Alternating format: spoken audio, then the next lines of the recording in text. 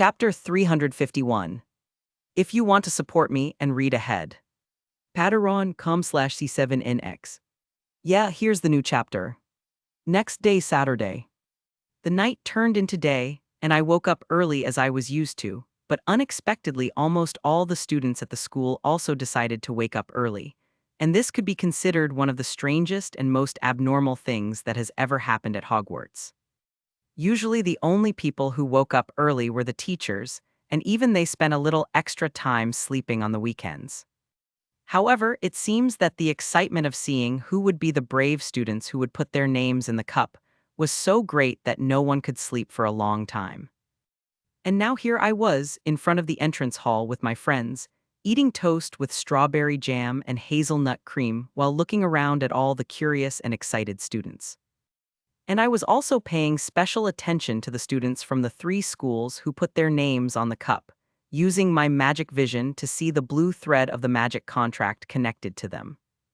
And looking at these threads, I noticed that some were thin and very weak, while others were a little stronger. Before I thought that the color and thickness of the thread had something to do with the student's amount of magic, but after a quick analysis, I realized that this was not the answer. And I only discovered what those threads meant when Crumb put his name in the cup. He was magically powerful, but there were other students more powerful than him at his school, but his thread was still stronger than the others. And this made me realize that perhaps the strong color, density, and thickness of the thread are a sign of who the Goblet of Fire will choose as champion, a sign that can only be seen by those with eyes sensitive to magic. And thinking about this, I couldn't help but feel happy, excited, and relieved, because the thread that connected me to the Goblet of Fire was very powerful. It was so much brighter, denser, and thicker than that of the other students, even those from the other 2 schools, that I had no doubt that I would be chosen as champion. Of course, Ced still hadn't put his name in the goblet, but I didn't think I had to worry, obviously not belittling or underestimating him, since I knew he was an amazing wizard. But leaving that matter aside, I turned to my friends, noticing that my beautiful and calm Gryffindor friend, Faye, and my eccentric and lively Hufflepuff friend, Megan, were arguing. I already told you, the Hogwarts champion will be from my house. Faye said, looking with conviction at Megan while tapping her foot. Ha, never. Megan laughed with a look of arrogance. Our school's champion will be a puff. Not even you believe what you said. Faye said with a snort, which made Megan look at her with a vein popping on her forehead. And even though it looked like they were in a serious argument mocking each other, I could tell they were actually having fun. Man, they've been at this since early in the morning. Stephen sighed with a tired look, looking at the 2 girls who continued arguing. Not just them. Michael snorted. And with his sentence, everyone looked around, seeing that there were other students from different houses arguing or debating about who would be the student who would represent our school. Apparently, we can't forget the differences and rivalries between houses, not even when we're competing against other schools. I commented. Well, I don't care much for house rivalries, but I confess that I would like the champion to be from Ravenclaw. Terry said. And there's also the fact that the Slytherins would be much more insufferable if the champion was from their house. True. I nodded. We then continued to watch the other students put their names in the cup, and when I finished eating my toast, I wiped my hands. Well, watching the other students is interesting, but I have other things to do, so I'm leaving. I said. Okay, but we're still having the study group meeting today, right? Anthony asked me. Yes, after lunch. I replied and he nodded. After that, I said goodbye to my friends and started to leave the entrance hall. But as soon as I turned at the end of the corridor, I came face to face with a beautiful girl with blonde hair.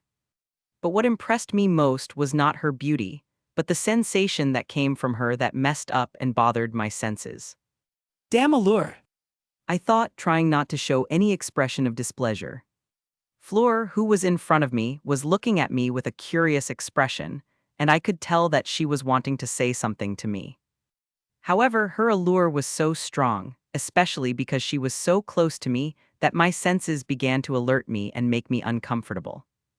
And without giving her time to say anything, I walked past her, not looking at her a second time. And with a confused and frustrated expression, Fleur could only stare at my back as I walked away. That feeling. She thought, frowning. Library after lunch. After this explanation, does anyone still have doubts or questions about how the Thuswyburn sap fermentation process works? I asked, looking at all my classmates and friends who were sitting at the table with me. We were in another session of our study group, studying about 6th-year herbology and 5th-year charms, and I was explaining to them about magical tree saps, their uses, and how to use them. My classmates who were paying attention to my words shook their heads, and then I decided to continue with the explanation. Good. I said, nodding to myself. In that case, then let's move on to the next question, which is how to use the freezing spell to preserve the drops of a gooey elder leaf. I then picked up the book that was in front of me and opened my mouth to start speaking, but I stopped as soon as I felt a presence approach me. Turning around, I didn't see anyone behind me, but I could feel the magic of that person and their eyes on me, as well as some feelings of fun and pride. Penny, this doesn't work on me right. I said, and my friends and classmates looked at me confused, wondering if I had finally lost my mind since I was talking to myself. However, their confusion turned into surprise and shock as soon as Penny canceled the disillusionment charm, showing herself to all of us with a small smile on her face. I know, but I didn't want to disturb your explanation. She said, and even though I had great control of my emotions, I couldn't stop my cheeks from blushing slightly. And seeing this, my friends blinked, looking at each other as they tried to understand what was happening. This is. Hermione exclaimed in her mind, having become a fan of hers after first year because of the research she did into the Philosopher's Stone. And Hermione wasn't the only one who had an excited expression as she looked at Penny, as most of the purebloods in the group also looked at her with eyes of wonder. And unaware of my classmates' thoughts, Penny approached me. But well, how is my little teacher? She asked me, and then she did something that shocked everyone, which was hugging me. I'm fine. I said with a small smile, hugging her back. What the hell is going on?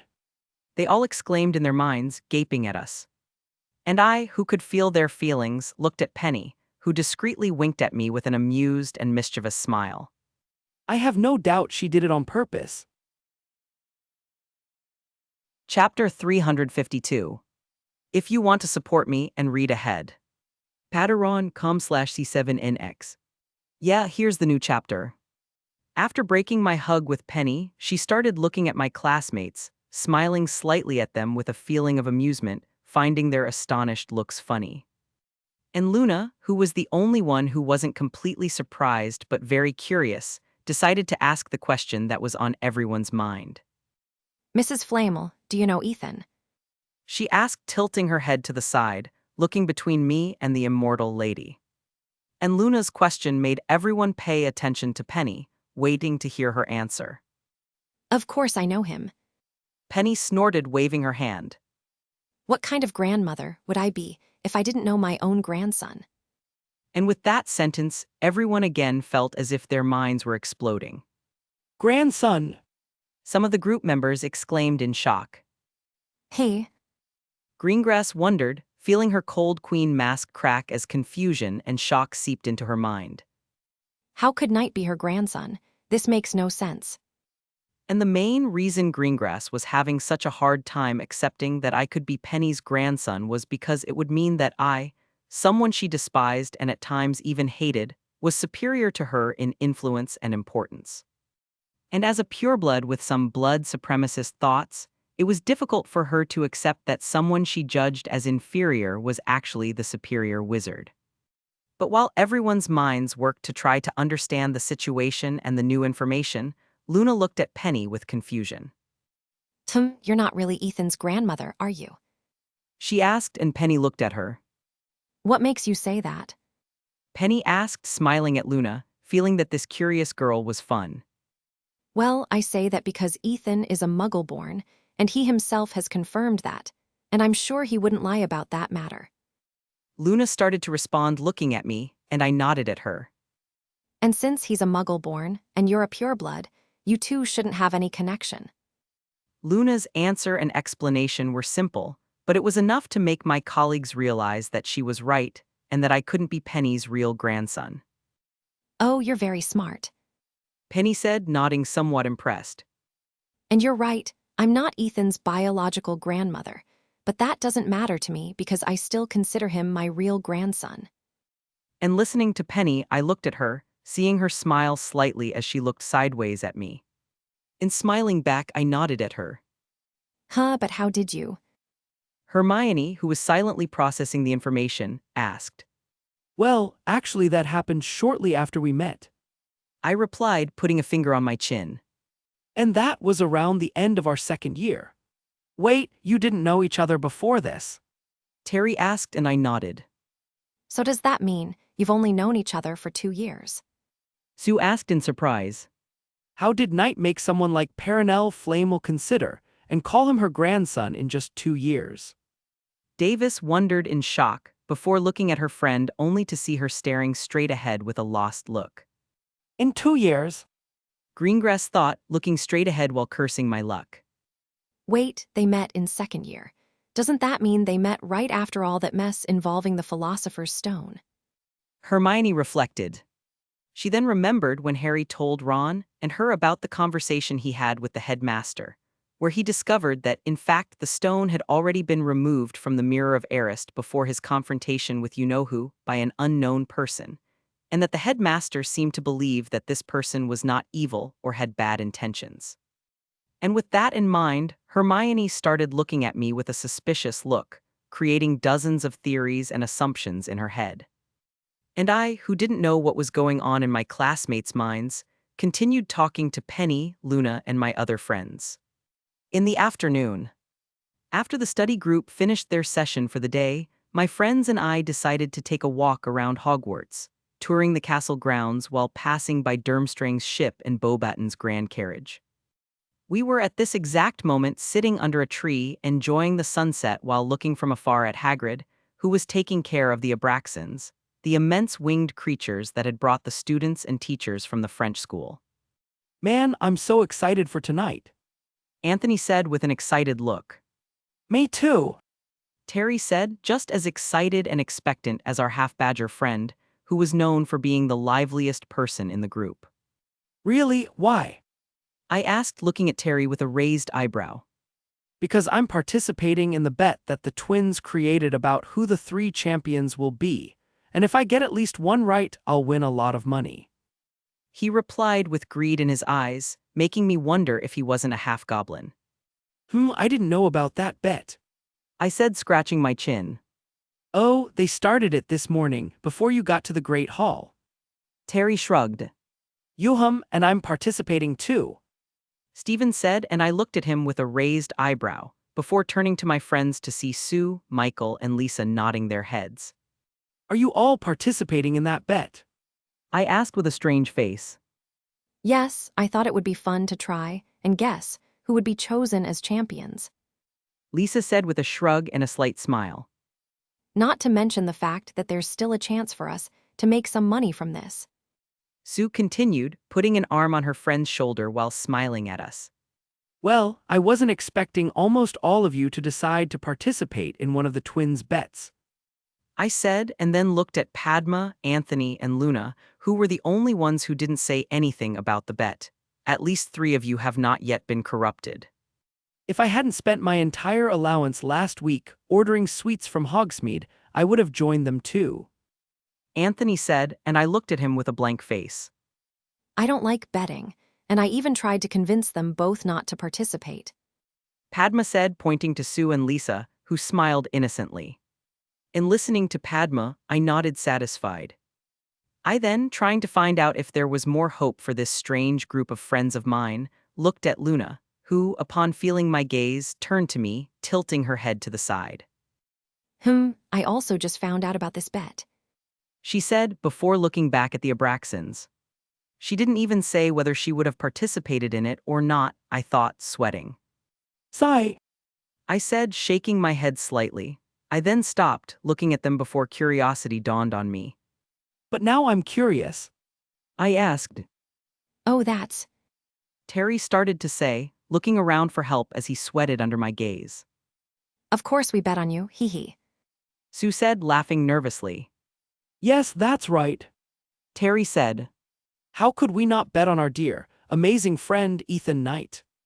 and hearing him, I looked at the others, only to find them nodding quickly with suspicious smiles. Man, how can they all be such terrible liars? I asked myself in surprise. And wait a minute. Chapter 353. If you want to support me and read ahead. Patreon.com/C7NX. Yeah, here's the new chapter. Just as Nick, Penny, and I had hoped, the news that the three of us had a family relationship spread through the school like wildfire in a river of oil.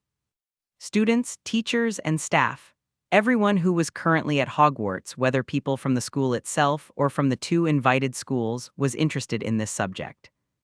Knowing that there was now a possible heir to the Flamels was very grand and unexpected news, one that could shake the magical world. Nick and Penny never had children and their entire family died a long time ago, so there were only them left as Flamels in the entire world, and if at some point they decided it was time to leave, all their knowledge, fortune, and name would disappear, as there was no one to inherit it. They managed to gather many rare items, a lot of gold, and a lot of information and knowledge because of their many years of life. But the elixir of life did not only give them good things. The elixir also took away their ability to have children, making them infertile, and this was something they never told anyone for a long time, and currently only they and my family knew about it, and I suspect the headmaster did too. But now, unexpectedly and suddenly, a child appeared, being considered by both of them as their grandson. So it's obvious that with the appearance of this grandson, people would be curious to know more about him, or better said, about me. And with all these facts, I had no doubt that my existence, and the fact that I was Nick and Penny's grandson, would shake the wizarding world. And I was sure that in a short time this information would spread throughout the United Kingdom, and then to the rest of the world, mainly because of the focus that Hogwarts was having because of the Triwizard Tournament. And I could already imagine how annoying it would be to have to put up with several people chasing me to find out more about me, and how irritated I would be when politics interfered in this matter. But for now, I was relieved to know that the news about my relationship with Nick and Penny hadn't gotten out of Hogwarts yet, giving me time to enjoy my calm days. Of course, I knew that here at school there would also be people bothering me, but I knew the castle like the back of my hand, and I could escape and hide easily. And I could also just ignore these people the same way I'd been doing since early afternoon, hanging out with my friends on school grounds while waiting for the Halloween feast to arrive. And speaking about the feast, it was almost time for it to start, so my friends and I started heading to the castle. And halfway there, I saw the golden trio leaving Hagrid's hut, and with a confused look I started looking for the giant man, until I saw him following Madame Maxime like a puppy with a dreamy and passionate expression on his face. I thought, turning my head slowly and looking straight ahead again. I had forgot about the romantic adventure Hagrid was going to have this year.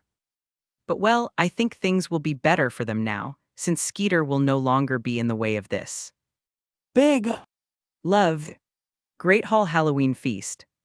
Before long, we arrived at the Great Hall and went straight to the Ravenclaw table, which was already occupied by the French Beauxbatons students. As soon as we sat down, I felt several pairs of eyes fall on me, and it wasn't very difficult to know why there were so many looks. However, just as I normally did, I ignored these looks, deciding to pay attention to the feast. The Great Hall looks prettier and more decorated than on past Halloweens. Anthony murmured, looking around, catching our attention. I think it's like this to impress the students and teachers at the other two schools. Terry said. Well, I don't know why we need to make everything tidy and pretty for them. Michael huffed, scowling at the Beauxbatons students who shared the table with us. I feel bad saying this, but I agree with Michael. Sue said, with Michael looking at her dryly. I can understand you, but in the world we live in, appearance is everything. I said with a shrug. The headmaster is not doing this for them, but rather to show them how great our school is and how much better we are compared to them. And listening to me, my friend stopped to think about what I said. Well, what you said makes sense, but I don't think the headmaster cares about showing other schools that our school is better. Lisa said, with the others agreeing with her. Really? I asked with a snort. I don't know if you've noticed, but the entire Triwizard tournament is about showing which school is better and superior. Forget the whole story of unity and fraternization between schools. What really matters is to stand out in the tournament, win the cup, and show that the winning school is superior to the other two. Stephen asked me, and I looked at him with a blank expression. Stephen, the Triwizard tournament is a deadly competition that has already been interrupted by the number of victims and deaths. I asked Beck. Okay, I think I said something stupid. He said with an embarrassed look.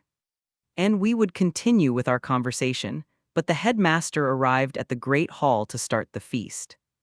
We then decided to leave the conversation for later in order to taste the delicious dishes and foods that suddenly appeared on the table in front of us.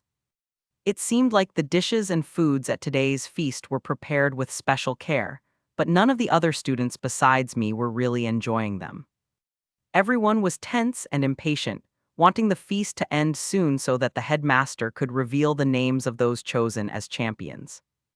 And I wasn't as tense as them because I could see the blue threads of the magical contract that were coming out of the goblet of fire. The goblet of fire was on the staff table and in front of the headmaster, and looking at the threads I could see 4 of them that were more powerful and brighter than the others. These threads were linked to Crumb, Fleur, Harry, and me, and because of that I was carefree, knowing that when it was time to reveal the champions, the 4 of us would be chosen. And with that knowledge, I continued to enjoy my dinner, and out of the corner of my eye, I could see that the headmaster was doing the same, totally unaware of the nervous and impatient looks around him. After a while, which could be considered quite long given the students' frustrated looks, the headmaster stood up, with the dessert plates disappearing in front of us. And as soon as everyone noticed the headmaster standing, a silence took over the great hall, and I could feel the feelings of anticipation coming from everyone. However, I wasn't paying attention to him, but rather to the goblet of fire, or more specifically, to the threads that connected him to the students. Since the beginning of the feast, I had noticed that some threads had started to disappear, and now looking at it again, I could see that basically all the threads had disappeared, with only a dozen left, with some of them fading away. Well, it looks like the Goblet of Fire is almost ready to decide the champions. It might take another minute or two. The headmaster said, looking at the cup before turning to the students. Now, when the names of the champions are called, I would like them to come to this side of the Great Hall, pass by the staff table, and then enter the adjoining chamber, where they will receive their first instructions of the tournament. He continued, gesturing to a door at the back of the Great Hall. And after saying this, the headmaster pulled out his wand, waved it, and then all the candles that were floating went out, except those in the cutout pumpkins, leaving the Great Hall in darkness. And besides the candles from the carved pumpkins, the only source of light that illuminated the Great Hall without leaving everyone in complete darkness was the light that came from the blue-white flames of the Goblet of Fire. And it's time. Chapter 354. If you want to support me and read ahead. Patreon.com/C7NX. Yeah, here's the new chapter. The intense and bright flames of the Goblet of Fire then began to redden, releasing sparks as if to draw everyone's attention to it. We all looked at the cup intently and nervously, with many students not even blinking while others held their breath. And in this wait that lasted less than 5 seconds but seemed like an eternity to everyone, a short jet of flame rose into the air from the cup, expelling a piece of charred parchment. The headmaster took the parchment, and using the light from the cup's flames that turned blue-white again, he read what was written on it, with all the students staring at him with bated breath. And the champion for Durmstrang is. He read it loud and clear. And upon hearing the name of the great Quidditch star, everyone began to applaud, shouting his name in an attempt to show support or get his attention. And Crumb, who was chosen as his school's champion, stood up from his place at the Slytherin table, passing in front of the staff table and entering the champion's chamber.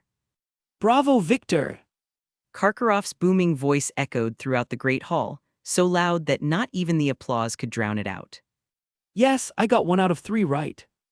I heard Terry celebrate, and looking over at him, I saw him staring at Crumb's back with a happy, greedy smile. And turning to my other friends, I saw the same expression on their faces. They all bet on Crumb as Durmstrang champion. I thought with a sweat. A few seconds after Crumb entered the chamber, the great hall fell into silence again as the cup began to glow again with its flames turning red. And in the next instant it expelled another piece of parchment, which the headmaster picked up and read. And the Beauxbatons champion is Fleur de Lacquer. And when he said that, the beautiful blonde who was sitting at the Ravenclaw table stood up, with all eyes on her, especially the male ones.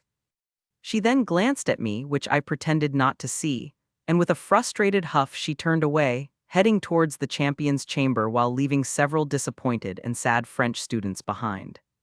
Well, I guess the level of envy and jealousy these girls harbor towards Fleur has just increased. I thought, looking at some of the Beauxbatons girls who were torn between crying and glaring at Fleur fiercely. After Fleur entered the chamber, a more tense and heavy silence appeared in the air, so strong that it was almost palpable. At this moment, the students, teachers, and even the headmaster were looking carefully at the goblet of fire, which was glowing intensely in red flames, ready to release the parchment with the name of the Hogwarts champion. And after a few seconds of waiting, a powerful and intense jet of flame came out of the cup, and the headmaster was quick, taking the parchment and reading it. He read the name on the parchment and paused for a few seconds, blinking in surprise, until he glanced slightly at the Ravenclaw table. Noticing his gaze, I smiled wildly at him, and he shook his head with a wry smile before turning to everyone. And the Hogwarts champion is, He said, his voice echoing through the great hall, smiling amusedly at the shocked looks of the Hogwarts students. And as soon as my name was called, I stood up, with all eyes falling on me. And the Durmstrang and Beauxbatons students, who didn't know who I was, blinked in confusion and surprise as soon as they realized I was underage. And ignoring these looks, I started to head towards the camera, but not before looking at my friends gaping and smiling in a mocking and arrogant way at them. who told you not to bet on me? I thought, with sweet feelings of revenge and satisfaction. Walking past the staff table, I nodded at the headmaster, who had an exasperated look on his face. I then looked at the teachers, seeing most of them staring at me in disbelief, before focusing on Nick and Penny, with the immortal Sir winking at me. Then heading towards the champion's chamber, I entered it, finding the other 2 champions looking nervously at the door. As soon as they saw me enter, they blinked in confusion, but Crumb didn't say anything, continuing to frown in the corner.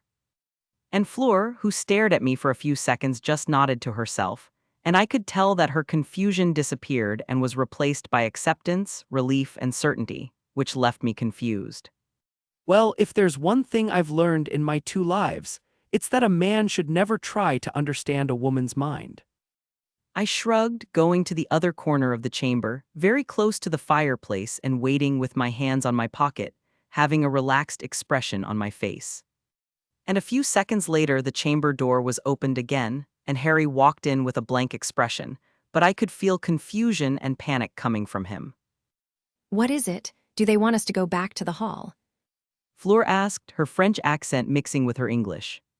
But before Harry could say anything, not that he could from his stunned look, the door was opened again, and Bagman, the first to pass through, came towards the boy with a scar on his forehead and grabbed his arm, bringing him to us. Extraordinary, absolutely extraordinary. Bagman murmured with an excited look. Gentlemen. And with this news, Fleur and Crumb looked at the 2 of them, with Crumb looking more frowning than usual, something I didn't think was possible, while Fleur smiled and shook her hair. What a great joke, Mr. Bagman. She said. Joke? Bagman repeated in confusion. No, it's not. Harry's name, like yours, also came out of the goblet of fire. And with that answer, the other 2 champions' expressions went from confused to upset. And as Fleur and Bagman continued their exchange, I looked at Harry with a raised eyebrow, and he, seeing this, looked at me with a look that asked for help. I knew that Harry would be forced to participate in the tournament, but that didn't mean I would let him suffer like it happened in the canon. And that's why when I saw that look from him, I moved away from the fireplace and went towards him, and ignoring the other champions, I held Bagman's arm, who was squeezing Harry's arm. I think Harry's discomfort is obvious, Mr. Bagman, so could you let him go? I asked, squeezing his arm. And feeling his arm being squeezed, he grimaced, before letting go of Harry's arm due to the pain. As soon as he released Harry, I pulled the boy behind me, staring at Bagman, daring him to say something. And Bagman, who saw my look and Harry's look, just laughed as he rubbed his arm. Oh, I'm sorry, Harry. I think I'm really excited about this big event, He said. But instead of saying anything, we looked at the door that was opened again, and several people walked through it. Walking through the door were Headmaster Dumbledore, Madame Maxime, Karkaroff, Mr. Crouch, Professor McGonagall, Professor Flitwick, and Professor Snape. As soon as Madame Maxime entered the chamber, Fleur opened her mouth and took a step forward, wanting to complain to her headmistress about the injustice of having two Hogwarts champions. However, she stopped before looking at me, who was still staring at Bagman, and realizing that I was nearby, she decided to stay quiet, approaching the fireplace again. Madame Maxime noticed this strangeness from her usually arrogant student, but ignoring it, she shook her head and turned to the headmaster. What does this mean, Dumbledore? She asked in a deep voice. I would like to know too, Dumbledore. Karkaroff said, smiling, but we could all tell it was a forced smile full of anger. Two Hogwarts champions? I don't remember it being written in the rules that the school hosting the tournament could have two champions. Or did I not read the regulations correctly? And the headmaster, listening to the two's questioning, remained quiet, looking at Harry with a calm but thoughtful look, and I could feel the confusion, fear, and even anger coming from him, but not directed at Harry, but at the situation. It's impossible and unfair. Hogwarts cannot have two champions. Madame Maxime said. Yes, and I thought your age line would prevent minors from putting their names in the cup, Dumbledore, but it doesn't seem to have worked out very well. Karkaroff said with a wicked grin, turning to me and Harry. Now tell me, how did your protective measure fail to prevent these two young boys from entering the tournament? And why were two of them chosen? You know, I'm starting to suspect something is going on behind the scenes. He said, and Snape started to open his mouth to defend the headmaster, but a snort caught everyone's attention. And turning towards the sound, everyone's eyes focused on me, who was looking at Madame Maxime and Karkaroff with disdain. I never thought I would see the headmaster and headmistress of two prestigious schools whining about injustice like two children throwing a tantrum. Chapter 355. If you want to support me and read ahead. Patreon.com/C7NX. Yeah, here's the new chapter. In the Chamber of Champions. What did you say? Karkaroff asked, shocked and irritated. I said that the two old people should stop acting like crybabies and resolve this problem calmly like real adults would do. But that would be overestimating your capabilities. I said, facing Karkaroff with a mocking smile. Listen here, boy. Karkaroff started to say with a furious expression, but I simply ignored him, turning to the headmaster. So, headmaster, you said yesterday that a student putting their name on the cup would be a magical contractual act, right? I asked, not paying attention to the Karkaroff next to him, who was staring at me while grinding his teeth. Yes, I said that. The headmaster nodded. In this case, as we were chosen as champions, we are under a magical contract, and we will all be obliged to compete in the tournament, right? I asked again, this time looking at Mr. Crouch as well. You're right, Mr. Knight. According to the rules of the Triwizard Tournament, once chosen as champions, you must compete in all three tasks. Mr. Crouch said, without any change in his expression. Well, then that means it doesn't matter what any headmaster or headmistress here thinks. I said, looking at Madame Maxime and Karkaroff to make it clear that I was talking about them. Since the four of us I gestured for me, Harry, Fleur, and Crumb. are in a magical contract. We just have to accept it and continue with the tournament.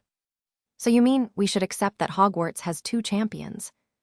Madame Maxim asked indignantly. No, no, no. I will not accept this. Yes, if we can't remove any champions from Hogwarts, then the right thing to do would be to let us choose another champion for our schools. Karkaroff proclaimed. Unfortunately, that's not how it works. Mr. Crouch said. The time for the cup to choose champions has passed, and now we can't take other names from it. Then forget the cup. There must be other ways to allow us to have two champions as well. Karkaroff complained before looking at the headmaster. And besides, we still want an explanation as to why the cup expelled the names of two Hogwarts students. And hearing the Durmstrang headmaster's questioning, Headmaster Dumbledore looked at me and Harry. Did you two put your names in the goblet of fire? He asked us. No, sir. Harry said. Yes. I replied with a shrug. And with my answer, the headmaster looked at me for a few seconds before nodding his head and returning his focus to Harry. Looking to the side, I could see Professor Flitwick looking at me with an amused look, while Professor McGonagall stared at me with her lips pursed in a way that showed she disapproved of my actions, but I could feel the concern coming from her. And as for Professor Snape, well, Harry, did you ask an older student to put your name in the cup? the headmaster asked the boy with black hair and glasses. No. Harry said vehemently. It's obvious he's lying. Madame Maxim exclaimed. I am not. Harry said, gaining courage from seeing me face them.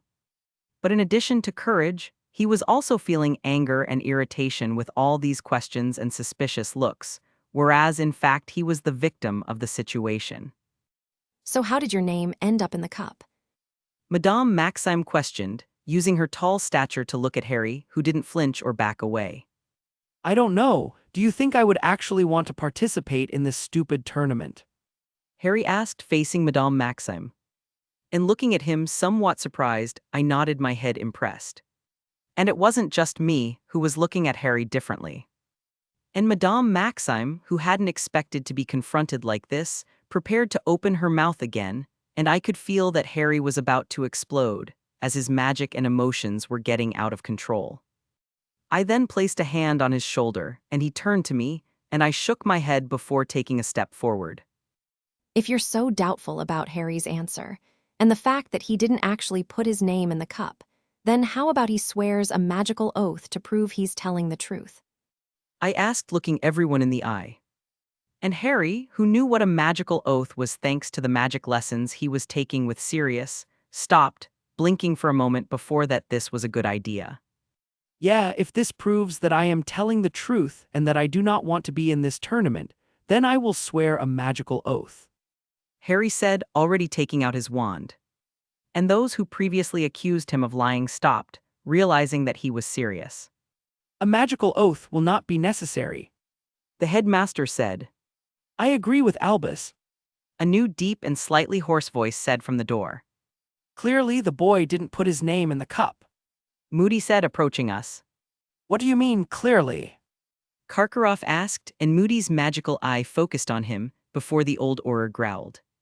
Knight putting his name in the cup isn't that surprising since he just needed to pass the age line, but with Potter it was different. He started to say. His name was chosen as a fourth champion without a school, and to do so it would be necessary to modify the cup, something that only an experienced and very powerful wizard could do. What do you mean, Alistair? Professor McGonagall asked nervously.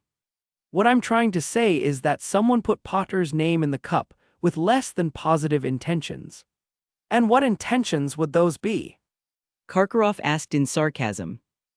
I don't see anything negative about having the chance to become one of the Triwizard Tournament champions. Wow, talk about being stupid.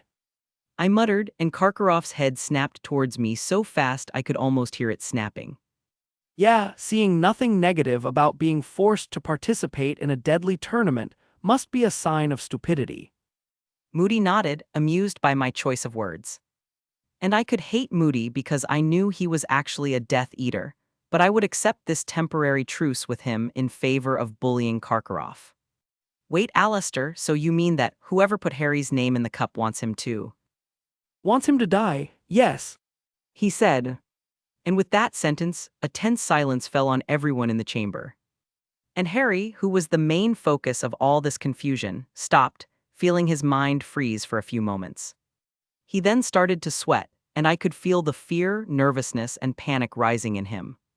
I guess when you're forced to face the fact that someone might be plotting your death, that's a completely expected reaction. I thought, placing my hand on his shoulder and giving it a light supportive squeeze. This is nothing more than a conspiracy theory of yours, Moody. Karkaroff snorted. There is no proof that this is all part of a murder plot beyond your paranoid assumptions. These theories and assumptions are what led me to arrest many dark wizards, and you must know very well how good I am at it, Karkaroff. Moody said, approaching with a fierce expression the traitorous ex-Death Eater, who unconsciously took a step back. Alistair! The headmaster exclaimed in warning, causing the old Auror to stop with a growl.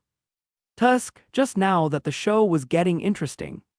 I said, earning me some strange looks. Annoying boy.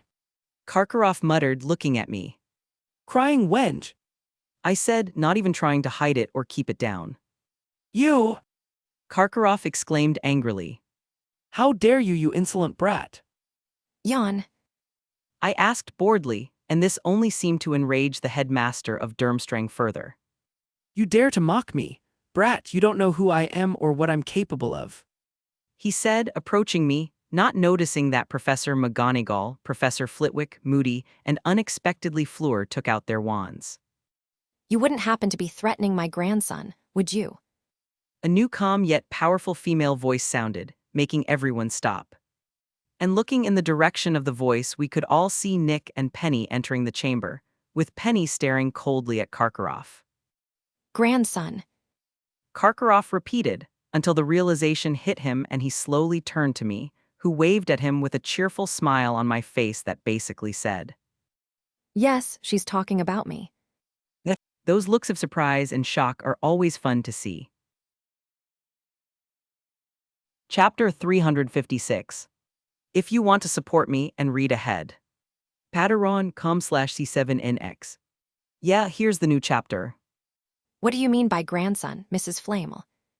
Madame Maxime asked respectfully, not knowing about the rumors that spread around the school this afternoon since she was busy almost the entire day. I think it's obvious what I meant a limp. Penny said, still staring at a paralyzed Karkaroff. Ethan is my grandson, and I don't like seeing you two bothering or threatening him. And it seems that hearing Penny say again that I was her grandson made the realization finally hit Karkaroff, who turned away from me as he turned to her, trying to put a respectful smile on his face. Oh, you got it wrong, Mrs. Flamel. He said. Really? She said with a raised eyebrow. Then why don't we ask my grandson if I really got it wrong? And saying this, she turned to me, and I could see Karkaroff freeze. And feeling the nervousness and fear coming from Karkaroff, I couldn't help but smile mischievously, and I could swear a similar smile was on Moody's face and even on Professor Snape's face. Oh, don't worry, Grandma. I said, going over to Karkaroff and putting my hand on his shoulder. Bitcheroff and I were just messing around, weren't we? I asked, looking at him. And hearing the nickname I gave him, Karkaroff felt an anger rise within him, but knowing that he was being stared at by two people he couldn't mess with, he swallowed his pride that we all knew was almost non-existent. Yeah, we were just kidding. He said with a forced smile. And he was also agreeing that Harry is not to blame for being the fourth champion, and that even though he is excited to see two amazing young wizards from Hogwarts compete, he will still help with the investigation to find out how Harry's name ended up on the cup. I continued, lightly squeezing his shoulder. Yes, of course. I agree that Mr. Potter is not to blame for having to compete in the tournament, and I will help to the best of my ability to investigate this matter. He said, gritting his teeth and trying not to grimace in pain as he felt that his shoulder was almost being crushed. And as soon as he finished speaking, I nodded in satisfaction, before turning to Penny, smiling happily at her, who had an amused and proud look on her face. See, Bicharoff may be ugly and have a disgusting appearance, but he is very nice inside. I said, patting him on the shoulder. And looking at him out of the corner of my eye, I could see the veins bulging in his neck as he struggled to remain calm. I see. Penny said, looking at Karkaroff one last time just to make him nervous, before ignoring him. And while all this was happening, those present in the room watched the scene with the majority finding Karkaroff's constipated and irritated look amusing, and it was no surprise to anyone that he was not very liked by the people present in the chamber, and not even his star student, Crumb, liked him. But ignoring the cowardly and traitorous ex-Death Eater, Penny turned to the headmaster, Madame Maxime, and Mr. Crouch. I think we're all in agreement that there should be an investigation into how Mr. Potter's name ended up on the cup, right? She asked. And obviously everyone nodded, not wanting to upset this woman. Of course, Mr. Crouch didn't care because he was still being controlled by his son's imperious curse, and the headmaster was the one who most wanted to know who put Harry's name in the goblet of fire and why. And Madame Maxime, even though she was still irritated by Hogwarts having two champions, wouldn't say anything, as that would be the same as facing Penny, who is a woman she respects a lot as someone of great importance in the French wizarding community. And seeing that no one had anything to say, Penny nodded satisfied. Well, in that case, then I think we should refocus on why the champions were called to this room. Nick said, this being the first sentence that came out of his mouth since entering the chamber. And when he saw that the mood became a little lighter, Bagman took a step forward. Mr. Flamel is right. He said, smiling slightly at everyone. We called you here to talk about the rules of the tournament and give you instructions for the first task. He looked at me, Harry, Fleur, and Crumb. And for a better explanation, I'll let Mr. Crouch will have the honors. And Mr. Crouch, who looked tired and seemed to be disconnected from the world, blinked when he heard his name mentioned. Oh yes, He said, walking to the front of the fireplace and looking at the four champions. the first task is intended to test the audacity and courage of the champions, so you will not be informed about what the task will be until the day it occurs, which will be on November 24th in front of all students, school staff, and the bench of judges. Facing an unknown danger is a great way to show how brave you are, and that is a very important quality for a wizard. And when Mr. Crouch said this, I resisted the urge to snort, knowing how well that rule worked in canon. Champions will face the first challenge armed only with their wands, and you will only receive information about the second task once the first is over. Since you will have to prepare for the tasks, and since the tournament will take a long time, you will all be exempt from end-of-year exams. And when Mr. Crouch finished saying this, he turned to the headmaster with a tired look. I think that's all, is it, Albus? He asked, and the headmaster nodded. I think so. He said, looking worriedly at the ministry official who had a mustache that was very famous in 1945. Well, in that case I'll go back to the ministry then. It's very busy there and we're in a difficult time. And I've left young Weatherby to take care of things in my place, and he's... Mr. Crouch said with a slight grimace, this being the first different expression he had made this evening. Weatherby? Harry asked in a whisper to me, confused. He's talking about Percy. I whispered back and Harry snorted. Then I will not take up any more of your time. The headmaster said, nodding to Mr. Crouch before turning to the others present in the chamber. Well, how about one last drink before we call it a night? He asked, looking at Karkaroff, Madame Maxime, Nick, and Penny. But Karkaroff didn't even wait for the headmaster to finish speaking before pulling Crumb by the arm to leave the chamber. But before passing through the door, he took one last look at me, and I simply showed him my middle finger, hidden from the eyes of others.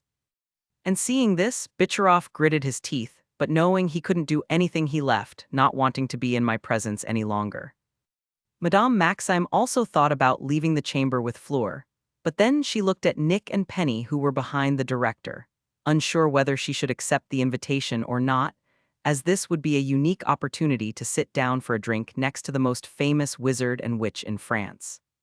And after thinking for a few seconds, Madame Maxime nodded. I accept. She said, But first, I would like to take Fleur back to the Beauxbatons carriage. Of course. The headmaster nodded. Madame Maxime then placed an arm around Fleur's shoulder and led her out of the chamber, with the Villa girl discreetly looking at me. Okay, now I'm really starting to get curious as to why she keeps staring at me. I thought, frowning in confusion. Harry, Ethan, The headmaster called, turning to us. I suggest you go to your dormitories. I said. Fireworks. Chapter 357. If you want to support me and read ahead. Patreon.com/C7NX. Yeah, here's the new chapter.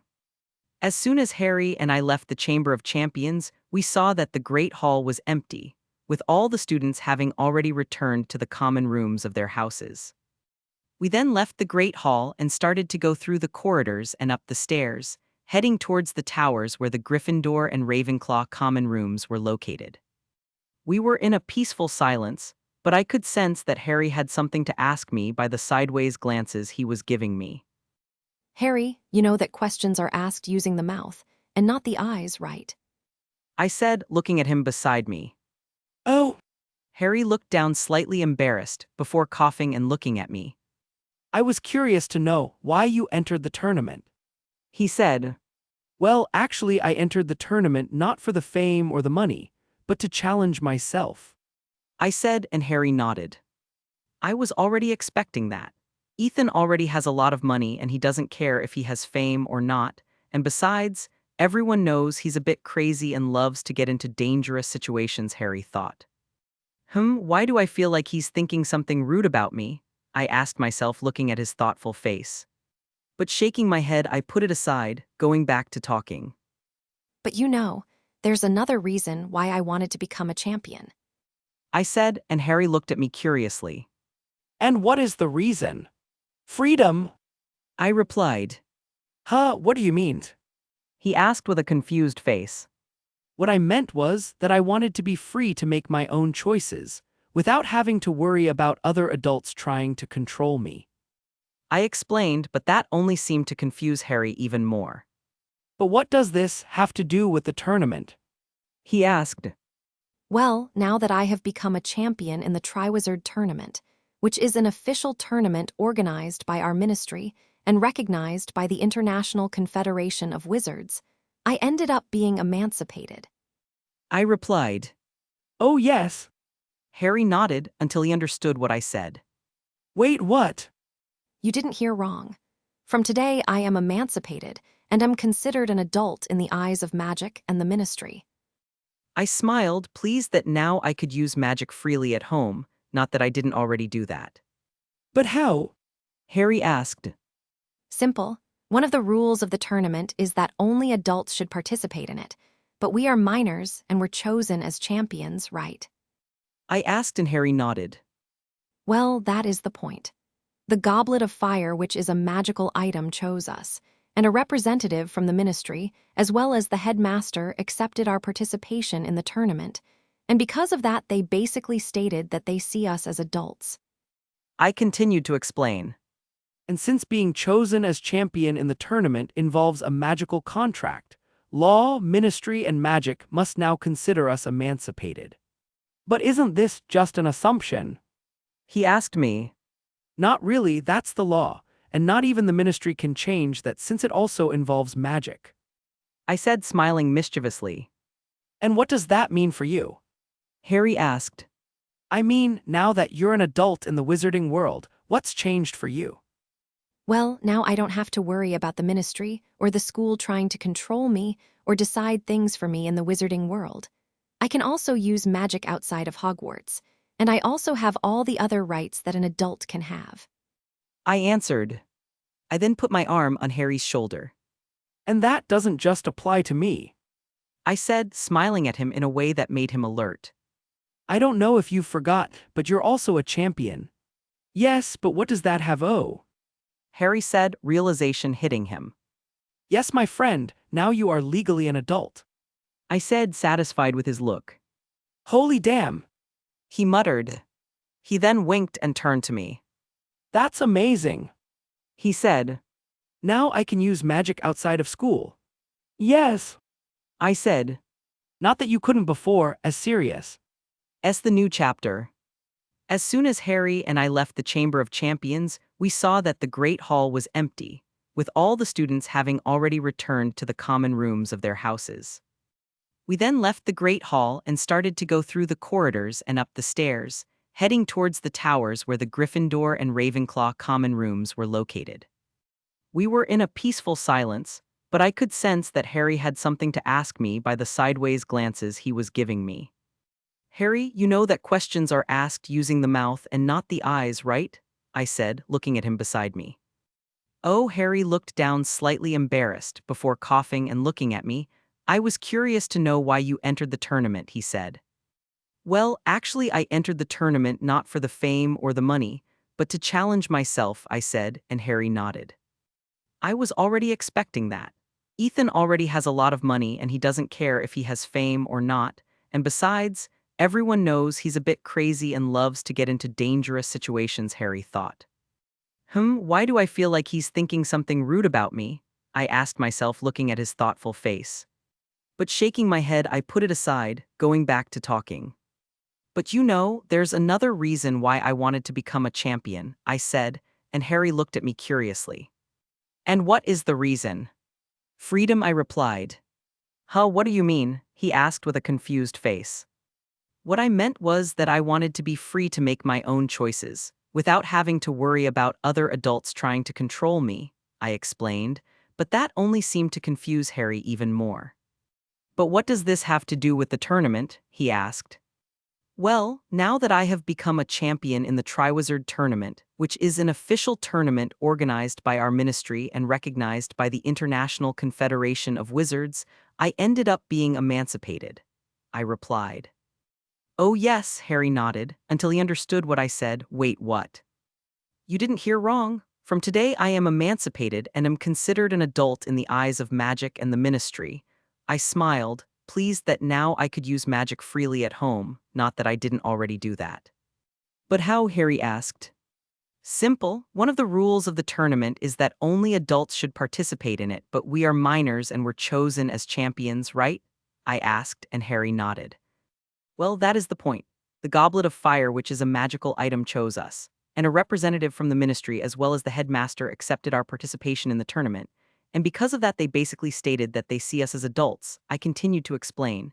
And since being chosen as champion in the tournament involves a magical contract, law, ministry, and magic must now consider us emancipated. But isn't this just an assumption? He asked me. Not really, that's the law, and not even the ministry can change that since it also involves magic, I said, smiling mischievously. And what does that mean for you? Harry asked. I mean, now that you're an adult in the wizarding world, what's changed for you? Well, now I don't have to worry about the ministry or the school trying to control me or decide things for me in the wizarding world. I can also use magic outside of Hogwarts, and I also have all the other rights that an adult can have, I answered. I then put my arm on Harry's shoulder. And that doesn't just apply to me, I said, smiling at him in a way that made him alert. I don't know if you've forgotten, but you're also a champion. Yes, but what does that have? Oh, Harry said, realization hitting him.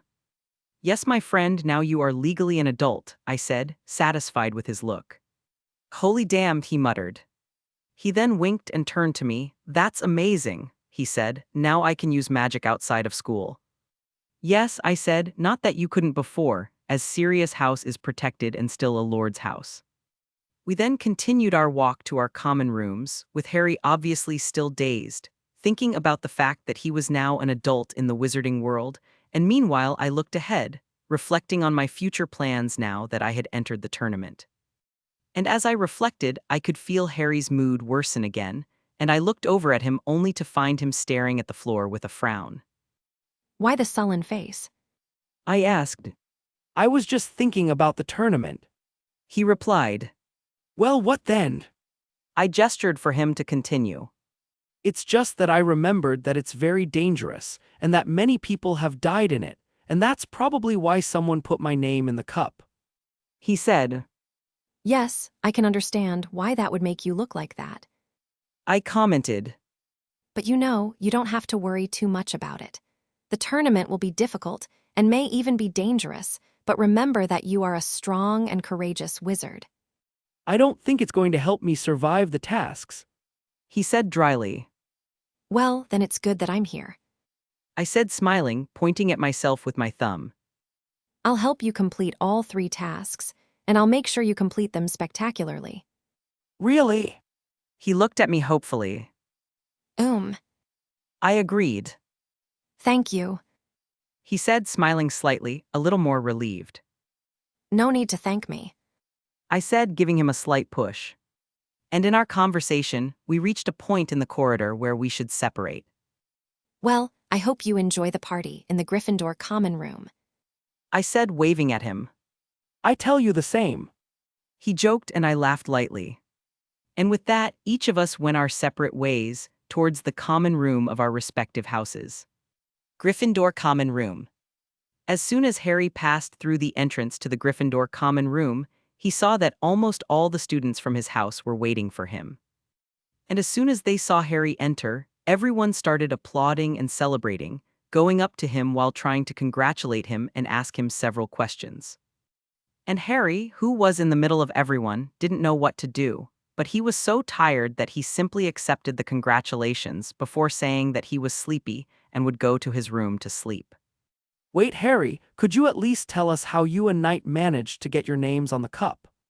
Dean asked and Harry frowned. I didn't put my name on the cup. He said, but his housemates just looked at him as if they didn't believe his words. Seeing this, Harry was irritated, but he knew there was no point in trying to explain himself if no one believed him. He then sighed before looking at Dean again. And I also don't know how Ethan got his name in the cup. I didn't ask him that. Dean muttered, looking suspiciously at Harry. And tired of that look, Harry shook his head before passing everyone to go to the dormitory. And seeing Harry go up the stairs and feeling that he was stressed about something, Hermione looked at Ron, who was looking at Harry's back with a frown. Come on, I think something happened. She said, getting up and following Harry. And Ron, who heard her, also stood up, feeling some mixed feelings of envy and sadness but still worried about his friend. Ignoring the 2 worried friends who were following their black-haired friend, everyone in the common room began to talk about tonight's events and about the 4 champions. Hey, isn't Knight your friend? One of the 6th-year boys asked the twins, who looked at him with a raised eyebrow. Yes, why? Fred asked. Well, if he's your friend, then why didn't he tell you how to cross the age line? This same boy questioned. Oh, actually he came to talk to us this morning and told us that he put his name on the cup and that he knew of a way to bypass the age line. Really? He looked at me hopefully. I agreed.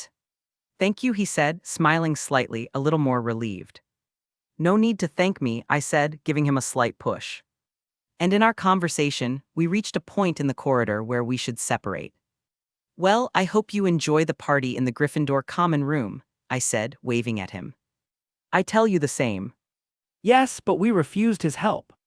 Fred replied with a shrug, and this earned him surprised and confused looks from his fellow lions.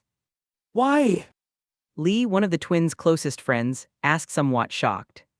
Well, we wanted to try to bypass the age line by our own means and with our own efforts. George replied, surprising everyone. Yes, and besides, we knew as soon as Ethan said that he put his name in the goblet of fire that we would have no chance of being chosen as champions. Fred said. And that's also why we bet on Ethan as the champion of our school. George said, smiling, shaking a small bag that was next to him, full of galleons that they won from the bet they created. And that was the easiest money I've ever made in my life. Fred commented, with a smile almost as big as his brother's. And those who lost money in the bet looked at them through gritted teeth as they saw their joy. Damn twins! Chapter 358. If you want to support me and read ahead. Patreon.com/C7NX. Yeah, here's the new chapter. 4th-year boys' dormitory, Gryffindor Tower. What happened, Harry? Hermione asked, looking worriedly at her not-so-secret crush, sitting on the bed next to him while Ron sat on the next bed facing them. Yes, what happened? And why didn't you say you knew a way to get your name into the cup? Ron asked, trying but failing to completely suppress his irritation. I didn't say anything because I didn't know, and I already said I didn't put my name in the cup. Harry said with a sigh, tired of having to try to explain himself. And Ron was about to open his mouth again to say something most likely stupid, but a look from Hermione silenced him. We believe you, Harry. Hermione said, looking at him softly. But what now? Will you have to participate in the tournament? She asked. Unfortunately, I am forced to compete in the tournament. He said. As my name came out of the cup, I am obliged by a magical contract to compete in the 3 tasks, even if I don't want to. But can't the headmaster do something about it? She asked, and Harry shook his head with a sad smile. No, not even he can cancel a magical contract. He replied. The 3 then fell silent, with Ron looking at Harry, while Hermione bit her lip, using her incredible mind to try to find a way to get her friend out of this deadly competition. And a few seconds later, the silence was broken by the red-haired member of the group, who was still unsure whether or not his friend had put his name in the cup on purpose. But he knew one thing, which was the fact that Harry was having the happiest moments of his life now that he lived with his godfather, and that participating in a dangerous competition was not in his plans for this year. And for that reason, he knew he shouldn't distrust his best friend, and suppressing his feelings of jealousy, he asked an important question. You said you didn't put your name in the cup, right? He asked, and his friend with messy black hair nodded. In that case, then who did this? I don't know. Harry replied, looking down at his hands which were clasped together in his lap. But Professor Moody said that whoever put my name in the goblet of fire modified the cup so that I would be chosen as a 4th champion without school, and that only a powerful and knowledgeable wizard would be able to do this. So it was some 7th-year student who put their name in the tournament. Ron asked as he frowned. No, a 7th-year student wouldn't be powerful enough to modify a magical item as old as the goblet of fire. Hermione replied for her friend, who she noticed was silent. And turning to Harry, she noticed that he had a tense and nervous look, and placing her hand on his knee, she looked at him. Harry, what happened? She asked. Harry then remained silent for a few seconds, before sighing and looking at his friends, who were staring at him. Professor Moody also said that whoever put my name in the cup did it because.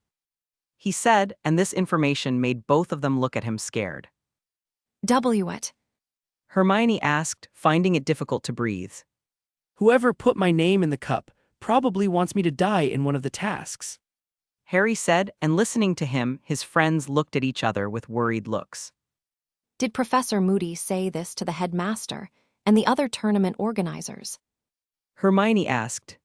Yes. Harry nodded. And? Ron asked, swallowing hard with an apprehensive look. Like I said before, it's a magical contract. He can't do anything. He said, shrugging his shoulders. But and now, what will you do? Hermione asked. Now I'm going to have to go through the 3 tasks and try to survive them. Harry said, and his friends couldn't help but feel worried, with Hermione approaching him while Ron looked down frowning. And noticing his friends' expressions, Harry decided to try to reassure them. But don't worry, Ethan already promised he'll help me complete the tasks. But how will he help you? He is also one of the champions and a student. Hermione said. Well, teachers are forbidden from helping the champions, and among all the students, he is the most capable and also the best wizard I know. Harry said, looking at Hermione in the end, the sentence with a small smile. And hearing this, Hermione smiled, her cheeks blushing slightly. Well, I guess that's good then. Ron said, deciding to ignore the loving atmosphere between his friends. I don't know how he'll be able to help you. Hermione began to say with a bit of doubt in her tone. But I think in this situation, any help is welcome. Harry nodded. And in this case, we will help you too. She proclaimed with a resolute look. I will read all the books about the past tournaments, and I will also write you a list of useful and easy-to-learn spells, so you will be prepared when the day of the first task arrives. Yes, I may not promise to read as many books as her, but I will help you too. Ron said, showing support for his friend. Thank you. Harry said, now feeling less apprehensive and tense. I'm glad to have you two by my side. He smiled. And hearing this, his two friends also smiled. And now Harry really felt that he would be able to survive this tournament, and as I had told him, he would do it spectacularly. Ravenclaw Common Room. As expected, my housemates were waiting for me in the common room so they could celebrate the fact that the Hogwarts champion was a raven. Of course, they were also waiting for me because they wanted to know what had been discussed in the Chamber of Champions and why there was a fourth champion. And I explained to them in a simple way that Harry being in the tournament was not intentional, and that someone had put his name in the Goblet of Fire just to harm him, knowing that the tasks would be difficult for a fourth-year student. And I managed to convince most of my housemates that Harry was a Hogwarts champion just like me, and that he should receive everyone's support. And the reason I did this was because I didn't want the situation that occurred in canon to happen again, where almost the entire school isolated Harry, accusing him of trying to steal the glory of the true champion. But leaving that topic aside for a bit, at this moment I was sitting on the couch with my friends, drinking a glass of butter beer. So the first task will be on November 24th. Lisa asked. Yes, and we will only know what challenge we will face on the day of the task. I said. Wait, so does that mean you're going to compete in the first task without any kind of information? Stephen asked and I nodded. Well, this is going to be difficult. It would be difficult if I didn't already know that the first task will be dragons. I thought. And it's really pointless with this whole mystery task thing when everyone is going to cheat. Well, difficult or not, I'm excited to see how the champions will do in the first task. Terry said, and the others couldn't help but agree as they were also excited and expectant for the real start of the tournament. Well, I can't judge them since I'm a champion, and I'm also very excited for the first task. I thought, suppressing a wild smile that threatened to appear on my face at the thought of facing an adult dragon. This tournament is going to be incredible. Chapter 359. If you want to support me and read ahead. Patreon.com/C7NX. Yeah, here's the new chapter. Sunday next day. As soon as I woke up after a good night's rest, I saw that it was still early, and just like I normally did, I went to the edge of Black Lake to do my morning workouts. I usually did a light workout, mainly because I was used to it, but my morning workouts also served as a form of meditation to calm me down. However, now that I was chosen as one of the champions of the Triwizard Tournament, knowing that I would have to compete in 3 dangerous tasks, I decided to work a little harder on my training to stay in my best shape. And after a tiring but satisfying workout, I returned to my room, seeing that it was almost time for breakfast, and taking a shower and getting ready, I went to the Great Hall. On the way to the Great Hall, I met several of my classmates, who waved happily at me, with some even coming towards me to say a few words of support for the Hogwarts champion. Well, at least the majority are showing some kind of support. I thought, noticing that some 7th years were looking at me with envy and disdain. And with these interactions, I arrived in front of the entrance to the Great Hall, and passing by it, I saw that my friends were already having breakfast at the Ravenclaw table. Hey guys!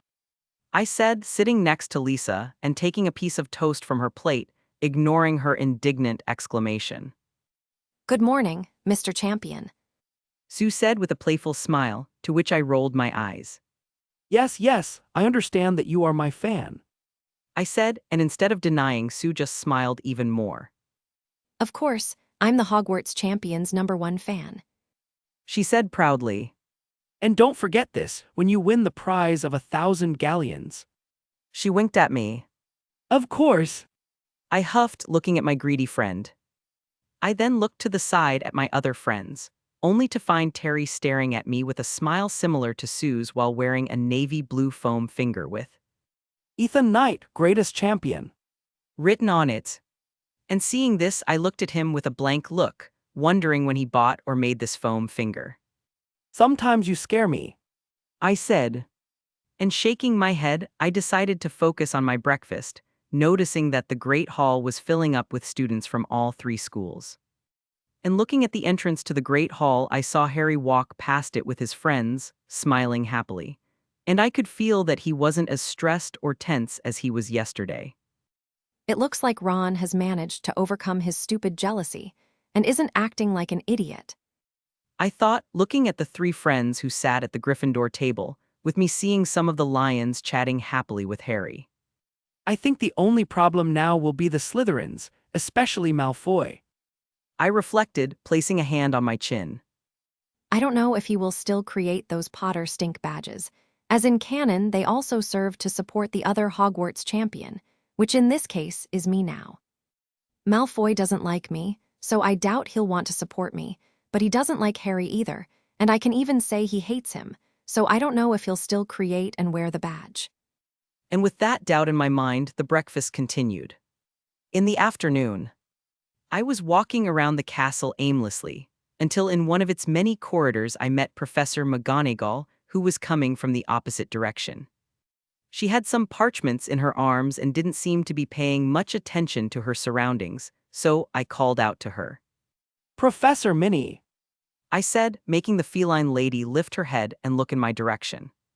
And as soon as she saw me, a small, almost imperceptible smile appeared on her face. Oh, Ethan. She said, seeing me approach her. How are you? I'm fine. I shrugged. What about you? I asked. Same, I'm just a little busy. She replied, and with that I looked down at the parchments in her arms. I noticed. I said with a slight smile, making her snort. But what are these parchments? Oh, they are some reports about certain. She replied, walking back with me following her. Is it about some task? I asked with a raised eyebrow, and she shook her head. No, I'm not part of the committee that organizes the tasks. She said. But this has to do with an event that I'm sure you and the other students will enjoy. She said with an enigmatic smile. Professor McGonagall acting all mysterious and enigmatic. Looks like she really spent a lot of time with me. I thought with an amused look. I then started trying to remember the events that would happen during the tournament other than the tasks, and the only one that might be interesting and fun for the students that Professor McGonagall would be involved in was the Yule Ball. Well, I'm not going to ruin her fun by saying that I know what this event is. I thought, looking at the teacher next to me, who I considered one of the important people in my life. I have no idea what this event could be. I lied. But if you say I will like it, then I will believe you.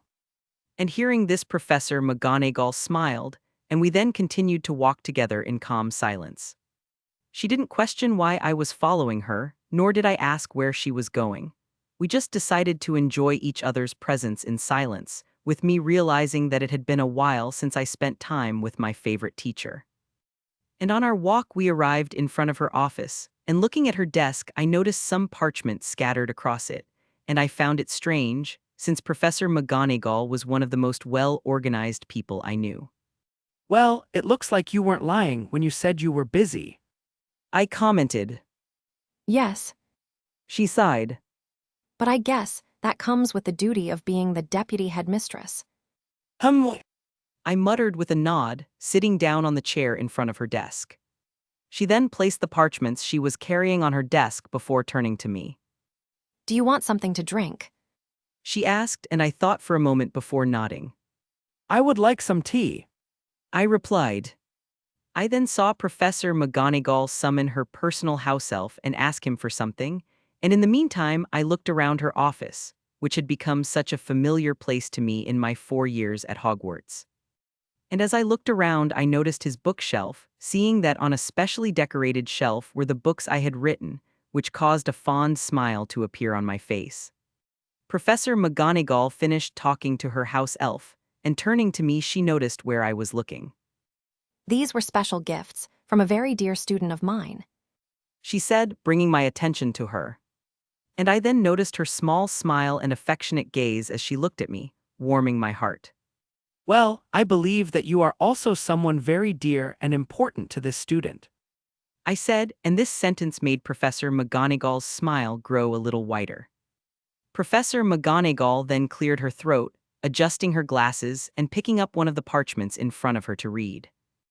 But well, what were you doing walking around the castle? She asked, deciding to change the subject. Oh, nothing. I replied, seeing a cup of tea appear in front of me, giving a small thank you to the teacher's elf. I didn't have anything to do, so I decided to take a walk around the castle. She said.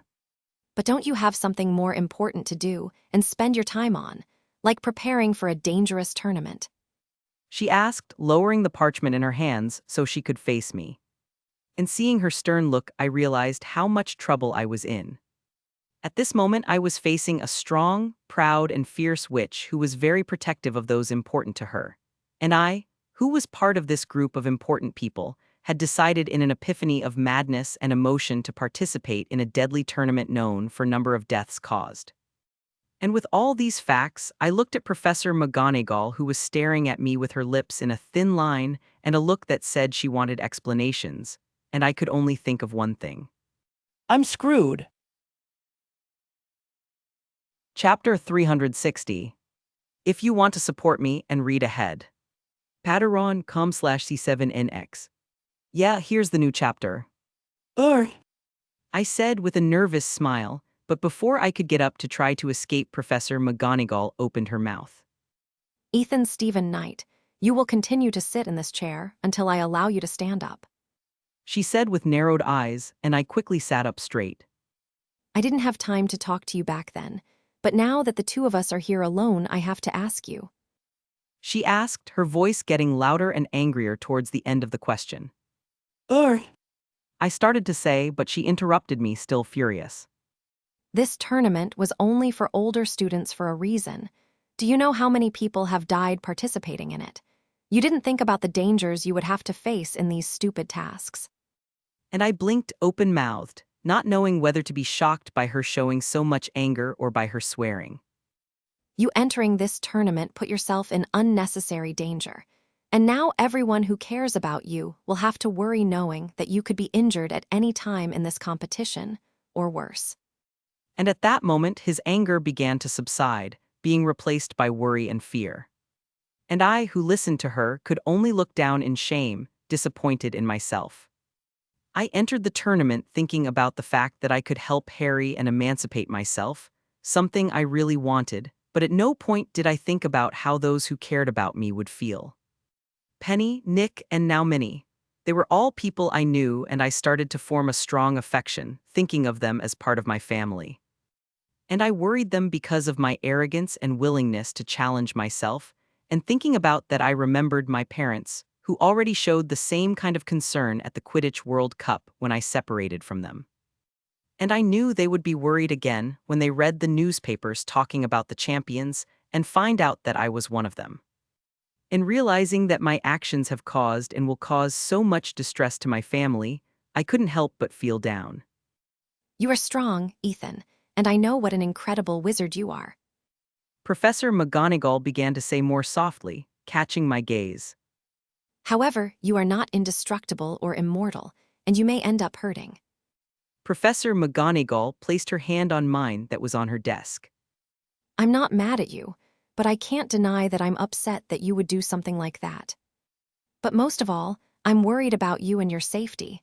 I'm scared that you might get hurt. Looking at her, I didn't see her always calm and stern look, but rather a look full of affection and concern. I trust in your abilities, and I know that you will do incredibly well in these tasks, but I will still worry because you are dear to me.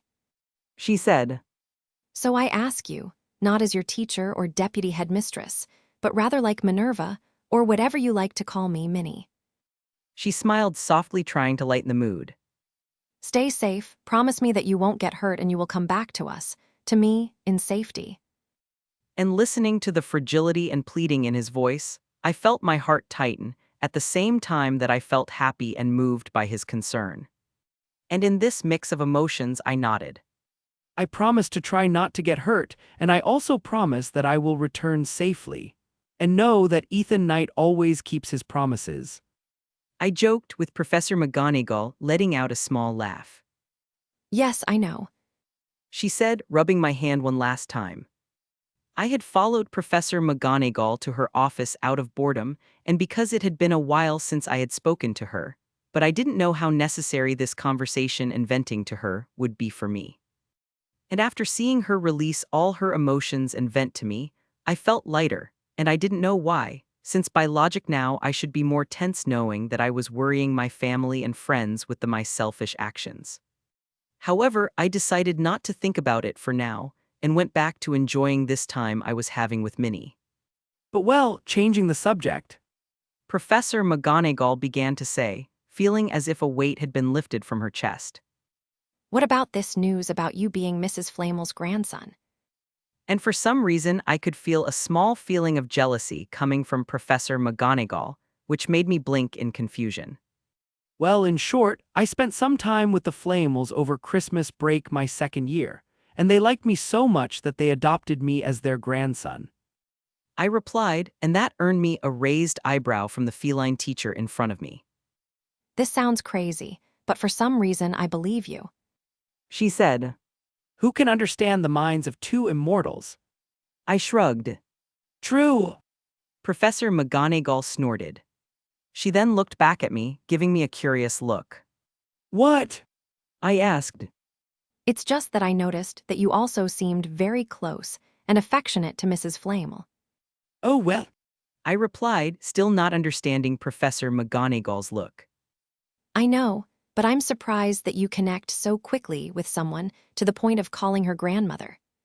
She said, frowning internally. You still just call me teacher, and I've known you longer than she has.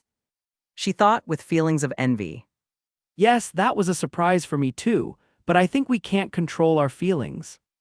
I said, and as an empath I knew how true my statement was. Yeah. She sighed before smiling slightly at me. And with that, a peaceful silence filled the office, with me sipping my tea while she went back to reading the parchments that were on her desk, sometimes stopping to write something on them. And after a few minutes, after I got bored of just looking at Professor McGonagall writing, I opened my mouth again. Well, it's interesting to see you working so focused, but wouldn't you happen to have something for me to do? I asked, causing her to look up and look at me curiously. Like what? She asked. I don't know. I shrugged. I know that as a champion I can't meddle in matters involving the organization of the tournament, but there must be something else that doesn't involve the tournament that I can help you with. I actually needed to review the first year's essays. She commented, looking thoughtful. I can help you with that. I said. You know my essays are always impeccable, and it shouldn't be that hard to review some first year's essays. And listening to me, she looked at me for a while, considering whether or not she should let me help her. Please, I feel like I'm going to die of boredom. I just want something to occupy me. I said, almost begging. Sigh. She said, and I smiled. She then opened a drawer on her desk and took out some rolls of parchment, and with a quick glance I could tell there were at least 15 parchments. She then placed them in front of me, and taking one and opening it I saw that it was almost 60 centimeters. I said with a frown, and Professor McGonagall looked at the parchment in my hands, blinking slightly. Really? She said. It looks shorter than I expected. And listening to her, I looked at her with a strange look. And noticing my look she blinked in confusion, until he said oh, as if he had remembered something. I forgot to tell you, these are the Ravenclaw students' essays, and you know how. She said, her lips in a thin line. So all these parchments are the homework of several little Hermiones. I asked, looking at the other parchments. Well, I would say so. Professor McGonagall snorted. She then opened her drawer again. And the ones you have there are the September essays. She said, pulling out another dozen parchments. And these are the October ones. She placed them next to the others on the table. And looking at the nearly 30 rolls of parchment in front of me, I could only grimace, internally cursing as Professor McGonagall looked at me somewhat amused. Damn boredom. Chapter 361. If you want to support me and read ahead. Patreon.com/C7NX. Yeah, here's the new chapter. Next day, Monday afternoon. Today was a normal school day just like the other days, and I was heading towards the library to finish some potions homework before break ended. However, halfway to the library, I felt Sirius and Andromeda's magical signatures appearing in the castle, and after trying to sense where they were, I managed to find them in the headmaster's office. And with a frown, I began to wonder what they were doing at Hogwarts. And with curiosity, I turned, changing direction and heading towards the headmaster's office. Ethan! I heard someone call me, and looking to the side, I saw Harry and Professor McGonagall walking towards me. Harry, Professor Minnie.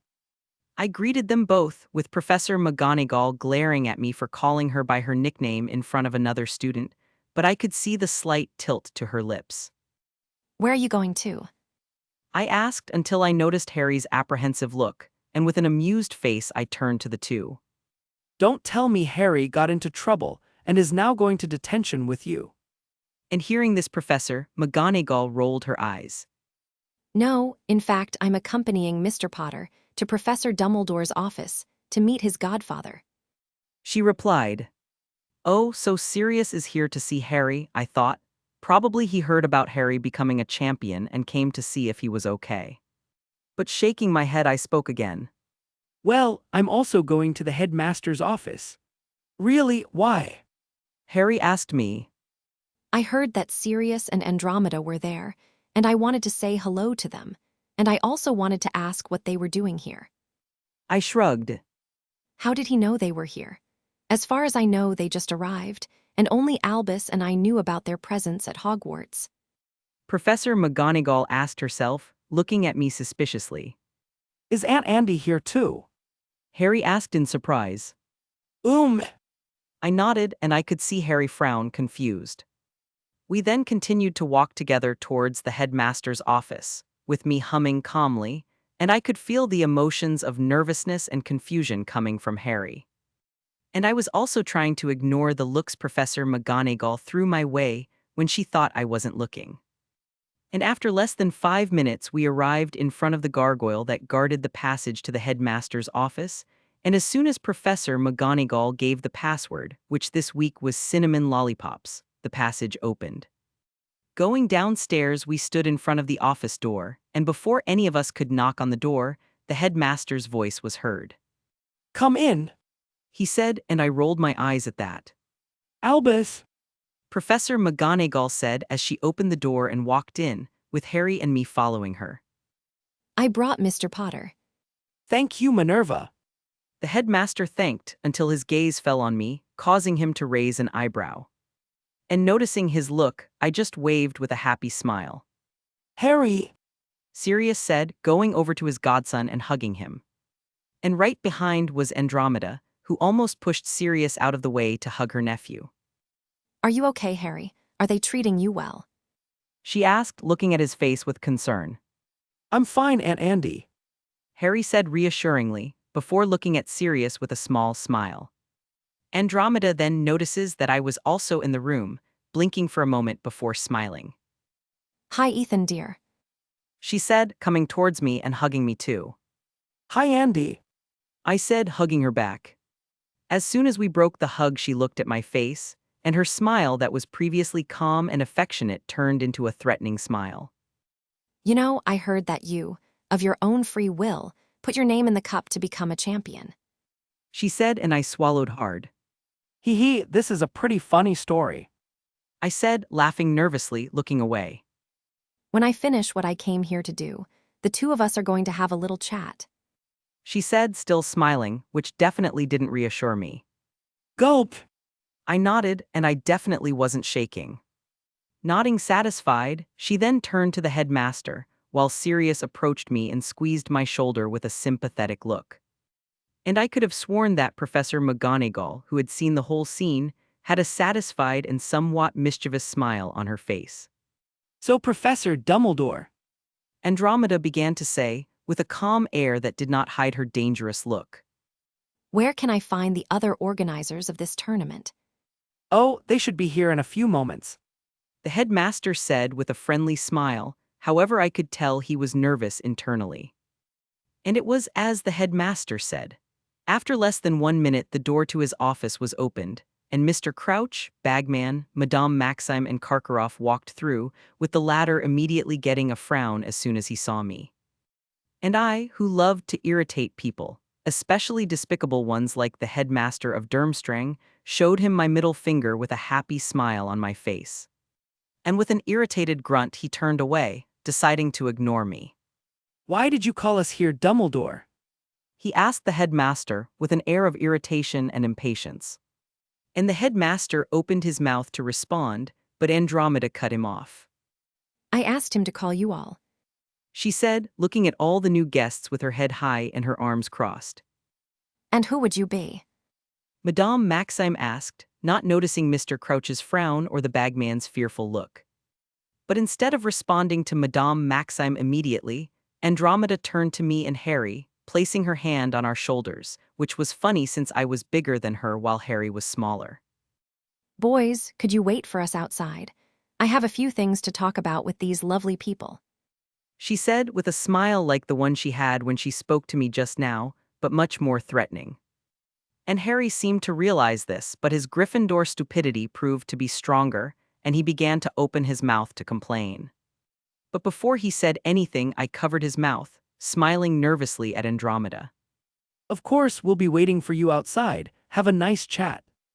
I said, and then began dragging Harry out of the office, with the boy trying to free himself only to realize that I was stronger than him. And with a defeated sigh, he allowed himself to be dragged out of the headmaster's office. After Harry and I left the headmaster's office, I let him go, with him giving me a slight glare, to which I raised my hands in an apologetic gesture. He shook his head with a sigh before turning around, and I noticed the Gryffindor boy was looking at the ground with a frown. Why the grimace? I asked, and that made him look at me. Nothing. He said, but I just looked at him with a raised eyebrow, showing that I didn't believe his words. Sigh. And hearing that, I snorted. Obviously, she looked scary. And in fact, those who should be worried are those in the office with her. And not understanding what I meant, Harry looked at me confused, and so I decided to explain. Look, right now in that room, there are only 3 things that could scare those wizards and witches. And what would those things be? Harry asked curiously. And holding up my fingers, I started counting.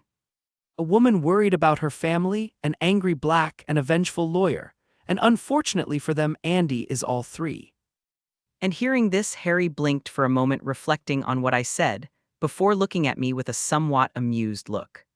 So that means they're screwed, right? Chapter 362. If you want to support me and read ahead. Patreon.com/C7NX. Yeah, here's the new chapter. After almost an hour of waiting, Andromeda and Sirius left the headmaster's office, and Andy had a satisfied expression on her face while Sirius looked at her fearfully and proudly. You could assume from their expressions that the conversation with the tournament organizers went well, but to say that would actually be an exaggeration. Thanks to my hearing, I was able to hear the entire conversation they had inside the office, and the word conversation is in big quotation marks, since that hour was spent with Andromeda demanding answers, cursing, and mocking them. And I would never imagine that Andromeda could curse like that, and she would leave a sailor embarrassed with her. Nice. Words directed mainly at Karkaroff and Mr. Crouch. But back to the current moment, Harry, Sirius, Andromeda, and I were heading to an abandoned classroom to talk, with me occasionally glancing at Andy, who had a small smile as she kept her hand on my shoulder to stop me from trying to escape. And knowing that I could not escape my fate, I just sighed in defeat, letting myself be guided into what would possibly be a moment of despair and suffering. And they still say that Bellatrix is the scariest sister. I snorted, only to feel Andromeda's hand squeeze my shoulder, making me swallow hard. Friday. The next few days that passed were relatively uneventful for me, with me doing nothing other than continuing with my training and doing some research so I could better prepare myself to face an angry mother dragon. And I was also looking for a way to be able to breathe and move underwater safely and easily to overcome the challenge of the second task. I could use partial transfiguration like Crumb, bubblehead charm like Ced and Fleur, or eat some gillyweed like Harry. But these three methods had their pros and cons, with gillyweed being the best option among them, giving those who eat it the ability to breathe underwater and move easily and quickly. However, one of the reasons why I didn't think gillyweed was very good was because its effects didn't last as long as others. In addition to taking a few seconds for the transformation to happen after ingesting it, and it being a painful transformation. But let's leave aside the subject of the tasks and how I intended to overcome them. I discovered that Malfoy despised Harry more than me, as he still went through with his plan and created the Potter Stinks badges. Of course, unlike the canon badges, there was nothing about supporting me as champion, which made sense since almost every Slytherin hated the fact that a Muggleborn was chosen as champion over them, the purebloods. But to keep up appearances and not get into trouble, the badges were still enchanted to change their design, becoming a badge that said, Let's Geo Hogwarts. Most of the students who wore these badges were from Slytherin, and there were few from the other houses who wore them as well. I could control the Ravenclaws and stop them from wearing these badges, and the one time I saw a housemate of mine wearing one, let's just say it didn't end well for him. The Gryffindors didn't wear the badges because that would be the same as showing that they agreed with the Slytherins. And besides, the other champion was Harry, a Gryffindor, and they didn't want to take away the glory of one of their own. And as for Hufflepuff, which in canon was the house that antagonized Harry the most, they actually didn't care about the badges either. Between me, who was friends with several Puffs, Cedric, who was currently a sort of leader for them, and my other friends like Susan, Megan, and Justin, we managed to convince the Badger House that Harry participating in the tournament was not it was intentional, but he still deserved all the support from the school. And thanks to our efforts and thanks to the fact that the true champion was supporting Harry, he was not abandoned by his friends or isolated by the rest of the school, which made me feel relieved. And with all these events, Friday finally arrived, which was also the day of one of the mandatory events of the Triwizard Tournament, the wand weighing ceremony. Wand weighing ceremony. As soon as I entered the small room, I noticed that Crumb and Fleur were already sitting and waiting, with the former looking sullenly at the floor, an expression that seemed fixed on his face. And Fleur was sitting calmly with her legs crossed, but I could feel her slight irritation with the constant looks from two men I didn't know who were leaning against the wall. And I didn't have to think much to figure out that they were probably the Daily Prophet's journalists and photographer who came to document the events of the ceremony and take the first official photo of the champions. But deciding to ignore them, I turned back to look at the other people in the room, seeing that Karkaroff and Madame Maxime were standing behind their students, and that the always cheerful bagman was sitting next to a familiar old man. This old and somewhat peculiar man was sitting on a stool with a calm look, but I could feel the expectation coming from him, making me smile in amusement. And approaching this man, ignoring Fleur's look or Bagman's cheerful wave, I greeted him. Hello, Mr. Ollivander. I said, nodding slightly. Oh, hello, Mr. Knight. He said after looking at me, showing off his incredible memory. I hope your wand is serving you well. He smiled. It is. I replied, placing my hand on my wrist where the holster with my wand was. It can be a little sentimental sometimes, but it is a great companion. And listening to me, Ollivander's smile grew, nodding satisfied. And in our short interaction, the other people arrived in the room, and they were Mr. Crouch, Nick, and Penny, the headmaster, and Harry, who followed them all with a confused look, looking around as soon as he entered the room. And waving again to Mr. Ollivander, I walked away, looking for a place to sit, and it didn't take me long to find a chair in one of the corners of the room, somewhat away from the others. And the next moment another person sat next to me, very close to me, and turning to her I smiled. Hi, Penny. I said, smiling at my grandmother. Hi, darling. She said in a cheerful tone, before looking at me with narrowed eyes. And you know you can call me Grandma, right? I know, but I think I'm just used to calling you Penny. I replied before looking at her, noticing that she nodded in understanding but still had some feelings of disappointment. But well, I started to say. I also think there's no reason not to change the way I call you. I smiled at her, and hearing me call her grandma, Penny blinked before letting a big happy smile appear on her face. And we weren't able to continue our conversation, because as soon as he saw that everyone had arrived, Bagman stood up and started talking, drawing attention to him. Well, it looks like everyone is here, so let's start the wand weighing ceremony. He said with his annoying smile. Wand weighing? Harry questioned in confusion, and his confusion increased even more when he finally noticed that Mr. Ollivander was in the room. What is he doing here? He wondered, blinking as he looked at the old man who caught his gaze and nodded at him.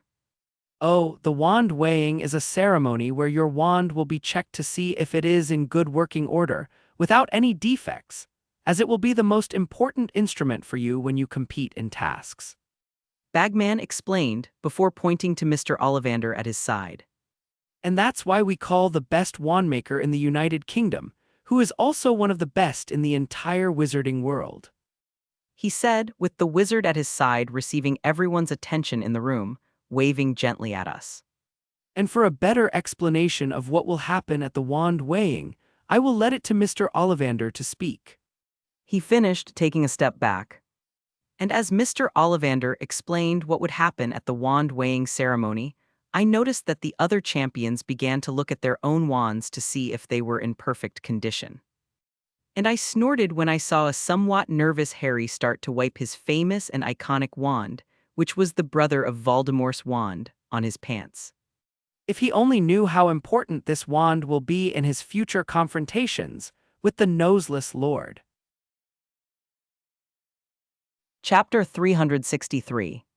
If you want to support me and read ahead. Patreon.com/C7NX. Yeah, here's the new chapter. After explaining what the wand weighing was, Mr. Ollivander began calling out the names of the champions to check our wands, with Crumb being the first to be called and Fleur being the second. Everything happened normally, with me staring tediously at what was happening in front of me. The only time I paid attention to the wand weighing was when Mr. Ollivander talked about the core of Fleur's wand, which was a Vila hair. But that wasn't what caught my attention, because I already knew that information and actually didn't care about it. In fact, what caught my attention, and even the attention of others in the room, was the exaggerated reaction of the journalist and photographer from the Daily Prophet. The two, as soon as they heard that Fleur's grandmother was a Vila, gasped in shock before looking at her with wide eyes. And Fleur, who felt their gazes, tried to ignore them, but I could feel that she was uncomfortable. Ahem. I cleared my throat, catching the attention of the two Daily Prophet employees, and as soon as they saw my cold, narrow gaze, they fell silent. And with a snort of contempt, I looked back at Mr. Ollivander, nodding to say he could continue with the wand weighing. And Fleur, who was looking at me, nodded with a faint, grateful smile. Well, Miss Delacour, your wand is in perfect condition, and whoever made it did a great job. Mr. Ollivander said, waving the wand and making some beautiful rose petals come out of the tip of it. And with a satisfied look, he handed the wand back to the pretty blonde girl, who took it before nodding respectfully to the wandmaker in front of her. Mr. Knight, it's your turn, He said after Fleur returned to her seat, and I stood up before going over to him, sitting on the stool in front of him as I took my wand out of its holster. And I carefully passed my wand to him, and I couldn't deny that handing my wand to someone after spending so much time with it next to me left me with an uncomfortable feeling. I guess I'm more possessive of my wand than I expected. I thought, and thanks to my connection to magic and my wand, I could tell that it wasn't happy about being held by someone else either. Mr. Ollivander murmured, turning and inspecting the wand, checking every part of it. And I ignored the feelings of surprise that came from behind me when he revealed that the core of my wand was the tail feather of a thunderbird, something somewhat surprising, both for its rarity and the rumors that wands made from them were difficult to control. Perfectly cared for, and still as stunning as the day I sold it to you, He said, nodding his head with a sense of pride. And finishing inspecting my wand, he waved it lightly, but nothing happened. Frowning slightly, he waved the wand again, only to receive the same result. But he didn't give up, and waving the wand again, on a third try, something finally happened. From the tip of my wand, some sparks of electricity came out, moving in the air in an uncontrolled way, and showing that the lightning could not be controlled. Some of these sparks hit Ollivander's hand. Ouch! He said, shaking off his sore hand and handing me back my wand, with me wrinkling my nose slightly at the smell of ozone and burning hair that wafted into the air. I think it's all about understanding it. I said, shaking my wand and making a beautiful arc of electricity come out of the tip of it, spinning and dancing in a mesmerizing way. I see. Ollivander murmured, looking at the arc of electricity thoughtfully. He then seemed to realize he was getting lost in his thoughts and shook his head, before clearing his throat and turning to the last champion who needed to have his wand checked by him. Mr. Potter, He said, with me returning to my seat and passing Harry, who stood up, patting him on the shoulder. Then Harry sat down and handed his wand to Mr. Ollivander, but I wasn't paying attention to it, going back to ignoring the weighing ceremony, looking at my wand and running my finger over it, feeling its familiar shape and feeling vibrating happily in my hand. a thunderbird feather. Grandma Penny murmured, looking at me, and I could feel a slight surprise coming from her. Blinking at her in confusion, I looked back at my wand, until the realization hit me. Oh, I never told you too what my wand is made of, did I? I said. Well, I guess we never thought to ask you either. Nick said with a slight amused smile, before speaking quietly so that only the three of us could hear. I think we were so used to seeing you doing wandless magic that we didn't even remember you had a wand. He joked, and hearing this I snorted. But I then realized something and looked at them with a curious look. You know, I never asked you what your wands are made of either. I commented. True. Penny muttered. Actually, I think the last time anyone asked about our wands was 400 years ago. Oh, you're talking about that wand maker from Indonesia, aren't you? Nick asked her, who nodded. I remember him, a little too weird and mysterious, but he was kind of cool. Did you just call someone weird? You, who is friends with someone like the headmaster? I looked at him with a raised eyebrow, and Nick just shrugged. And the headmaster, who was behind Mr. Ollivander and away from us, frowned, feeling a sudden urge to take away some points from Ravenclaw. But back to the topic. Penny said, drawing our attention to her. We can tell you about our wands. She said before looking around. But I'd rather not talk about them with so many people around. I understand. I nodded. So how about I stop by your room tonight after dinner? And hearing my suggestion, Penny smiled, nodding her head and quickly agreeing.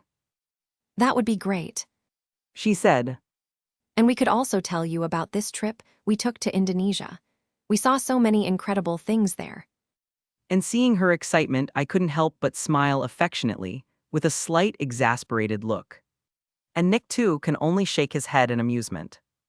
And while we were talking, Mr. Ollivander finally finished checking Harry's wand, who had gotten up and was returning to his seat. But before he could sit down, Bagman took a step forward, drawing everyone's attention again. Well, now that the wand weighing is over, let's get to the photos. He exclaimed, and with that the Daily Prophet photographer stood up. And with a tired sigh I got up, getting ready to take the photo with the other champions who, like me, weren't excited at all. And after a quick reorganization of the room, with the chairs being placed close to the wall, the four of us went to the center of the room. A stool was placed between us and Fleur sat on it. I stood on her left side, with Harry on her right side and Crumb behind Harry and Fleur. We then looked at the photographer, who set up the camera and was getting ready to take the photo. I stood there, looking at the camera with a calm look and a proud smile, and even though I didn't mind photos, I still knew I had to look good in this particular one, as everyone in the United Kingdom would probably see my face in the newspapers. And of course, not to mention the rest of the people in the world who must also be interested in the champions of the Triwizard Tournament. Fleur was also smiling softly, tucking a strand of hair behind her ear and crossing her legs, placing her hands on her knee. And this pose only made her more beautiful, and for a moment I could feel the irritation coming from her, being directed at the stunned gaze of the photographer, who stared at her mesmerized for a few seconds. As for the other two champions, Crumb still had the same sullen look on his face, not showing much emotion, but at least he tried to look presentable, puffing out his chest and looking at the camera or the photographer defiantly. And Harry, the poor boy, was just standing there awkwardly, and it didn't take a legilimens to know that he wanted to be anywhere else instead of here. And with this strange group of people, the photo was taken with a strong flash. Perfect, this was an incredible and impactful photo. Bagman said. Now I think Mr. Nicholson would like a little interview with you. And I blinked in confusion, wondering who the hell this Nicholson was, until I realized he was probably talking about the journalist from the Daily Prophet. And I could accept taking the photo and having my face printed in the Daily Prophet newspapers, but I refused to give an interview to this biased and fraudulent newspaper. And with that thought, I ignored Bagman and started heading for the door. Bagman asked me. Oh, I said, and before he could ask any more, I opened the door and left, leaving the other three champions to deal with the journalist and Bagman. And those who remained in the room looked at the open door with blank or confused looks, with the headmaster shaking his head helplessly. And seeing their looks, Penny began to laugh softly, with Nick beside her snorting in amusement. I didn't know Hogwarts had gastronomy classes. Chapter 364. If you want to support me and read ahead. Patreon.com/C7NX. Yeah, here's the new chapter. Professor McGonagall's office.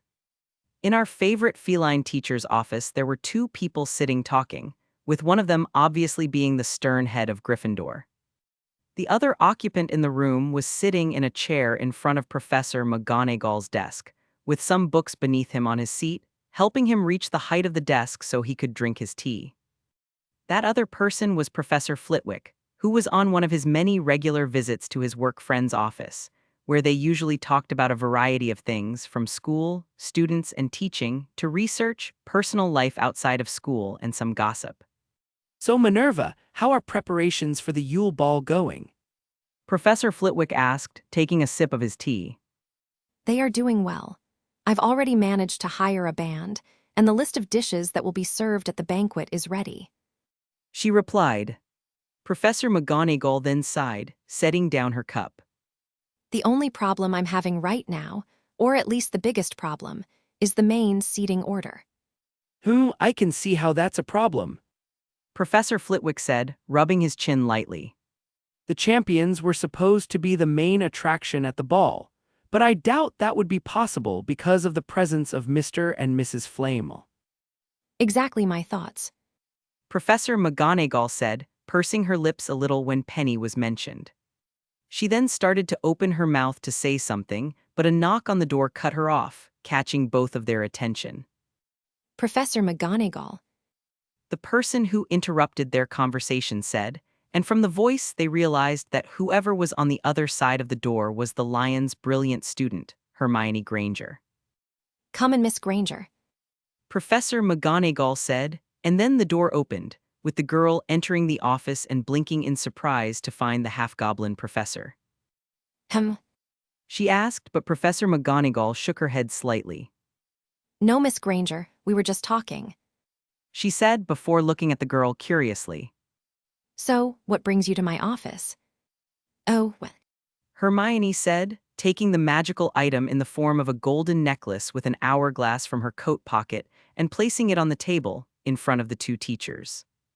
And seeing this, Professor McGonagall looked at her with an eyebrow raised in confusion, with Professor Flitwick also looking at Hermione, unsurprised by the fact that she had a time turner with her, as Professor McGonagall had already discussed this with he. And why are you returning it? Do you no longer intend to use it to participate in your elective classes? Professor McGonagall asked. I'm still going to participate in my elective classes, but I'm dropping some so I can have more time. She replied, a little crestfallen about dropping some classes, but with a determined gleam in her eyes. But if you need more time, then wouldn't it be better to keep the time turner, Miss Granger? Professor Flitwick asked, chiming in as he looked at the Gryffindor girl curiously. Yes, but I don't think you'd be happy to know that I'm using it for anything other than classes. Hermione replied, looking away. So it's not about classes. Professor McGonagall asked, looking with a raised eyebrow at Hermione. In that case, then why do you want more time? Well, I want to help Harry survive the tournament, and I can't waste my time with classes. She said, with a conviction so strong that it surprised the teachers in front of her. Wait, you drop some classes. Professor McGonagall asked, pleasantly surprised, with Hermione nodding her head. Hermione, Love studying. did Granger just say that classes are a waste of your time? Professor Flitwick thought, shocked and a little offended. And all this just because she wants to help Mr. Potter. How the hell hasn't she realized she's in love with him yet? And it wasn't just Professor Flitwick who was thinking this. Professor McGonagall was equally shocked, looking at her student with her mouth slightly open. But she knew Hermione very well, and she knew that if she was determined to do something, then she would go ahead and do it.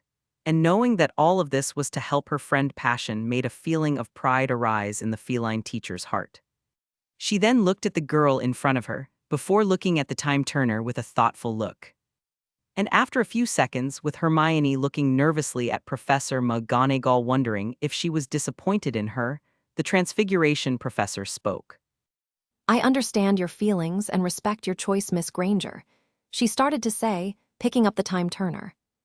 Professor McGonagall then surprised Hermione by taking the girl's hand and placing the magical time travel item in it, closing her hand over the item. But I think you'd have a better chance of helping Mr. Potter if you kept it with you. She finished, smiling slightly at her student. Professor, Hermione began to say, not knowing how to react or speak, looking confused and surprised at Professor McGonagall and the time turner. you don't need to tell me anything, Miss Granger. Just remember to use it well so you can help Mr. Potter.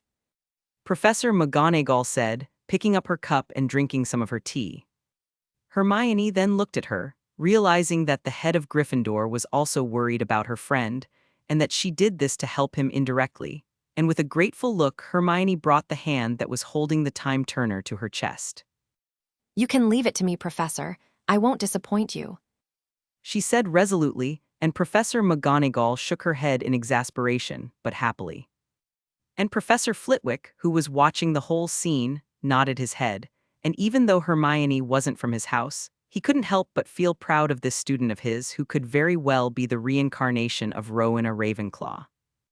Realizing that she had nothing left to talk to the teachers and already being excited to use the time turner and help her friend, Hermione began to turn to leave. However, as soon as she turned around, she caught a glimpse of a book on Professor McGonagall's desk with a violet cover with black details, which had a large dark raven holding a silver dagger in its claws, moving while flapping its wings and cawing.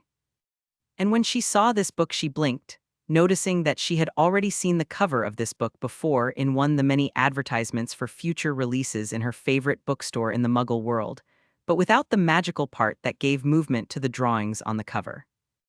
Wait a minute. Hermione asked with narrowed eyes, turning back to the teachers. I thought it wouldn't be released until May next year.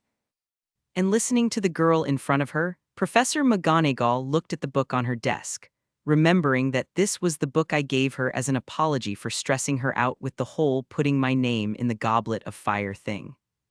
And Professor Flitwick, after listening to Hermione, also looked at the book, noticing it only now, before turning to Professor McGonagall with envy. He gave this book to her, but he didn't give it to his head of house. He thought indignantly. Oh well. Professor McGonagall started to say, but Hermione cut her off. And you still say you don't know Knight. She accused. If you didn't know him, then how would you already have this book? And I bet it's signed by him too. And seeing her student look at her accusingly, Professor McGonagall just blinked. Huh? And now Professor Flitwick was confused, looking between Professor McGonagall, Hermione, and the book. Why is she talking as if she doesn't know who the author of the books is? He asked himself, with a strange look on his face as he looked at Hermione. And seeing Professor McGonagall still silent, Hermione snorted, crossing her arms. Okay, don't tell me who he is then. I'll find out for myself. she proclaimed. And the two teachers couldn't say what was more impressive. The fact that she didn't know who Knight was, the author of the books, or her personality change compared to when she was talking about the Time Turner. Apparently she really likes these books, Professor McGonagall thought, somewhat amused. And Hermione, who didn't know what was going on in her teachers' minds, just snorted again, looking with another kind of determination at Professor McGonagall before turning and leaving. And as soon as Hermione left, Professor Flitwick turned to Professor McGonagall with a confused but amused look. For someone considered one of the brightest students Hogwarts has ever seen, she can sometimes be a bit. Professor Flitwick began to say, trying to think of a word that could describe Hermione or at least her situation. A little slow. Professor McGonagall completed it for him. Yeah, I guess this'll do. Chapter 365. If you want to support me and read ahead. Patreon.com/C7NX. Yeah, here's the new chapter. Room of Requirement, next day, Saturday. So fish gills work the same way as the lungs of other living things. I muttered, finishing reading an animal anatomy book I had. Placing the book aside on the table in front of me, I stopped to reflect on what I had learned, rubbing my chin as I thought. An organ that helps in the gas exchange between water and blood, and in a way it is the same as a lung, but the water exit is faster and smoother. Saying this, I looked at a parchment that was in my front, where I was writing down all this information. On the parchment was written down all my ideas to allow me to get through the second task of the Triwizard Tournament. One of my first ideas was to create a potion using gillyweed, where the effects would be better and milder than eating the plant, but I wasn't good enough at potions to do that. I could prepare almost every potion in existence, and I could even say that I was one of the best students in the school at potions, but that was mainly because I had classes with Nick and Penny, and because I followed the instructions that were written in the book correctly. When it came to creating and inventing potions, I wasn't that good, and I've already tried a few times. And knowing how difficult it was made me have a little respect for Snape and Slughorn, and I don't even need to mention Penny and Nick. I could try to create this potion with gillyweed, but I wasn't sure I could create it in time for the task, and I couldn't keep myself busy with it. And because of that, I decided to try to create a spell, where I would use transfiguration to modify my body to have the anatomy necessary for me to survive underwater. And by now, I already had an idea of how I could breathe in the water. And now, I just needed to think about how to modify my body to have fins that would allow me to move quickly and smoothly, and at the same time not hinder my combat ability. And speaking of combat, I also knew that it would be difficult to use spells or fight underwater because of the pressure, and that gave me another headache. The Selkies probably wouldn't be a problem, and I could even try talking to them using my beast talk if we got into a confrontation. I didn't know how to speak Mermish, but as it was a magical language of a race of creatures, I could probably learn it through my skills, just like I did with Gobbledegook, the goblin language. Kelpies would probably not be difficult to deal with either, as if tamed they would become docile creatures. Now the real problem would be the Grindylows, who were cruel and savage creatures. I had already entered the Black Lake before to swim a little and play with the giant squid, but I never went very deep, and so I didn't meet any of these three creatures. However, with my magical senses, I had managed to sense a large group of small, disorderly beings living at the bottom of the lake, in its deepest corner, and I didn't need to think much to realize that they were the Grindylows. From what I could feel, there were at least 50 of these creatures, and that was a very large and dangerous number, and so I knew it would be difficult to deal with them if I encountered them and they attacked me. And that was why, in addition to creating a spell to become a type of fishman, I was also training using the Room of Requirement, which helped me by creating artificial lakes inside the room, where I would train duels in the water. Well, I think that's enough for today. I sighed, looking at my atlas in clock mode and seeing that it was almost lunchtime. And feeling my stomach growling, I decided to leave my research and training for later, getting up and putting my things away. After everything was organized, I started to leave the Room of Requirement, and once outside the room I stretched, feeling my muscles relax. Phew! I said to myself, starting to head towards the Great Hall. And arriving in the Great Hall, I saw that there were already many people sitting and eating, and without wasting time, I started to walk to the Ravenclaw table. But as soon as I took a step, I heard someone call my name, and looking back, I saw Hermione coming towards me, having gotten up from the Gryffindor table. Hi, Hermione. I said with a small smile, seeing the girl stop in front of me. Hi. She greeted me back before looking around to see if anyone was listening to us, and not seeing anyone, she continued. I called you because I wanted to know if we are still going to have our occlumency class tomorrow after breakfast. Of course. I nodded. Now that Harry is participating in the Triwizard Tournament, occlumency will be even more necessary for him. And hearing me, Hermione nodded, knowing it was true. Good. She said, happy and relieved.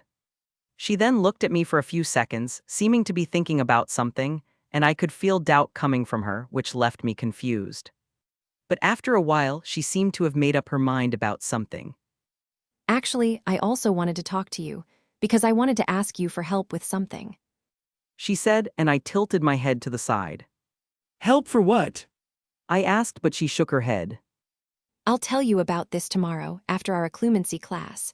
Now you're probably hungry and lunchtime is almost over. She said, and I looked at her curiously for a few seconds before nodding. Okay. I said, and she smiled.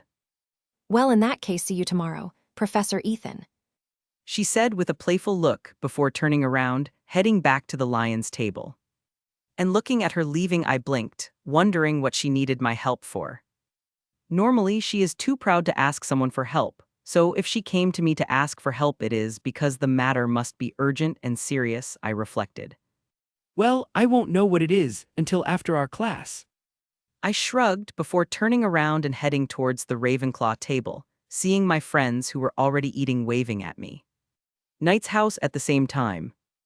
In the Knight's house, 4 adults were sitting in the living room, and they were my mom, my dad, Sirius, and Andromeda, who were talking about the Triwizard Tournament. My parents obviously heard about the tournament, and reading the newspapers, they discovered that Harry and I would be taking part in it. They also found out that Sirius and Andromeda went to Hogwarts to try to find out what was going on, and after reading about the tournament and finding out how dangerous it was, my parents quickly invited them to our house, wanting to know about me and if I was fine.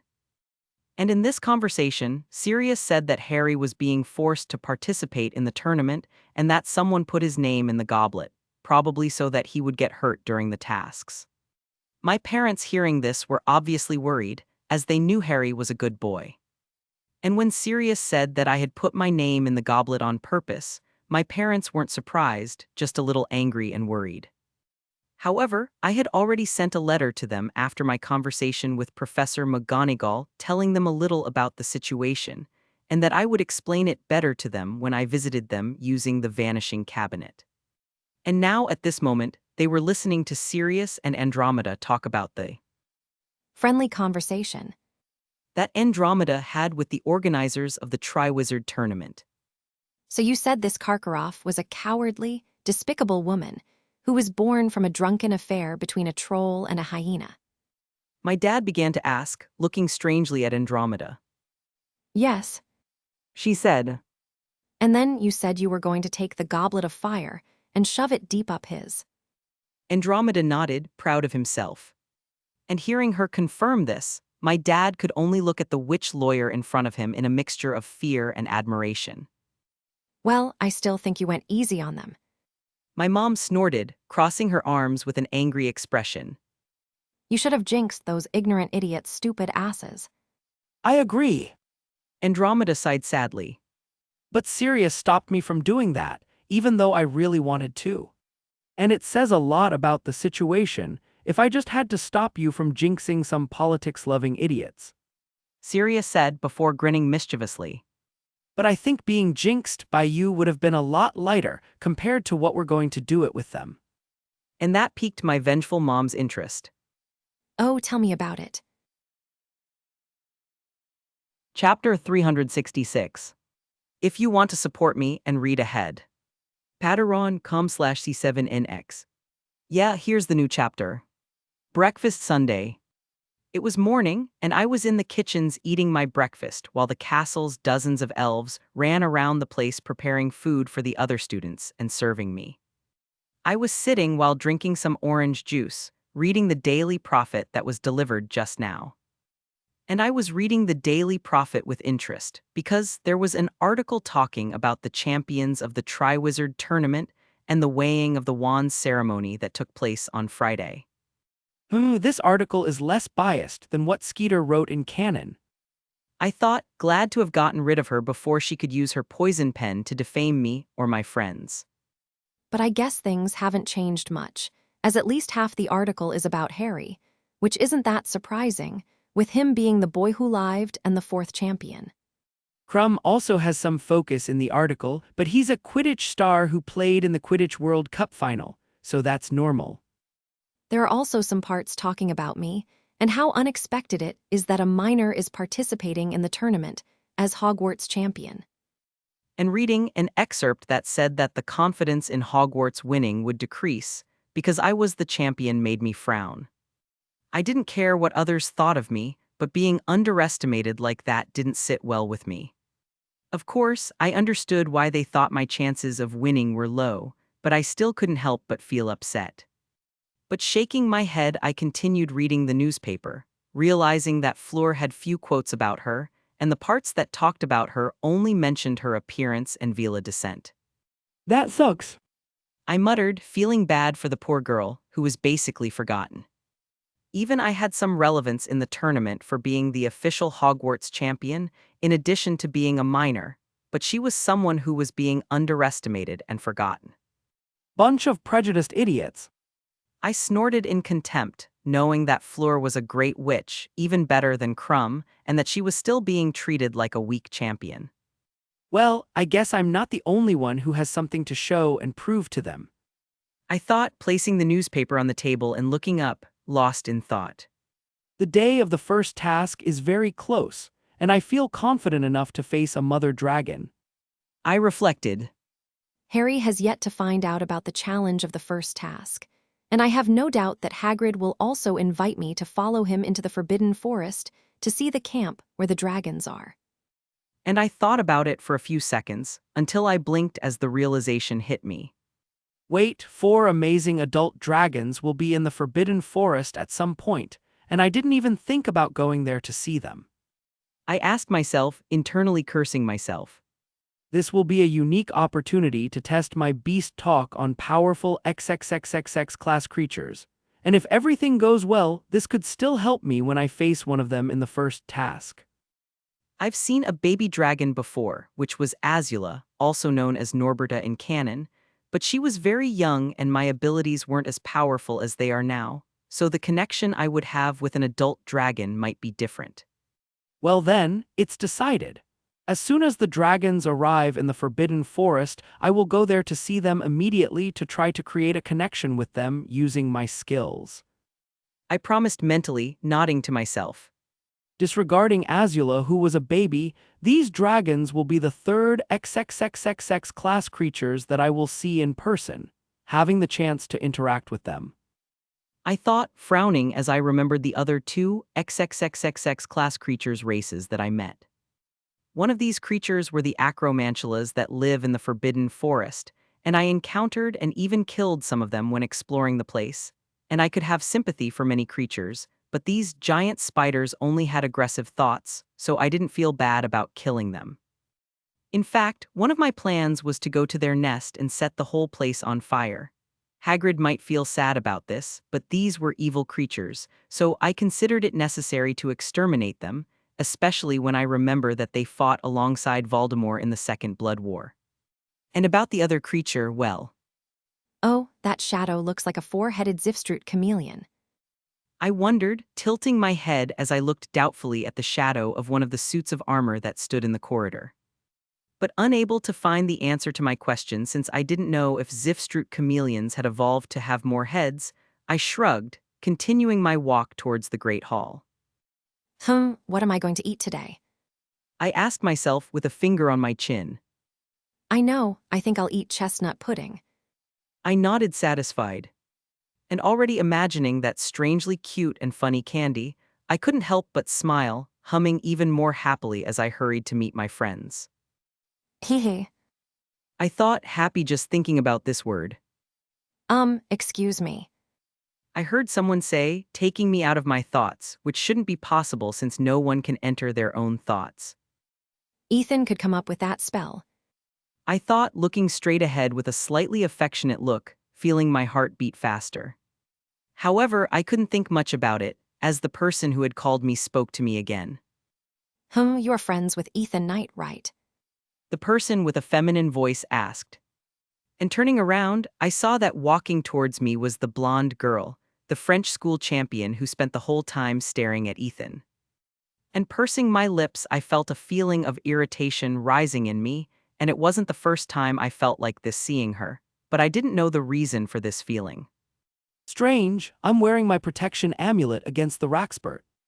I frowned, looking down and seeing that I was wearing my prune leaf necklace. But shaking my head, I looked back at the girl in front of me. Yes. I replied. And I could see the girl relax in front of me, smiling slightly at me. Great. She said before extending her hand to me. I'm Fleur de Lacquer from Beauxbatons. I'm Luna Lovegood from Hogwarts.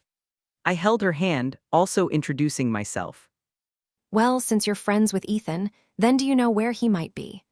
I looked for him in the Great Hall and throughout the castle, but it's very big here, so it's been difficult to find him.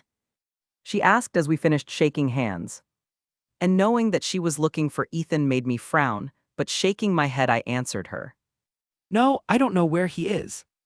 He could also be in the library, the Forbidden Forest, or the kitchens, since it was breakfast time, but for some reason I didn't want to tell her that. Oh. She blurted out, a little disappointed. In that case, then I guess I'll have to continue my search for him. She said, giving me a slightly crestfallen smile. And after saying that, she turned around, deciding to continue her search for Ethan. And seeing Fleur de Lacquer turning to leave, I felt a sense of apprehension, and before I could think my mouth moved on its own. What do you want with him?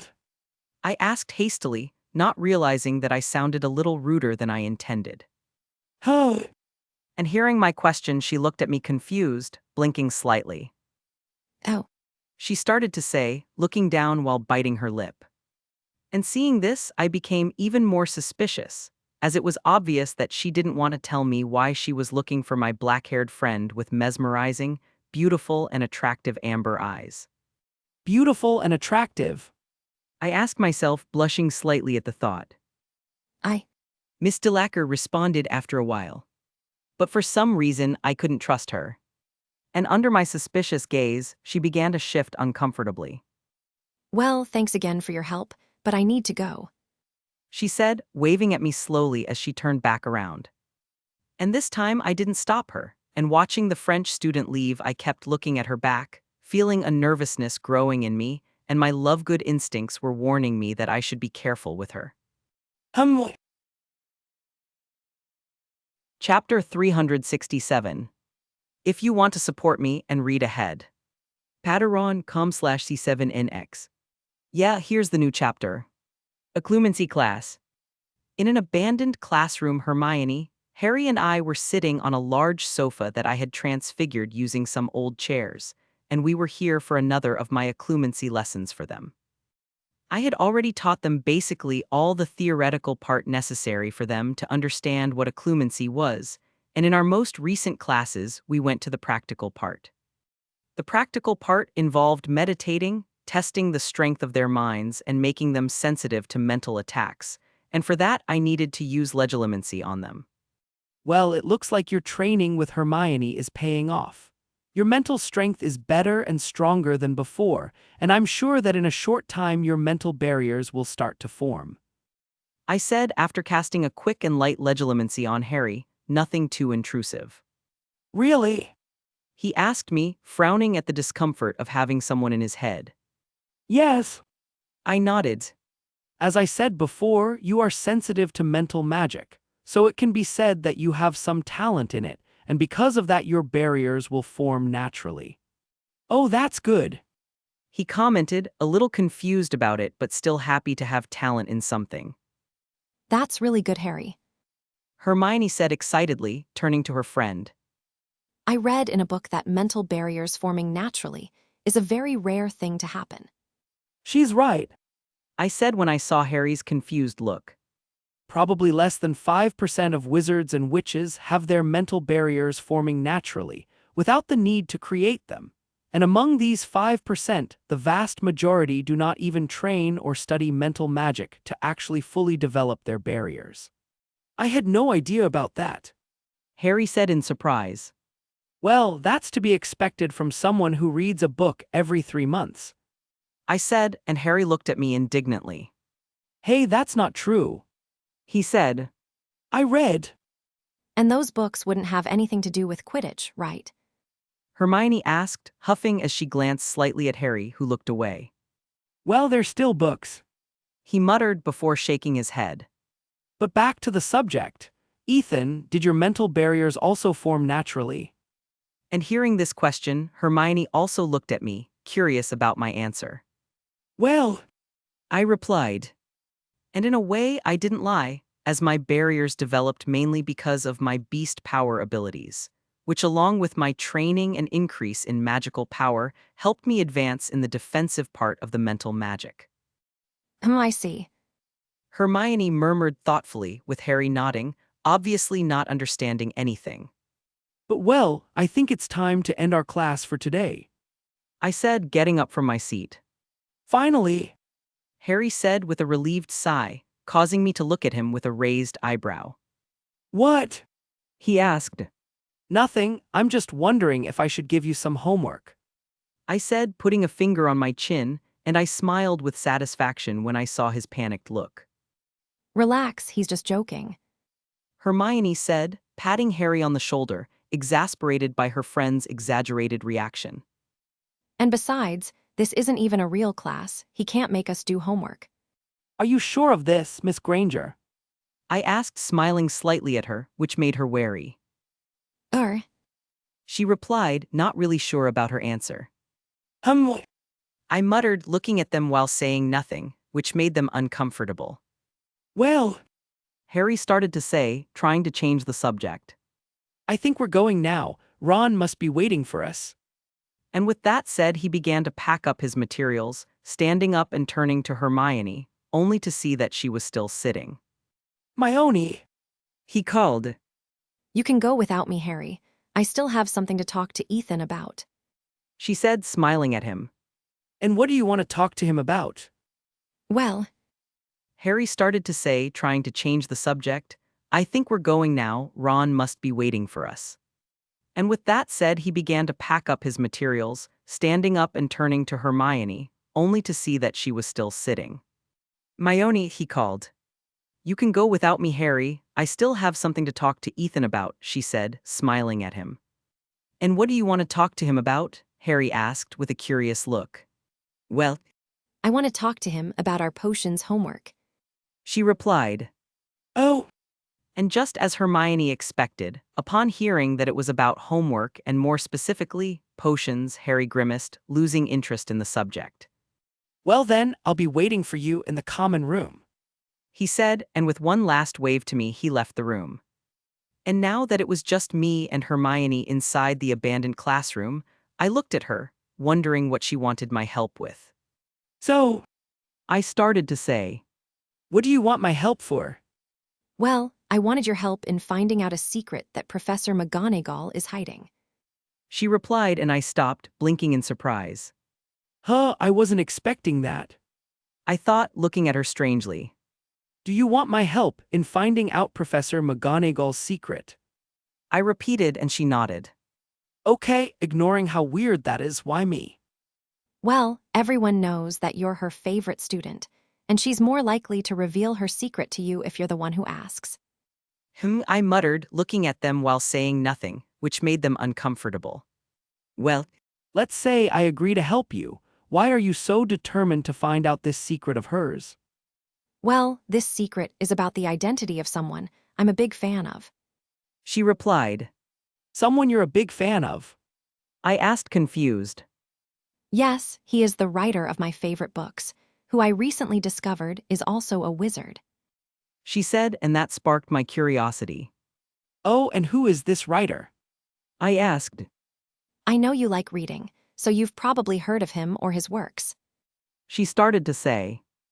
The writer I'm talking about is Knight, who wrote Inheritance Cycle and other books that are just as incredible. What? He asked.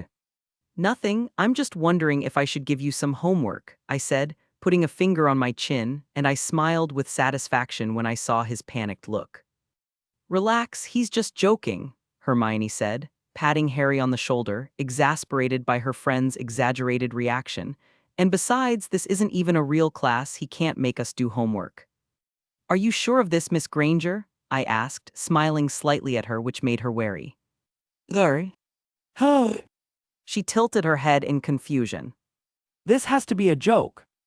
I thought, but I could tell that she wasn't lying about wanting my help, and that made me realize that she really had no idea that I was the knight she was talking about. Dude, ignoring the weirdness of it all, did she just admit to me that I'm her favorite writer? I thought, amused and confused by the situation. But seriously, what are the chances of her asking me for help in trying to discover my own identity as a writer? I questioned myself before looking at her and seeing her looking at me, probably waiting for my answer. Heh, the situation may be awkward, however I think I can have some fun with it. And smiling, I turned to her.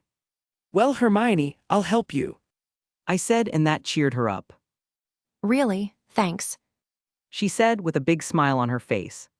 But you will owe me one. I continued, raising a finger. And she didn't think much before shrugging. Okay. She said, still smiling, and I raised an eyebrow.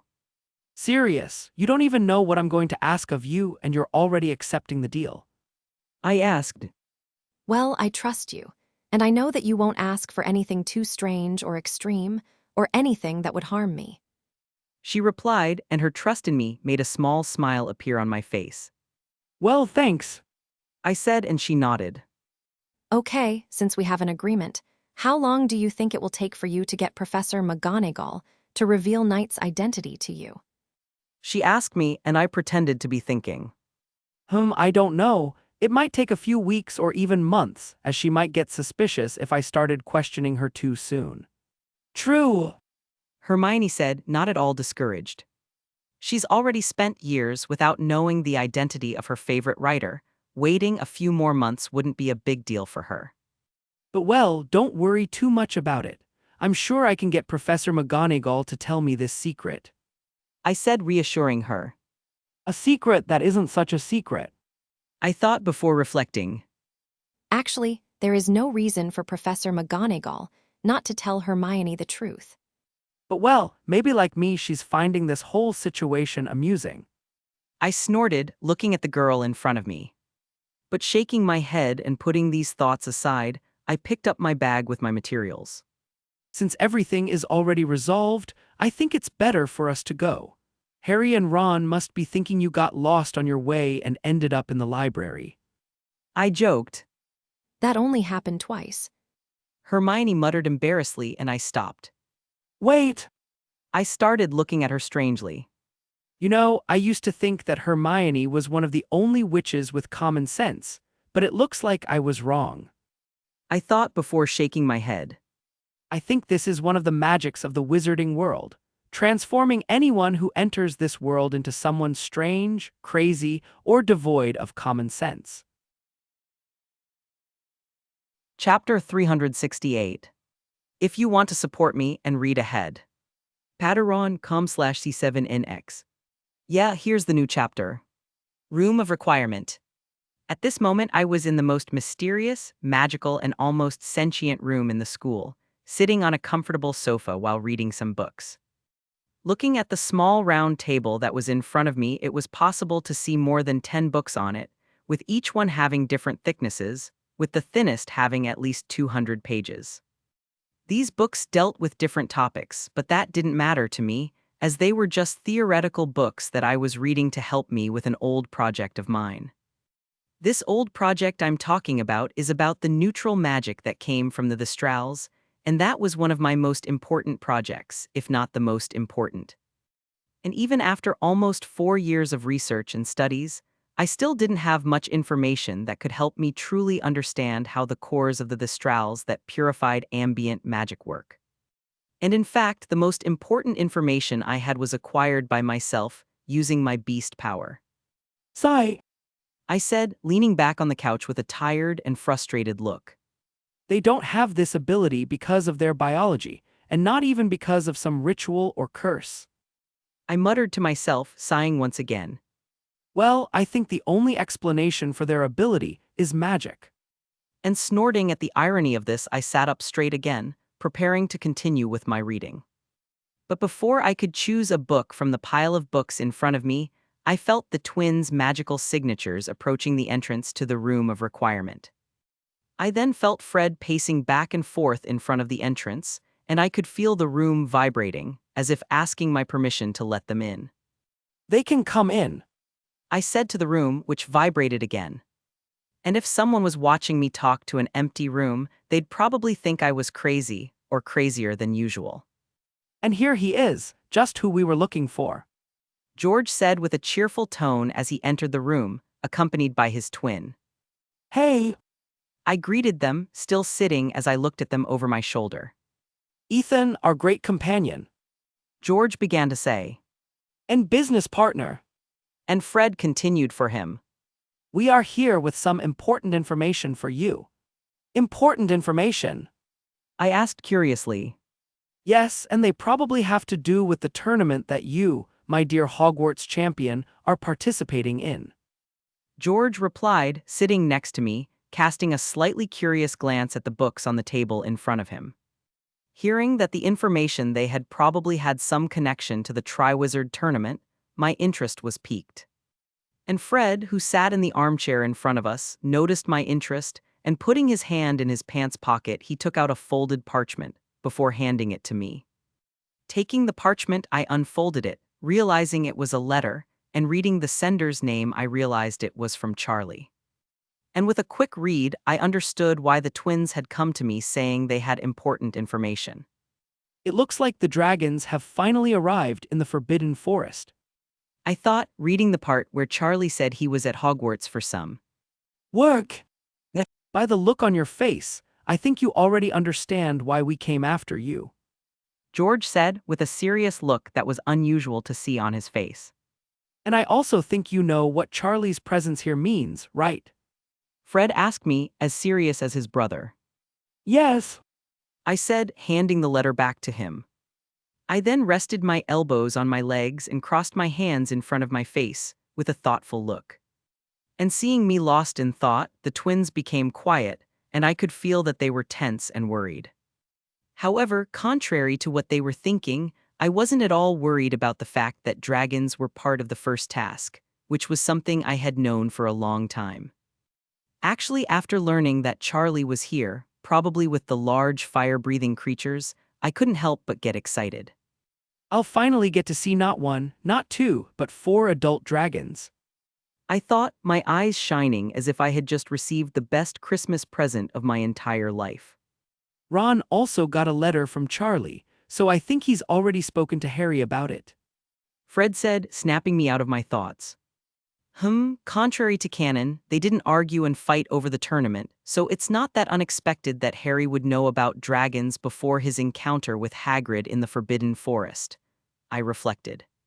But seriously, before I thought it would be cool to participate in this tournament, but now I'm happy that I didn't even get to put my name in the cup. George commented with a nervous expression. Yes, it's a good thing we're not the champions.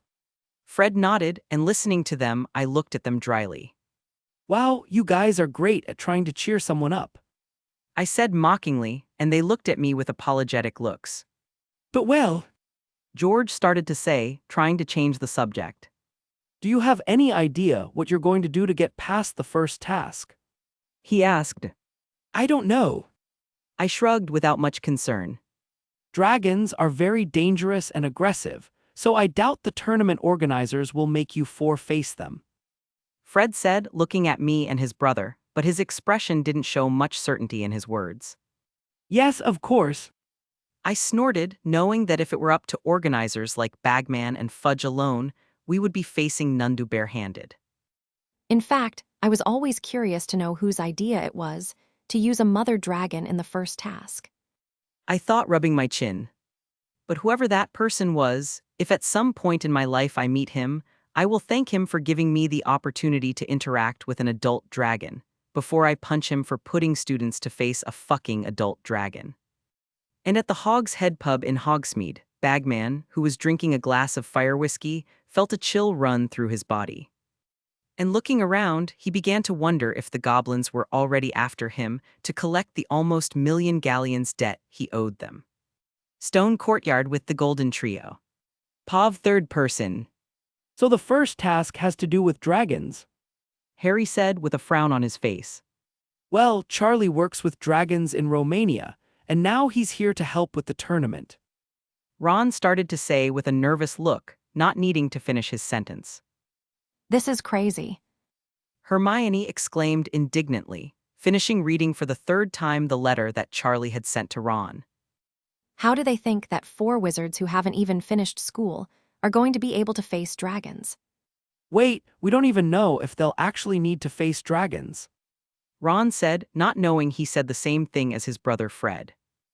Oh, Ron, this is the Triwizard tournament we're talking about. Hermione said, frowning. Well, yes. Ron tried to say, but couldn't think of anything to counter Hermione's point. And people still think I entered this tournament on purpose. Harry groaned, putting his head in his hands. And listening to him, his friends looked at him worriedly, with Ron having a slightly guilty look, since at first he was one of those people who thought that his friend had put his name in the goblet of fire. And sighing, Harry raised his head. But well, at least now, I know what the challenge of the first task will be, he said, trying to see the positive side of the situation. Yes, and now I know where to start my research. Hermione said, smiling slightly at her black-haired friend trying to lighten the mood. I still have the book about dragons that Charlie gave me for my 9th birthday. Ron said, joining the conversation, also showing support for his friend. Huh, you got a book when you were 9 years old and you still haven't burned it. Harry asked, showing a fake expression of surprise, making Hermione snort. Uh-huh. Ron laughed dryly, knowing that his friend was joking with him.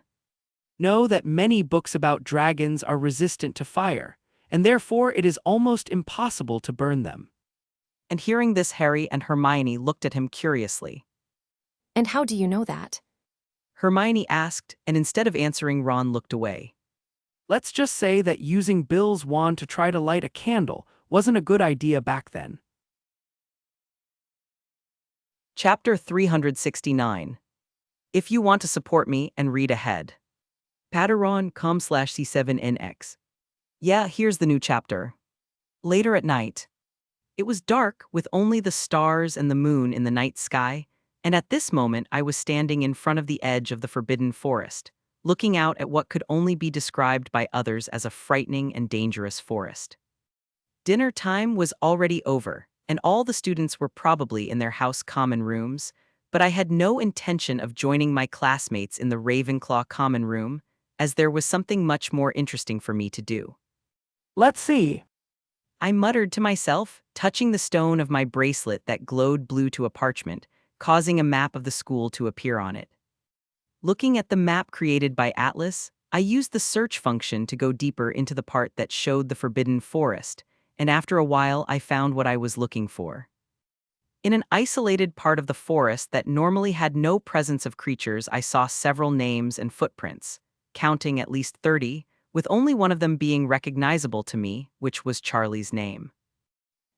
So those big footprints on the map must be the dragons. I thought, looking at 4 large pairs of clawed footprints, spaced far apart. Well, now I know where to go, I said to myself, putting the parchment in my pocket. I then pulled out my wand and cast a disillusionment charm on myself, before casting a few other spells to hide my tracks, such as a spell to make my steps smoother and to suppress any scent I had. The last 2 spells were mainly so that the dragons wouldn't notice me when I approached them, as they had a strong sense of smell and sensitive ears, and if they reacted to me, they could end up alerting the other wizards. Giving myself one last check, I nodded, before entering the forbidden forest, heading in the direction that I now knew was the campsite. It seems quieter than normal here. I thought, not sensing the presence of any creature nearby, neither magical nor normal. Maybe the presence of the dragons scared them, and that's why they are staying away from this area. I theorized. I then thought about the unicorns and the strals I had befriended, reminding myself that they lived far from this area of the forest and were probably not bothered by the presence of the feral, scaly new residents. Shaking my head, I refocused on why I was here, and with that I continued to walk through the dark, silent forest. And the deeper I went into the forest, the more my instincts warned me that there was something dangerous ahead. And not only that, as I could sense large and powerful magical signatures nearby, as well as several weaker ones. And following these magical signatures, it didn't take long for me to arrive at the improvised camp where the dragons brought from the Romanian dragon sanctuary were. They were in a clear area of the forest where there were no trees or many leaves, probably to prevent the dragon's flames from setting the forest on fire. However, I wasn't paying much attention to the details or the wizards who walked around the place hurriedly. My focus was entirely on the 4 huge creatures that were tied to the ground by thick iron chains. They are amazing. I thought, looking in awe at the dragons. Even though I didn't have my knowledge of the canon and didn't know beforehand what their race was, I could still recognize them from the descriptions in the books about magical creatures that I had read. A Welsh green, a dragon native to the islands of Great Britain, being mainly seen in Wales, preferring to live in places with high mountains. She was green with intense yellow eyes with shades of brown, and her scales mainly covered her chest and back, with her arms and legs being protected by her tough skin. She was a dragon known for being calm, who didn't like interacting with humans and hunted small mammals to survive. She was roaring at the wizards around her, and it was almost a melodious tone, but I could tell that she was irritated by the little beings that were trying to control her. Beside she was another dragon, a Swedish short snout, which had silvery blue scales and wild blue eyes. She had large claws, and her wings were thin but large, which gave her agility in flight, which was one of the reasons why everyone considered it such a dangerous breed of dragon. And what was most striking about her were her blue flames, as hot as normal flames but much more beautiful. Like the Welsh green, this was a breed that preferred not to interact with humans, and therefore the Swedish short snout did not have as high a kill count as other breeds. Talking about these dragons and their tendencies to keep their distance from humans and isolate themselves in the wild makes it seem like they were harmless, but this only applies to these 2 dragons. And when compared to the other 2 that were in the camp and would be used in the tournament, then you could really consider them harmless. Looking at the other side of the camp, where most of the noises were coming from and where there were more wizards, were 2 large and dangerous dragons, which were roaring and breathing fire, trying to roast or crush the wizards who were trying to trap them. Chinese fireball, or lion dragon, a dragon native to southern China known for its mushroom-shaped balls of flame and its aggressive temperament. The one here at the camp was large, probably weighing over 3 tons, with smooth scarlet scales, a fringe of golden tips around her elongated snout, and a penetrating gaze that was made even more apparent by her large and protruding golden eyes. And what made her even more incredible were the balls of flame she shot from her mouth into the sky, as if to show she was angry. And finally, the deadliest of all, which was giving the wizards the most trouble, the Hungarian horntail. With a lizard-like appearance, this dragon had large black scales, with large yellow eyes with shades of red, with vertical pupils like those of a feline, emitting a feeling of danger. She had a spiked tail and large wings, and the horns on her head made her even scarier. She was big, wild, and deadly, with a deafening, shrill roar, and just looking at her I could feel my heart beat faster. If these 4 are just some of the dragon breeds they have in the reserve, then I really have to visit them someday. Chapter 370. If you want to support me and read ahead. Patreon.com/C7NX. Yeah, here's the new chapter. As soon as I created a connection between myself and the beautiful dragon in front of me, I felt all of her feelings and emotions. She was confused, a little angry and scared, and I could tell that she was a little scared when she felt a touch on her nose without knowing where it was coming from. Hi, girl. I thought, conveying positive feelings to the Swedish short snout, seeing her eyes widen slightly. But other than the surprise on her face, she didn't make any movement, which was a good thing since if she reacted in any way, it could alert the wizards in the camp. It's weird that I call you dragon or girl, so I think I'll give you a name. I thought, looking at her with an analytical look. Because she's blue, the name Azula would suit her perfectly, but unfortunately that name already belongs to another dragon. I smiled ironically. But looking at this blue-scaled female dragon, immediately in my mind came a dragon with exactly the same appearance. And coincidentally, this dragon is one of the main characters in one of the books that I decided to bring into this world. You'll be called Saphira. I thought with satisfaction, remembering the main dragon and the most beloved partner of Eragon, protagonist of the Inheritance Cycle books. And happy to finally have chosen a name, I transmitted it through the connection to the Swedish short snout, also showing some images of what I imagined Saphira from the books looked like. The now named Saphira tilted her head to the side, and I could feel she was thinking, and after a few seconds she let out a satisfied, happy snort, which made me smile. Hello, Saphira. I said softly to her, and upon hearing my voice for the first time she looked to where I should be, still not seeing me because of the disillusionment charm. And realizing that it was probably strange for her to talk to someone you don't even know what it's like, I began to transmit through the connection images of myself. And for some reason, when she discovered what I looked like, Saphira narrowed her eyes and her caution momentarily returned. She is suspicious, because I am also a human like the wizards who arrested her. I reflected, having realized this through the connection. Relax, I'm not here to hurt you. I conveyed to her, letting my emotions and thoughts show to her. I also showed her my memories interacting with other creatures, and showed my feelings of sadness and anger at her situation, showing that I didn't agree with what they were doing to her, and that I wanted to see her free. And perhaps sensing my honesty, Saphira let her guard down again, looking at me with calm eyes.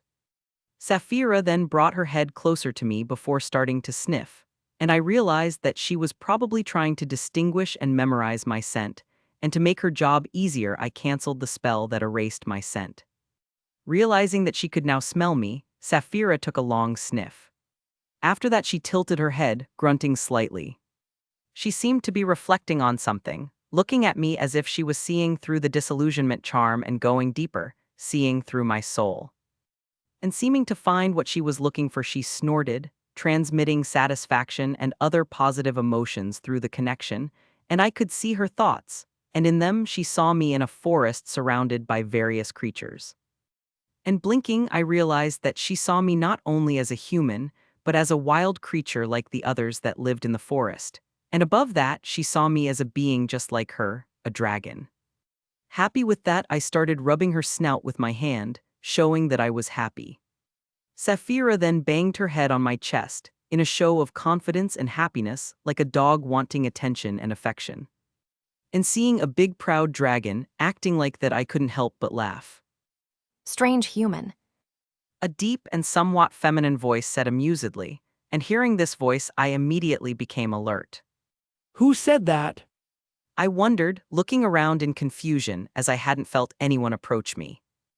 His magic is strain. The same voice said, only this time I realized which direction it came from.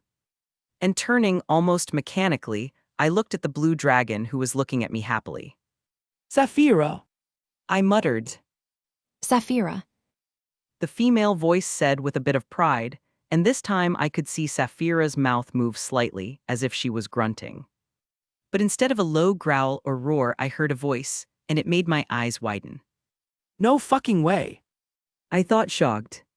Did Saphira just speak?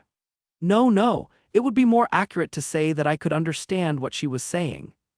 Still amazed by what just happened, I brought my hand closer to Saphira's face, running my hand across her silvery blue scales lightly. Doesn't that mean I understand dragon language? And with that thought in my mind, I felt my heart beat faster. But of course, my beast power gives me the ability to understand magical languages.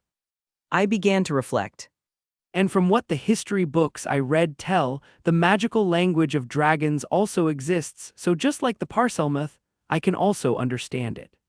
I should have known that I had a chance of understanding the language of dragons. I thought. I know the legends and stories about Merlin, and in them they say that he had the ability to communicate in some way with dragons, and many theorized that this was only possible because he knew how to speak the language of these large, fire-breathing, scaly creatures. I've never actually thought about it, but if the magical language of snakes exists, then it's very likely that the magical tongue of other creatures, magical and non-magical, exist. And realizing this, I started to get excited, already imagining myself talking to all kinds of existing creatures. I'd be like a magical Dr. Dolittle. I snorted, smiling in amusement. Why is this human smiling? Sapphira wondered, looking at me curiously. And listening to her, I stared at her, concentrating on my beast talk before clearing my throat and starting to speak. I just thought of something funny. I said, feeling my throat hurt a little from trying to speak in dragon language, which is a mix of grunts and roars. The way of speaking this language was almost the same as the goblin language, gobbledygook, where it was necessary to force your throat to speak in a deep grunt.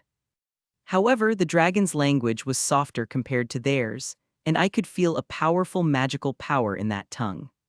How? Sapphira looked at me with her eyes wide open. Do you speak our language? She asked. I think so. I replied, rubbing my throat and feeling like I was getting used to this way of speaking. Amazing.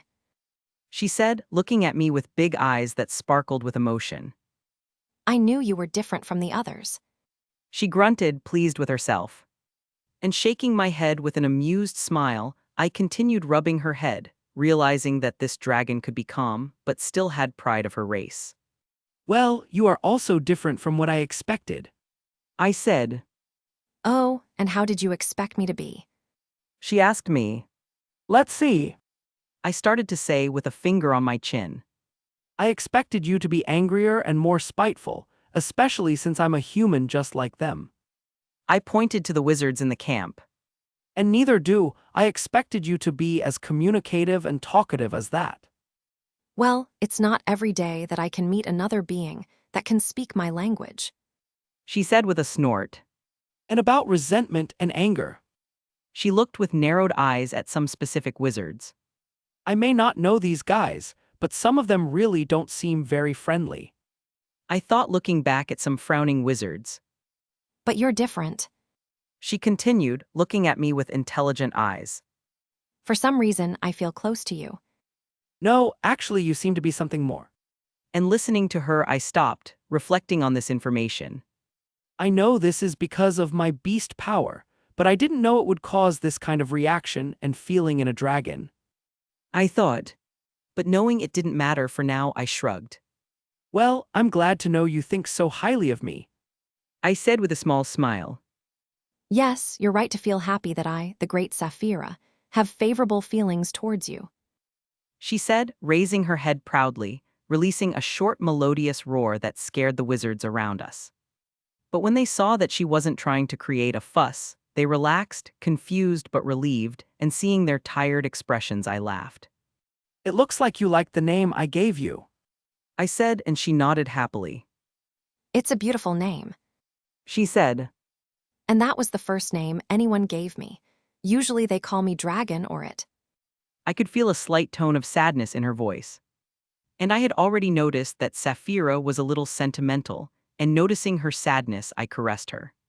Don't worry, now you have a beautiful and amazing name that suits you. I said. And know that you, my beautiful and powerful friend Sapphira, are amazing and wonderful. Chapter 371. If you want to support me and read ahead. Patreon.com/C7NX. Yeah, here's the new chapter. I continued talking to Sapphira a little longer, but I knew my time was short, and I still wanted to try talking to the other dragons, especially now that I knew I could speak their language. And knowing that I had to go back to school soon, I decided to end our conversation, promising to come back to talk to her more. But before leaving, I told her about the Tri-Wizard tournament, saying that she was here to be part of the tournament as a challenge to the champions. I told her that the organizers planned to place a fake egg in her nest for the contestants to try to catch, and that she shouldn't worry about her babies as they would be safe. And I told her this because I thought it was cruel and inhumane to make a mother dragon think that one of her eggs had been taken from her, and I didn't want my new friend to suffer when she had her Egg! stolen from her nest. Of course, I didn't tell her to go easy on the champions, as she still had her pride to maintain, and having an egg, even a fake one, being stolen from her nest was something she wasn't going to let happen so easily. In canon, the one who faced Saphira was Cedric, but I took his place, and if things stay the same, I will be the one who faces her. I thought, rubbing my chin. What will Saphira's reaction be if I happen to be the one who tries to fight her? I thought, smiling in amusement as I imagined her acting all big and powerful, but with me knowing that she was actually a great talker full of curiosity.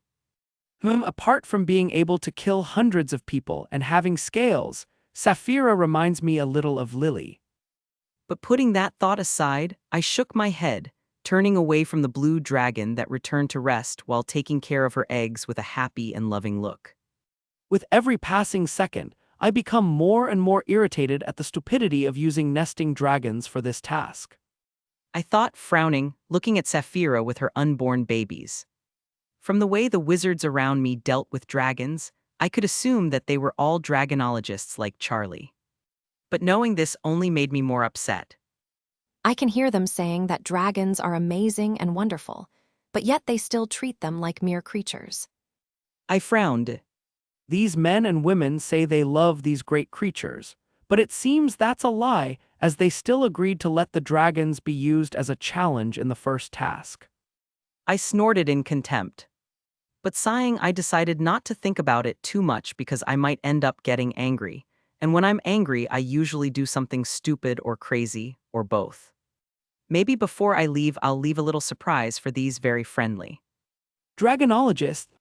As the new chapter.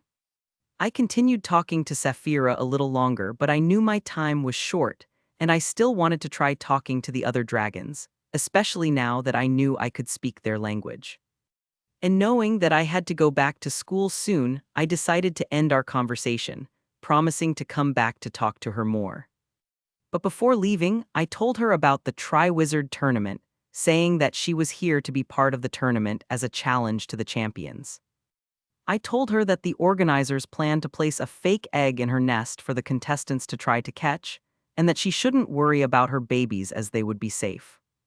And I told her this because I thought it was cruel and inhumane to make a mother dragon think that one of her eggs had been taken from her, and I didn't want my new friend to suffer when she had her egg stolen from her nest. Of course, I didn't tell her to go easy on the champions, as she still had her pride to maintain, and having an egg, even a fake one, being stolen from her nest was something she wasn't going to let happen so easily. In canon, the one who faced Saphira was Cedric, but I took his place, and if things stay the same, I will be the one who faces her, I thought, rubbing my chin. What will Saphira's reaction be if I happen to be the one who tries to fight her?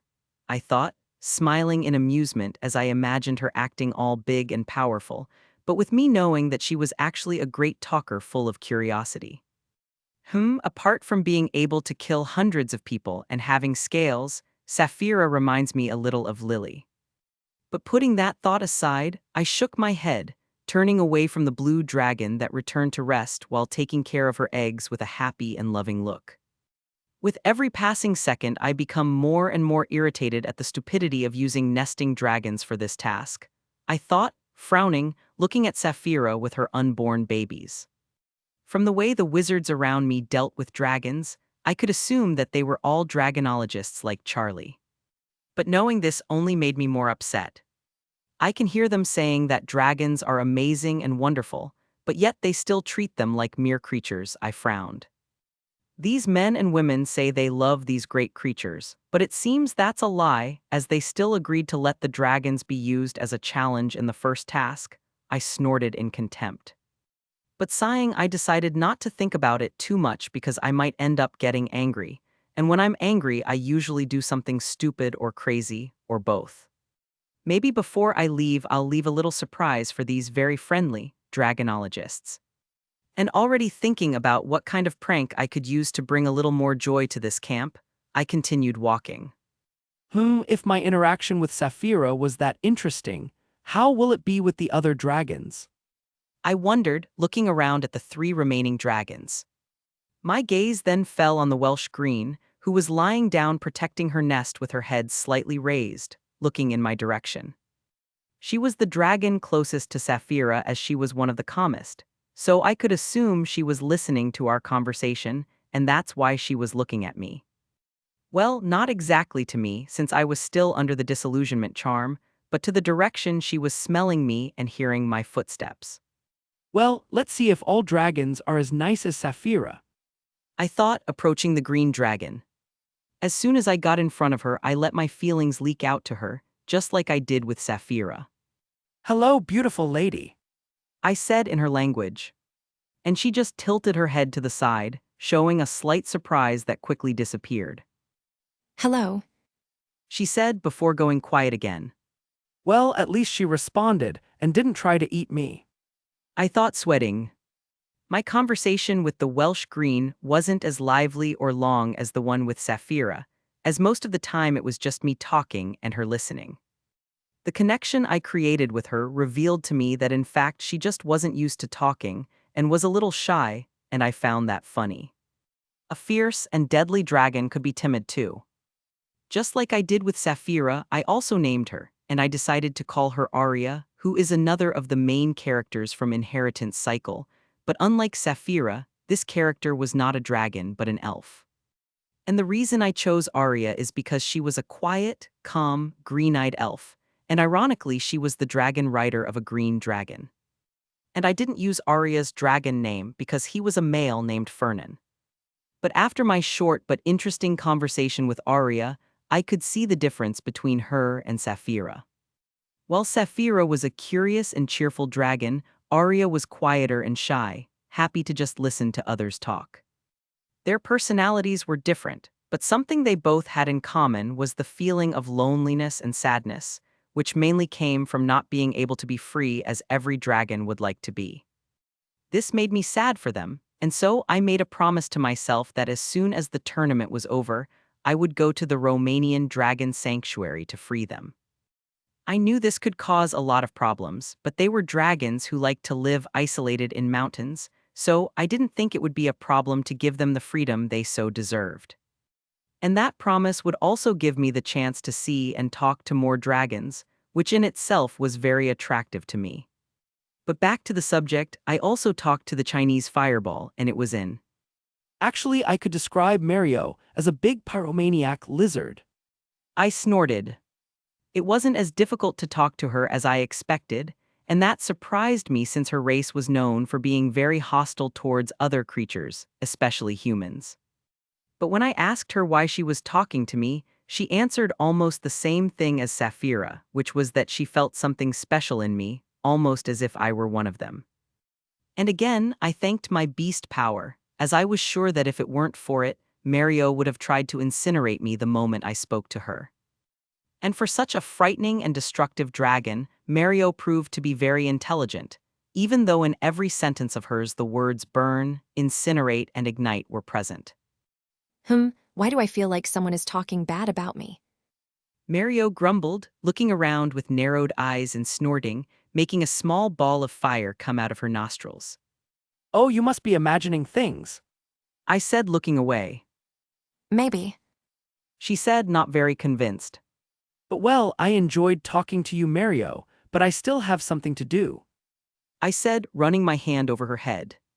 So I'll be going now, but I'll be back to see you tomorrow. You'll try to talk to her too, right?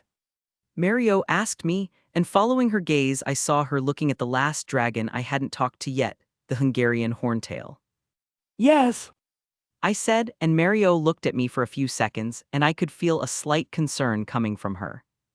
She probably won't want to talk to you. She said. I can be persistent. I shrugged. Mario then looked me in the eyes, and seeing my determination, she sighed, making some flames come out of her mouth. Well, try not to get eaten by her then. You're too interesting to die so quickly. She said, and I smiled, knowing that this was her way of showing care for me. And besides, I still have to show you how bright and strong are my flames. And saying this with a proud voice, she blew, causing some flames to rise into the air. Of course. I laughed, looking at her with an amused look. And after that I said goodbye to Mario, but not before telling her the same thing I told Saphira and Arya about the tournament. And seeing the large red dragon nod her head in farewell, I walked away, starting to approach the Hungarian horntail, who was isolated in a corner with many wizards nearby watching her warily. Well, let's see if you are as fierce and dangerous as others say. Chapter 372. If you want to support me and read ahead. Patreon.com/C7NX. Yeah, here's the new chapter. After moving away from the other dragons, I started to approach the terrible Hungarian horntail, sneaking past the tired and stressed wizards who were watching her. As soon as I got less than 10 meters from the large black dragon, she raised her head, sensing my approach. Looking directly at me, she began to growl, and I could see that her muscles hidden by her tough, large black scales were contracting, preparing to attack. Knowing that unlike the others she wouldn't accept my approach so well, I stopped, looking at the chains that held her and seeing that they were firmly attached to the floor. Well, I guess this is as far as I'll go. I thought, stopping 5 meters from the dragon. She could still try to attack me with her claws and tail, or even try to burn me with her fire, but I had confidence in my abilities to be able to dodge any attack she could throw at me.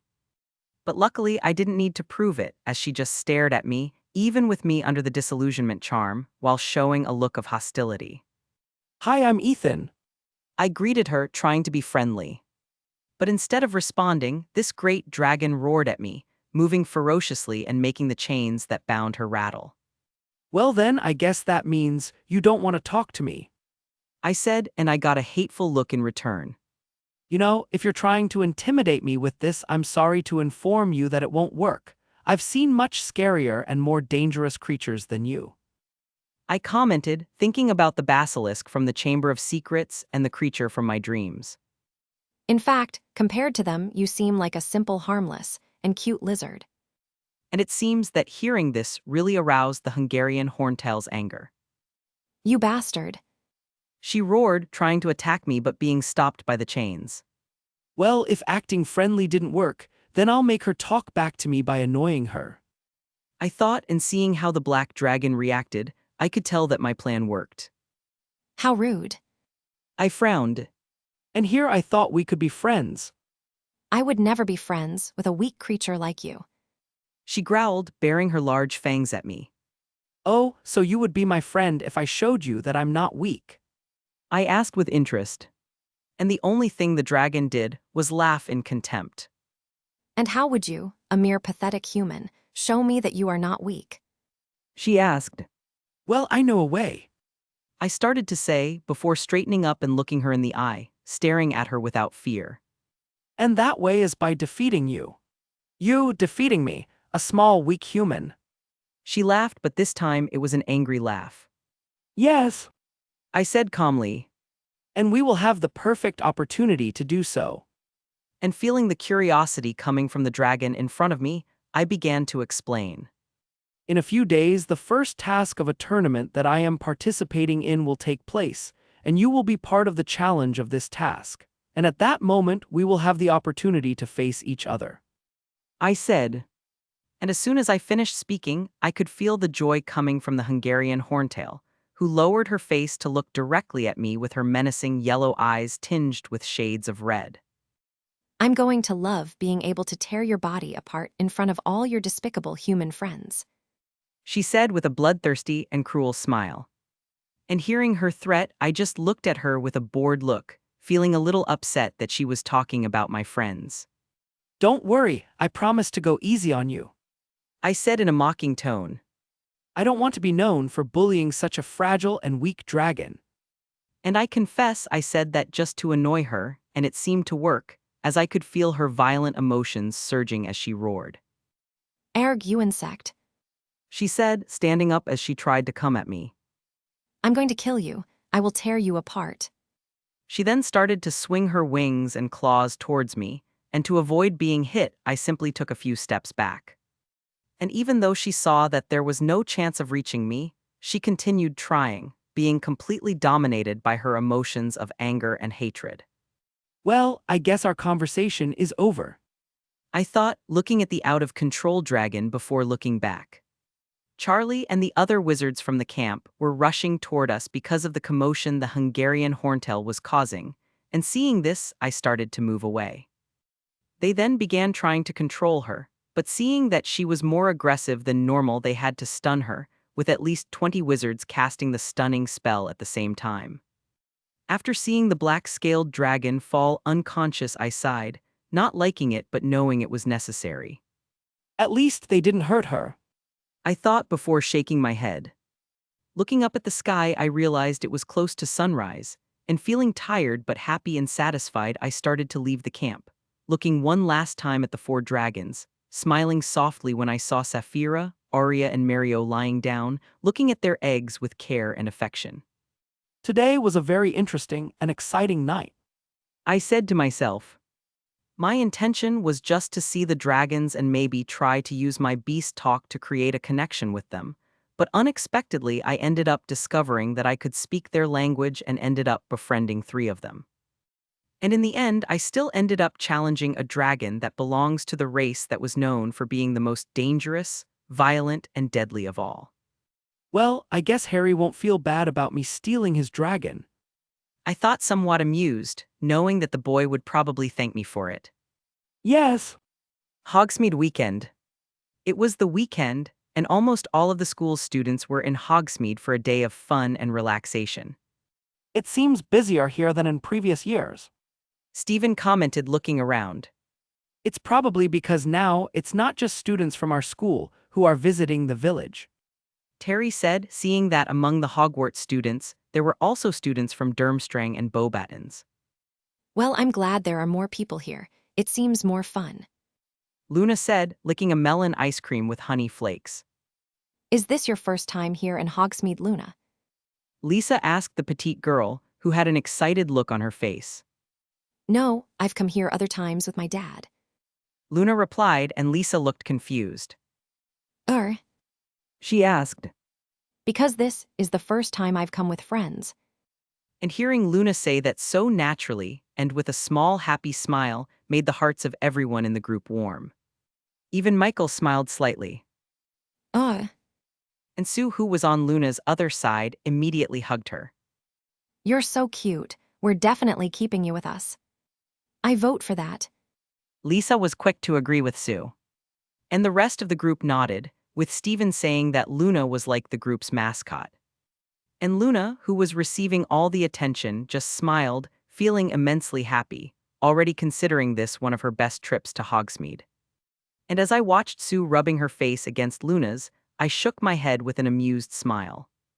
We then continued our walk through Hogsmeade, and at a certain point the girls and boys separated, with us agreeing to meet at 3 broomsticks after 2 hours. And as the boys and I passed through the Hogsmeade shops, I saw the Golden Trio entering the 3 broomsticks, and shortly afterwards I saw Hagrid and Moody entering the place too.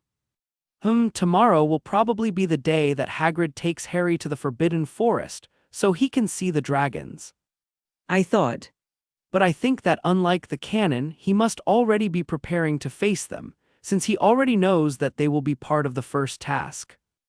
And thinking about the preparation Harry was doing to survive the first task, I remembered the promise I made to help him.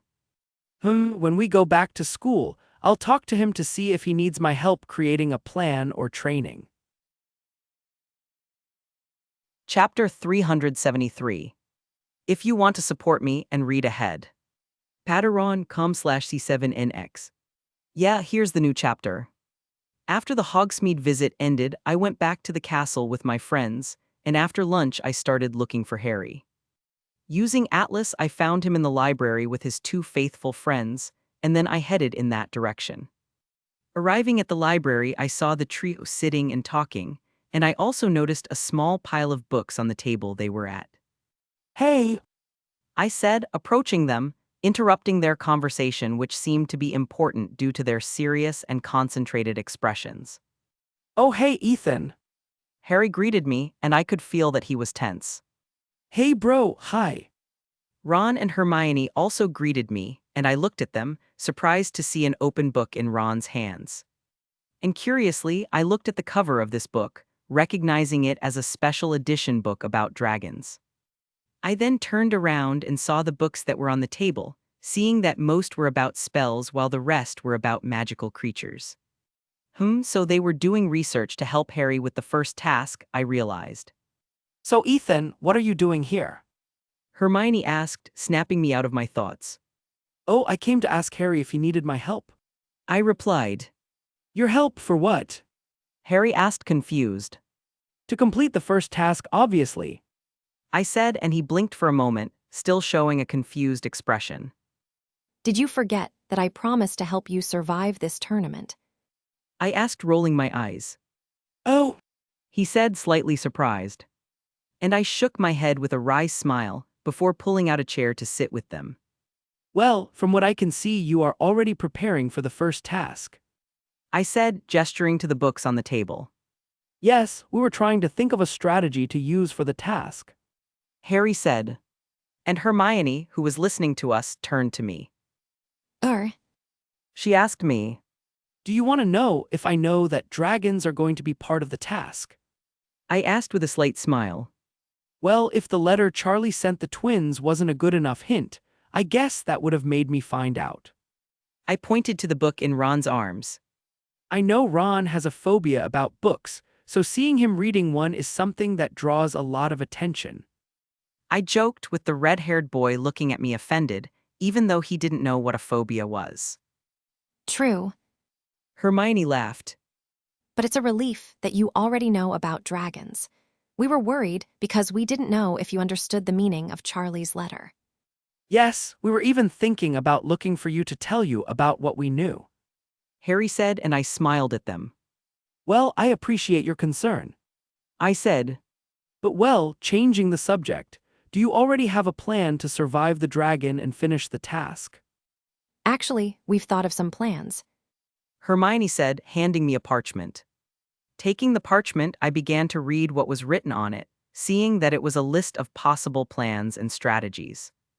Summon a broom with the Akio spell, create a smokescreen to hide, try to blind the dragon, cast several stunning spells on it, learn and use the disillusionment charm, use the corporeal patronus to distract the dragon.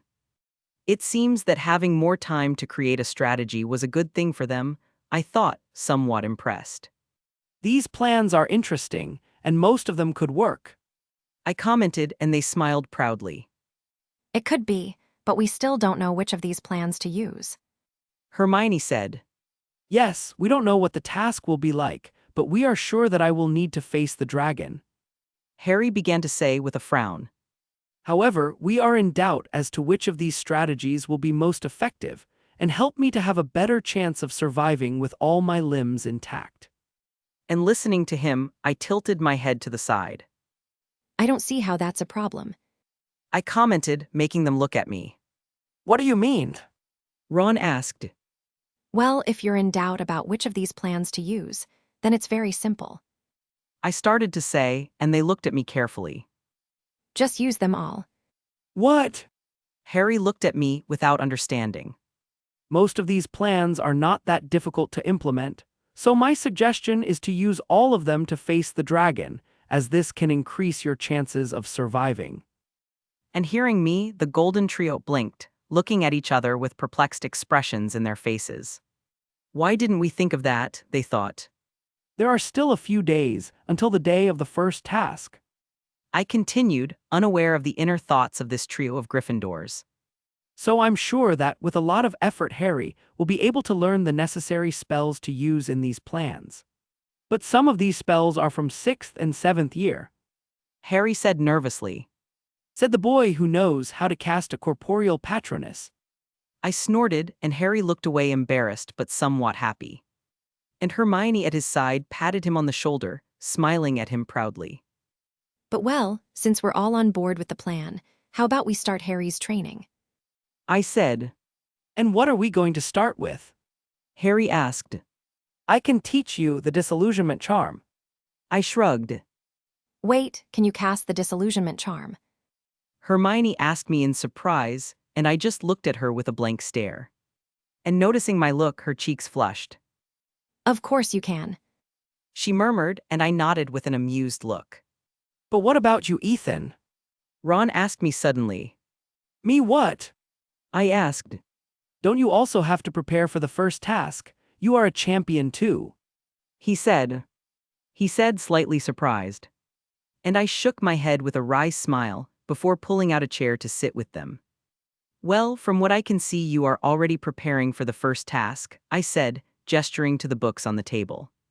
Yes, we were trying to think of a strategy to use for the task, Harry said. And Hermione, who was listening to us, turned to me. There. You'll have to wait until the day of the task to see what I have planned. I thought, smiling mischievously. Next day, breakfast. At this moment, I was going to have my breakfast, but on my way to the Great Hall, I heard someone calling me. Ethan! Turning around, I saw Hagrid walking towards me. Good morning, Hagrid. I said to him, smiling. Good morning. He said back with his usual kind and cheerful look. After that, we continued to walk in a comfortable silence, and after a while I spoke. So Hagrid, you didn't call me just to walk with me, did you? I asked, and he scratched the back of his head. Yes, actually, I wanted to talk to you about something. He said, and I looked at him curiously. Oh, what do you want to talk to me about? Actually, I wanted you to come to my cabin at midnight tonight. He said, looking around to make sure no one was listening. I'm sorry, Hagrid, but I don't think that's possible. I said with an apologetic look. I knew he wanted me to come to his cabin because he wanted to show me the dragons with Harry. But I already knew about dragons, and I didn't want to follow him in his moment of courting the headmistress of Beauxbatons. Ethan, this is very important. He said with a serious expression. This is about the dragons, isn't it? I said, surprising him. You know. He asked. You know I spend almost as much time as you in the Forbidden Forest, right? I snorted. I saw those dragons the day they got here. Oh, He said, slightly surprised. And I shook my head with a wry smile before pulling out a chair to sit with them. Well, from what I can see, you are already preparing for the first task, I said, gesturing to the books on the table. Yes, we were trying to think of a strategy to use for the task, Harry said. And Hermione, who was listening to us, turned to me. There? and? He asked, fidgeting with an expectant and excited look. They are beautiful. I said softly. And hearing this, a huge smile appeared on Hagrid's face. In fact, he's like a big fluffy bear who loves animals. Chapter 374. If you want to support me and read ahead. Patreon.com/C7NX. Yeah, here's the new chapter. Monday. Another day passed, and tomorrow was the day of the long-awaited first task, and I could feel the tension and anticipation in the air, with many excited to see what challenge the champions would have to overcome and curious to see how we would fare. And others, the more sensible ones, were worried about the results, fearing that some unfortunate accident might happen, and among the most worried were those close to the champions themselves. My friends trusted my abilities, but even they couldn't help but fear that something would happen to me. And I could understand their failings, since if they were competing in a deadly and dangerous tournament, I would be worried too, even if they were the literal reincarnation of Merlin. But changing the subject, yesterday Harry followed Hagrid to the Forbidden Forest and saw the dragons with his own eyes, and now he was even more focused on improving his magical and flying skills, spending almost the entire day training or flying in your firebolt. He also told me that he talked to Sirius through the two-way mirror that his godfather had given him for his birthday, And that in that conversation, Sirius informed him that he would watch the tournament with the Tonks. And this helped to reduce the tension and pressure that Harry was feeling, as now he would have the support of his family. Sirius also told Harry to tell me that they were trying to find a way for my family to come to Hogwarts too, which made me happy. I knew that because they were Muggles, my parents wouldn't be able to find or see the castle, but just like the portal at King's Cross Station, if accompanied by a wizard they could enter Hogwarts, and once inside they could see the castle and its entire grounds without needing the company of a wizard. And thinking about my family seeing Hogwarts in all its resplendence and magic brought a smile to my face, knowing that they would love the experience. Well, Seal will love it. My parents will probably be too worried about me to pay attention to the castle. I thought, shaking my head with a small ironic smile. I hope they don't have a heart attack when they see me facing a dragon. And speaking of dragons, I visited Mario, Sapphira, and Arya again. I visited them on the same day that Harry and Hagrid went to camp. And while they were seeing the dragons from afar, I was next to the great creatures, talking to them and asking questions about their races, discovering a lot of new information that wasn't written in even the most detailed books about dragons. It was interesting to learn that dragons had their own art form, and among them was a type of flight that was almost like a dance for them. They also used their flames to show off their artistic talent, with the most powerful and brightest flames being considered the most beautiful, and I discovered that Mario was considered an artist among the other dragons in the Dragon Reserve. And it was ironic to think that the flames they used to destroy and burn everything, and everyone was also a type of art and form of expression for these great flying lizards. Well, I'm not going to judge them. There are humans who do stranger things than that. I shrugged. Wooden Bridge afternoon, Finally, some rest time. I said, stretching before taking a deep breath, feeling relaxed. Ethan Knight. I heard someone say behind me, and already feeling who that person was, I resisted the urge to palm my forehead. I should have kept quiet. I sighed. Yes, Miss Delacour. I asked, turning to the French champion. And she seemed to realize that I was irritated, as she began to fidget with a nervous look. Can we talk for a second? She asked, and I stared at her for a while. Her allure might be a pain in the ass to deal with, but it's not like it does anything to me other than bother me. I thought before sighing again. Okay. I said, and Fleur opened a slight smile that couldn't hide her feelings of relief and happiness. I then approached the edge of the bridge and sat down, looking at Fleur and gesturing my head to my side. Fleur stared at me for a few seconds, until she understood what I meant, coming and sitting next to me. Now side by side I waited for her to speak, wondering what she wanted to talk to me about. Dragons. Was the first thing she said. Huh. I turned to her confused. Fleur was looking straight ahead at the landscape, and I could feel feelings of nervousness and fear coming from her, and her hands were clenched into fists. We'll have to face dragons in the first task tomorrow. She repeated, and I blinked in surprise. And I was surprised because I wasn't expecting her to tell me, a rival, about an information that would give her an advantage. I know it's surprising, but I'm not lying. She said, misinterpreting my reaction. I know you're not lying. I also know about the dragons. I said, and she blinked, looking at me and noticing my ironic smile. Oh, She lowered her head, and I could see her cheeks blush. I thought you didn't know, and your surprised reaction made me think that. She started trying to explain herself, and I laughed lightly. Who would have thought that the incredible and beautiful French champion would act like that? I said, which only made her even more embarrassed. Shaking my head in amusement, I continued speaking, much to her relief. I was actually surprised, because I wasn't expecting you to tell me about the dragons. I said, before turning to her with a curious look. Why did you want to tell me this? Because they are dragons. She replied, which only made me more confused. They are dangerous, and you would be in danger if you went to the first task without knowing about them. That may be true, but why tell me this? I'm your rival in the tournament. Because I don't want you to get hurt.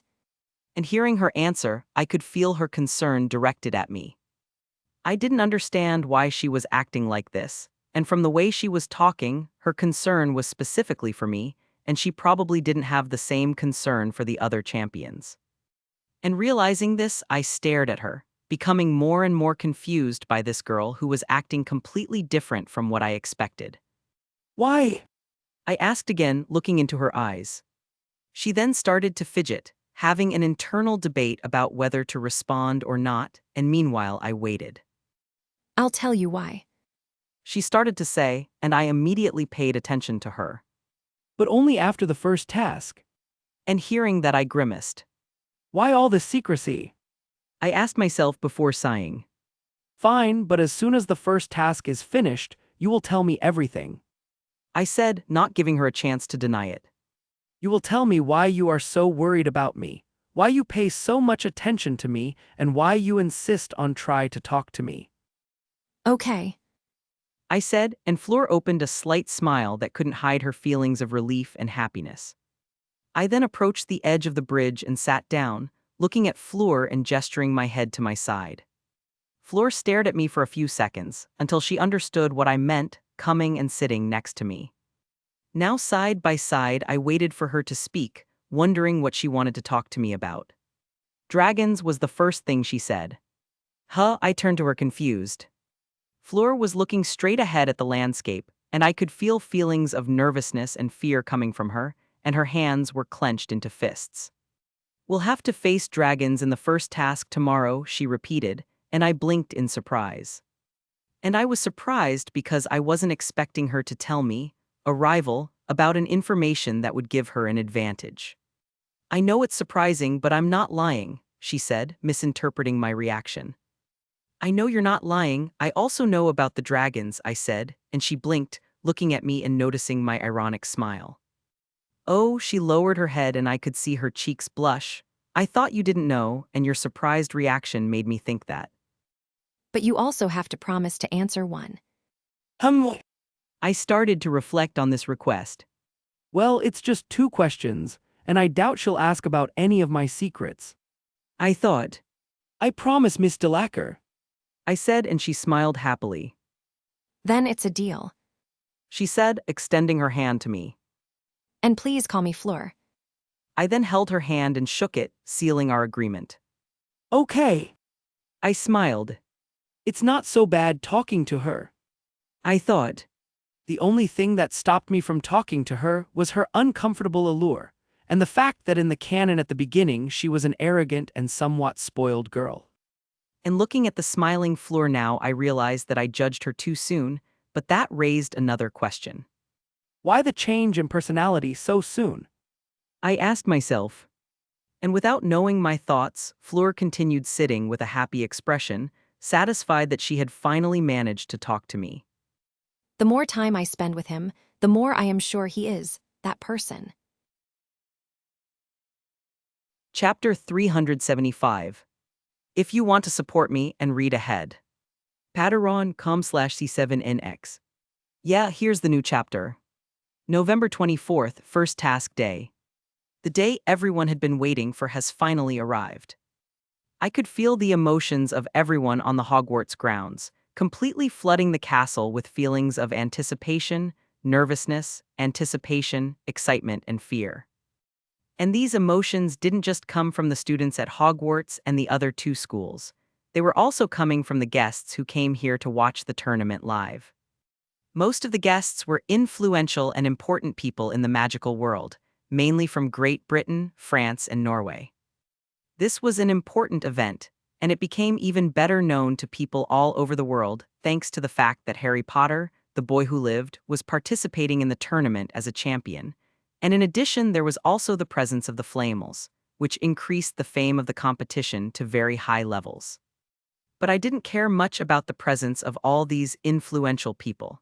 The only people I wanted to see in the stands cheering for me and watching me were my friends and family.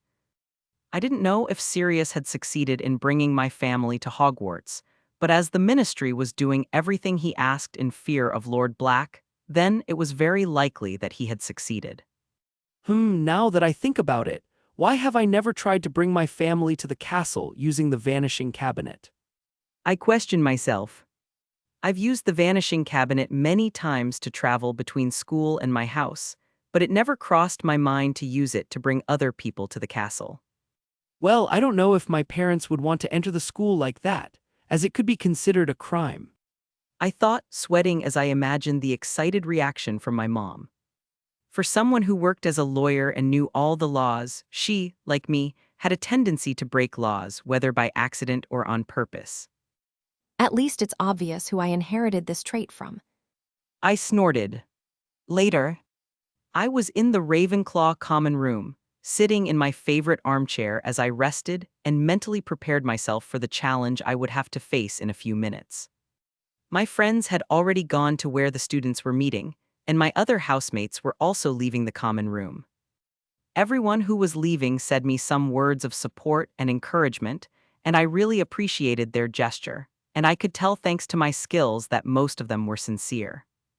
Contrary to what they imagined, I wasn't scared or nervous. In fact, what I was feeling was the complete opposite of that.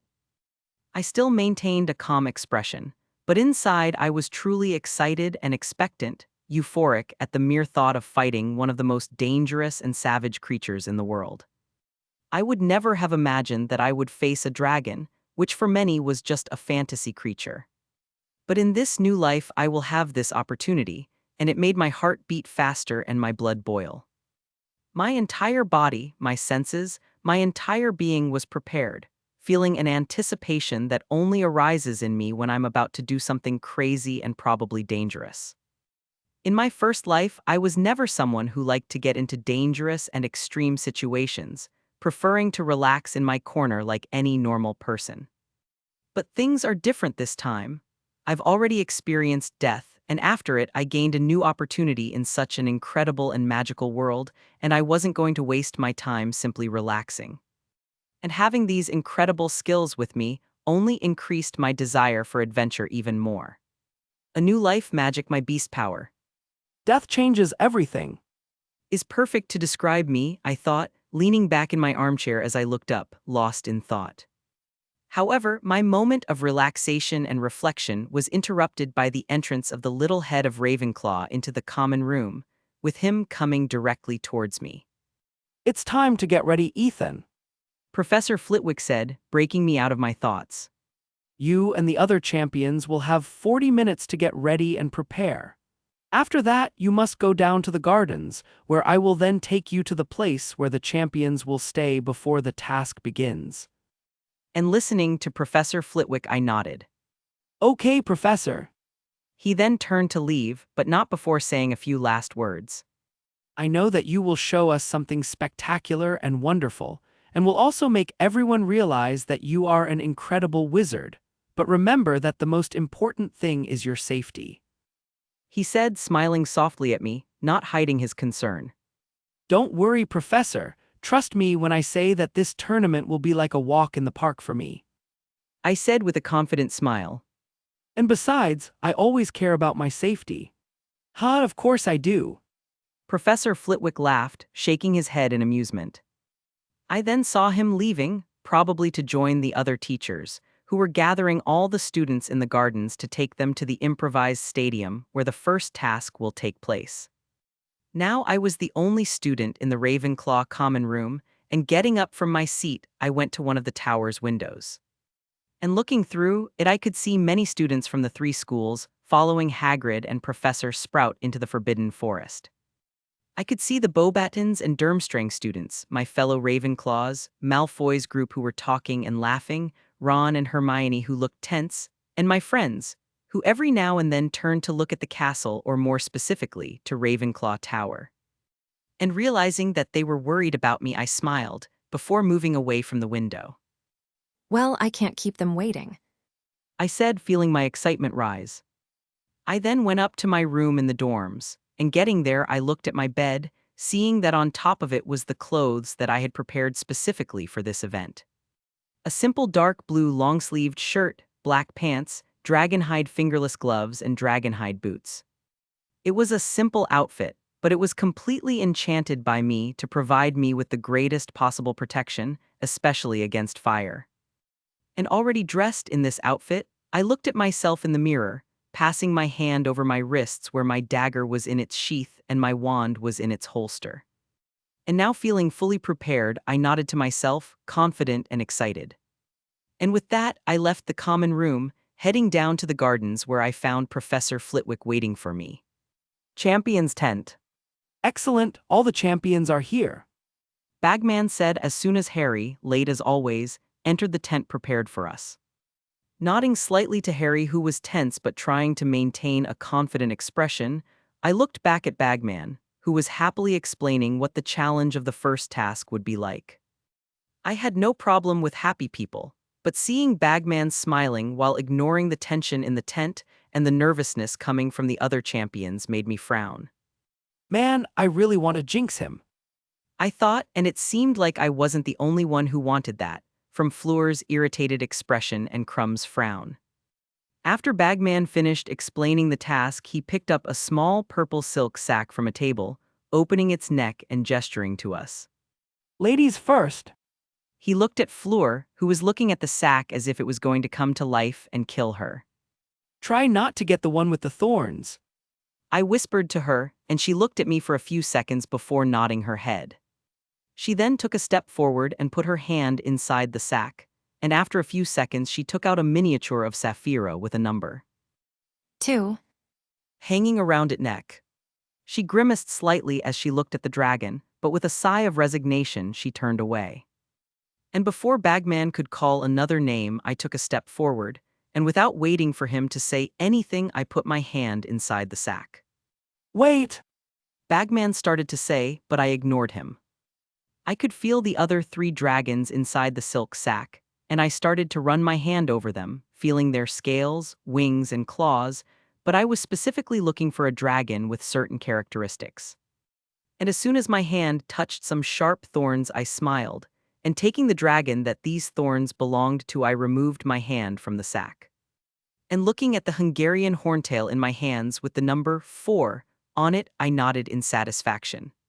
Just as I planned.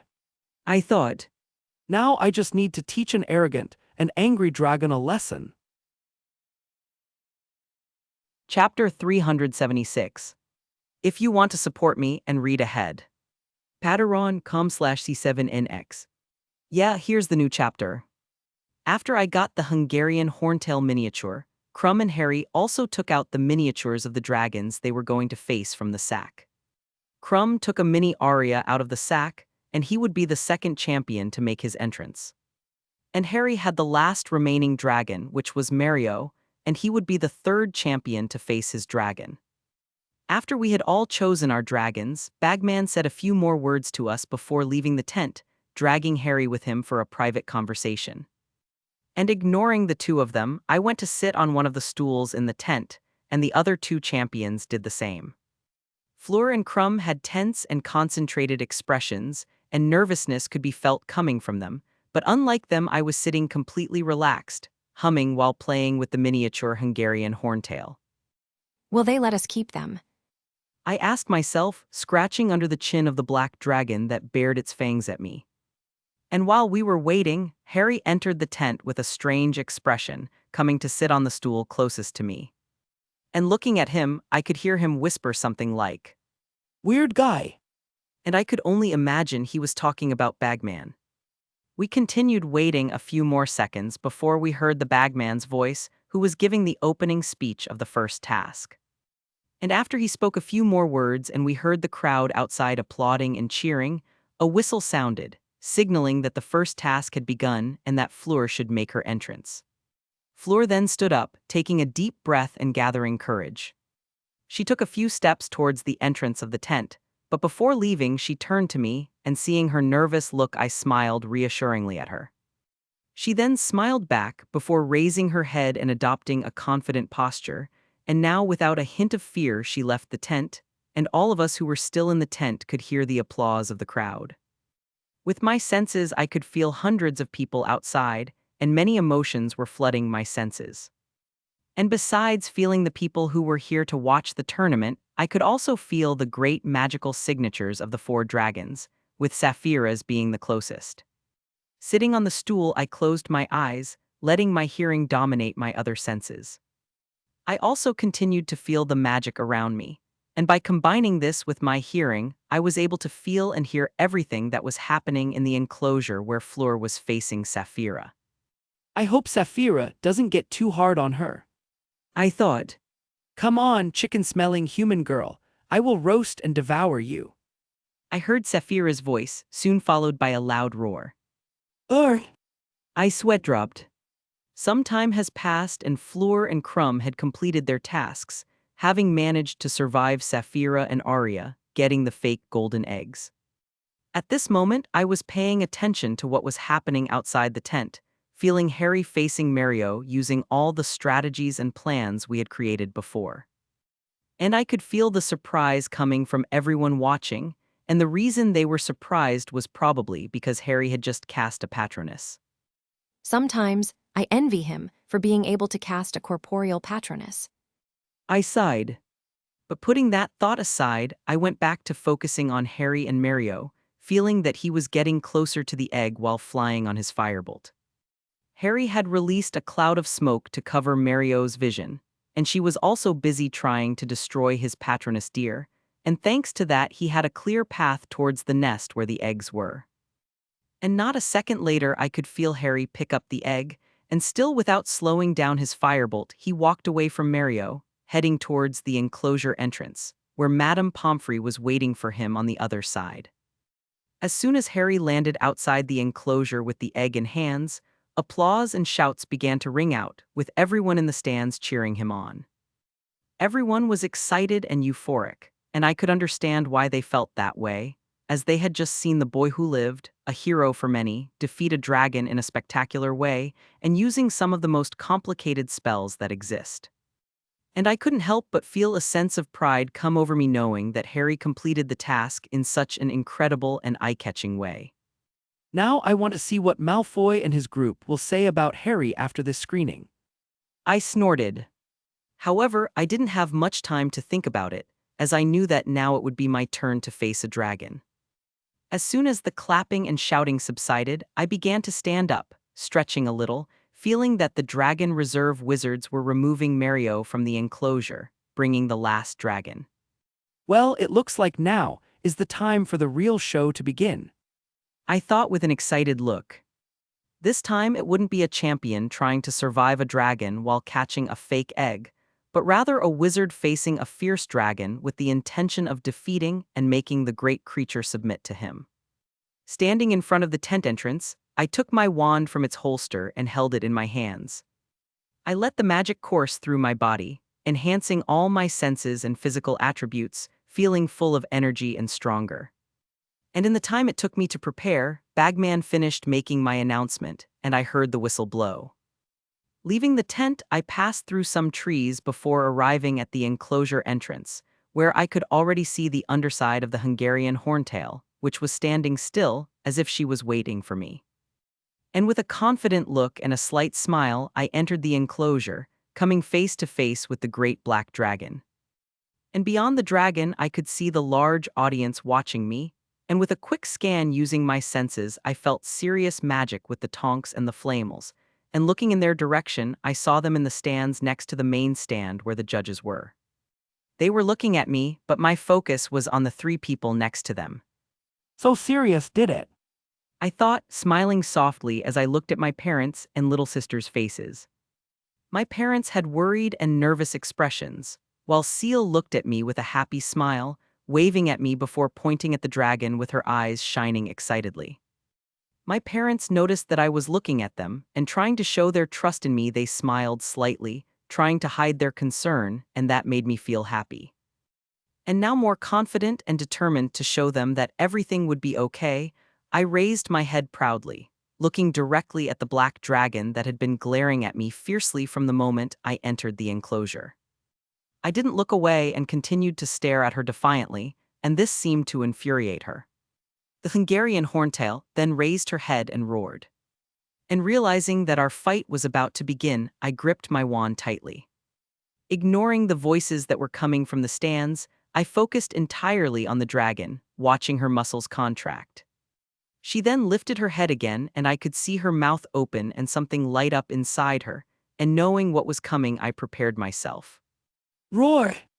And just as I expected, a torrent of powerful red flames came towards me, bringing with them an infernal heat. Pratigo! I said, raising an invisible shield around me. I could then see the flames cover my shield, and after a few seconds they stopped, and I could see the ground smoking around me as the horntail looked at me somewhat surprised. Surprised, you ugly lizard. I asked her in her own language, speaking in a low voice knowing she could hear. And hearing my offense, her eyes narrowed, with her growling angrily. If you've already finished your attack, I think it's my turn now. And saying this, I began to prepare a spell, pulling my wand arm back. Your fire may be strong, but my lightning is stronger. I smiled and then pointed the wand forward. And from the tip of my wand came a powerful purple lightning, causing a resounding, deafening sound.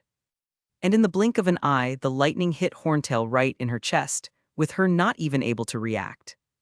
As soon as the lightning hit the dragon, a purple flash flashed for a moment, and as the flash subsided, everyone could see the Hungarian Horntail grunting in pain as her chest smoked. It seems everyone has forgotten that a dragon's skin is only resistant to magic, not immune. I thought, smiling mischievously. The Horntail looked at her chest, and feeling the pain my spell caused her, she blinked in surprise. And sensing her surprise, I said, It seems like you understand now, don't you? What will happen here will not just be a dragon attacking a human. And listening to me, she stared at me for a few seconds, but her pause didn't last long, as irritation and hatred began to grow within her. Roar, I will kill you. She shouted to the sky, scaring the people in the stands. And seeing this, I got excited, feeling the hairs on my body stand up as my senses alerted me. Then come. Chapter 377. If you want to support me and read ahead. Patreon.com/C7NX. Yeah, here's the new chapter. In the stands. I swear, this boy wants to give me a heart attack. My mom said, sighing in relief after seeing that I had protected myself from the dragon's fire. Yes, for a second I thought he had become a grilled wizard. Dora joked, shutting up as soon as she received a dry look from her mother. I knew he wouldn't be defeated by a simple flame. Sirius said, crossing his arms with a confident smile. That was obvious. There are many defensive spells that serve to protect yourself from fire. Nick said, looking with a calm and analytical look at the enclosure. And those in the group who heard him nodded, knowing this was true. Lupin asked with a strange look, seeing that even in front of an angry dragon I was smiling almost maniacally. Because he's crazy. Was Sirius' response. Lupin looked at him confused, before turning around and seeing that my parents and the rest of the group were nodding their heads, agreeing with Sirius' words. That's your answer. He asked himself sweatily. Back in the enclosure, I was still staring defiantly at the Hungarian Horntail, waiting for her to make her next move. She, knowing that her flames were not that effective against me, decided that she would try to attack me with physical blows. The large black dragon then turned, and I saw her tail rise, with she ready to begin her attack, and even though she hadn't attacked me, yet I could already tell that there was a tremendous force behind that blow. And learning my lesson from my confrontation with the basilisk, I knew that the best option now would not be to defend myself from this blow, but rather to dodge it. But of course, that would be the case if I hadn't learned a few new tricks. Why is he standing still? Ted asked in panic, seeing that the dragon began to raise its tail full of obviously deadly spines. He doesn't think a shield spell will protect him from this blow, right? Dora asked with a worried expression. And the rest of the group also showed an expression of concern, with my mom squeezing my dad's arm tightly as he looked at the Hungarian Horntail and me in fear. Come on, son, move. He thought. The Horntail, which was staring at me predatorily, dropped Ither's tail, with it coming towards me at tremendous speeds. And seeing this large, deadly limb coming towards me, I concentrated, feeling the magic circulate through my body before a lightness took over me. And before everyone's eyes, the dragon's tail hit me, making the crowd watching gasp in shock, already wondering if this would be the first casualty of the tournament. Only instead of blood and broken bones, what everyone saw was a dark mist appear when the cause hit me. And before everyone's astonished gaze, the mist began to gather and reshape itself into a humanoid shape, and a few seconds later they could see me completely intact and without any injuries. And the horntail who thought she had hit me also looked at me blankly, and I smiled cheekily at her. Well, it seems that neither your flames nor your blows can reach me. I said in the language of dragons. So, And this time the black dragon didn't even react to my provocation, looking between me and her tail with a confused expression. heh, all my time training with this mist form was worth it. I thought in satisfaction. It's official. When he comes home, he will be grounded. My mom said, sighing with relief. Papa, Papa. The dragon went boom and Big Brother went poof, and then he turned into strange smoke. Seal said excitedly, pulling our dad's arms. Yes, princess, I saw it. He said with a tight smile. Oh, it's the first time I've seen him use this magic. Nick thought, rubbing his chin with interest. And he wasn't the only one who was interested in this mist form of mine, but the people who were most focused on it had different thoughts than him. And those thoughts weren't all that positive, and the vast majority came from pureblood supremacist wizards, more specifically those in Riddle's inner circle, who felt that my magic felt strangely familiar. That mist form. The headmaster wondered, frowning. And it was no surprise that they remembered Voldemort when they saw my mist form, since I created it taking inspiration from his unsupported flight. But without knowing their thoughts, I kept looking at the black dragon, waiting for she to react. And after a few seconds of her looking at her tail, she seemed to snap out of her dazed state. He managed to survive again. She thought with a growl. This human boy has a lot of hidden tricks. She then looked at me, noticing my arrogant and mocking smile, and it made her blood boil with her feeling her draconic pride being attacked. He may know some spells, but a weak human will always be a weak human. The horntail thought, narrowing her eyes before roaring. And faster than before she attacked me again, this time coming towards me with her mouth open ready to devour me. I think you missed. I said, turning into mist and appearing on the other side of her. But she didn't even pay attention to my words, continuing her attack in a savage and angry manner. But no matter how much she tried to attack me, I always escaped her attacks or used some other spell to defend myself. Stay still, you cowardly insect. She screamed, trying to rip me apart with her claws. Yes, of course, that would be a great strategy. I scoffed, creating a barrier of ice, which she broke only to be surprised with a spray of mud in her eyes. ARGH. She grunted, stumbling backwards as she shook her face. And taking advantage of this moment, I stopped running away, getting into a dual position while pointing my wand at her. Well, I'm done defending myself. I said before smiling mischievously. Now it's my turn to attack. And I didn't even give the horntail a chance to recover after being temporarily blinded, as I started launching a barrage of spells at her. Offensive spells would normally do nothing but irritate a dragon, as its skin and scales were super resistant to magic and attacks in general. However, I have fought against a basilisk and a troll, which are also known for having tough skin, so I knew that no matter how tough a dragon's skin was, if it continued to receive many powerful attacks uninterruptedly, it would eventually receive some damage. However, I didn't want to hurt or kill the Hungarian horntail, and for that reason my spells weren't full power, and I was just using them as a distraction from the real plan. I may not be able to hit you, but you can't hurt me either, you fool. The horntail roared, charging at me while ignoring a cutting spell I cast at her. I think you forgot about the lightning I threw at you at the beginning. I joked, dodging her tail. And besides, my intention is not to hurt you. And saying that my eyes shone with a dangerous glow full of power, and everyone could feel that something was wrong, especially when the ground started to shake.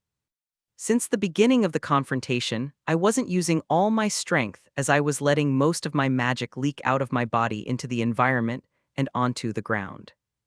And now that I felt everything was ready, I modeled my magic, and with a concentrated look I raised my wand arm. And then from the ground, before everyone's eyes, Large and thick iron chains with an electrifying blue glow appeared, swinging in the air like snakes ready to strike. What the? Terry started to say. And Stephen finished for him, with the two boys and the other people in the audience looking in stunned amazement at the show in front of them. Inside the enclosure, in a great display of skill and magical power, was me, staring predatorily at a surprised dragon as dozens of chains made of magic swung around me. Let's see how tough and strong a dragon is. Chapter 378. If you want to support me and read ahead. Patreon.com/C7NX. Yeah, here's the new chapter. The Hungarian horntail continued to stare in surprise at the chains that swayed around us, but she snapped out of her dazed state as soon as her dragon senses began to warn her of something dangerous. She then stopped looking at the chains and looked at me, feeling her breathing stop for a few seconds, because as soon as she laid eyes on me, she could feel the powerful magic that was leaking from me. And this made her tense, and realizing that she was in a dangerous situation, she felt like retreating, but her draconic pride didn't let her. But I didn't wait for her to make any movement, and with a single wave of my wand, I made all the chains move towards her quickly. The chains then began to circle her large body, restraining her limbs and trying to pin her to the ground, and to prevent this from happening, she began to struggle in panic, trying to free herself. However, the chains made using magic were stronger than the normal chains that bound her, which she managed to break at the beginning of our confrontation. Roar! I could feel Horntail's anger and panic as she roared and grunted with ferocity. And every time she made an attempt to break the chains, I added more magic to them, causing them to press the dragon to the ground with even more force. Let go of me, you worm. She exclaimed, trying to spread her wings but failing. Let me go so I can tear you apart with my claws. I don't think so. I scoffed. And if you can talk then, that means there's still some resistance left in you. In saying that, I started to gather magic, and when I felt it was enough, I cast a spell at the horntail, with a semi-translucent light coming from the tip of my wand. At first, she braced herself for another offensive spell, but when she felt nothing, she looked at me in confusion, only to see me smiling. That was a spell of my own making. I started to say, and then the black dragon began to feel a crushing pressure on her body. Gravity is an interesting and curious thing, and not even a powerful and deadly dragon like you can stand up to this concept. And now cracks began to appear on the ground around the horntail, formed due to the gravity around the dragon being increased by 2 times. The greater the mass, the greater the gravitational pressure that will reach the object or body. And as I spoke more, I increased the gravity around the dragon. And it may seem like a simple spell, but it was actually one of the most complex spells I've ever created, and I didn't use it much as it quickly consumed my magic and stamina. That's why this would now be a fight of resistance. Medical tent with the other champions. Inside the medical tent, the champions who had already completed the task were resting and recovering. Fleur had a scratch on her leg and an injury on her hand, and Crumb had a swelling on his face and a bruise on his arm, but these wounds were already healing thanks to Madame Pomfrey's care. And Harry, the last champion in the tent, was sitting on a bed, relieved that he had managed to survive the task, completing it spectacularly and without any injuries. The 3 were silent, but not because they wanted to rest or anything like that, but because they were trying to listen to Bagman's narration to know what was happening outside. The horntail is going crazy. Bagman's voice sounded. But our champion knight shows no fear. In fact, oh Merlin, where did those chains come from? And hearing Bagman's surprised and admiring voice, the 3 champions began to look at the entrance to the medical tent with curiosity. Fleur was pursing her lips, fidgeting as she looked at the entrance, feeling thanks to her Vila instincts that the magic in the surroundings was moving abnormally. What's going on out there? Harry asked with a strange look on his face, but no one answered him. Well, Crumb didn't answer him. Fleur was so focused on listening to what was happening in the enclosure that she didn't pay attention to his question. What is happening? I've never seen a spell like that before. The dragon isn't even able to resist. And the more Bagman said, the more Fleur, Crumb, and Harry became restless, and the tension in the tent continued to grow. Tisk, I want to know what's going on there. Fleur thought, frowning, before looking around and seeing that she wasn't the only one who was curious. She then heard the crowd applaud and cheer, and with a sigh she stood up. I don't care if it's not allowed. I have to see how Ethan is doing on the task. And with that last thought, she started heading towards the tent entrance. And seeing Fleur get up and head towards the entrance, Harry and Crumb looked at each other before they both got up to follow her. The three then left the tent, realizing that no one was paying attention to them, and after walking a little they arrived in front of the enclosure.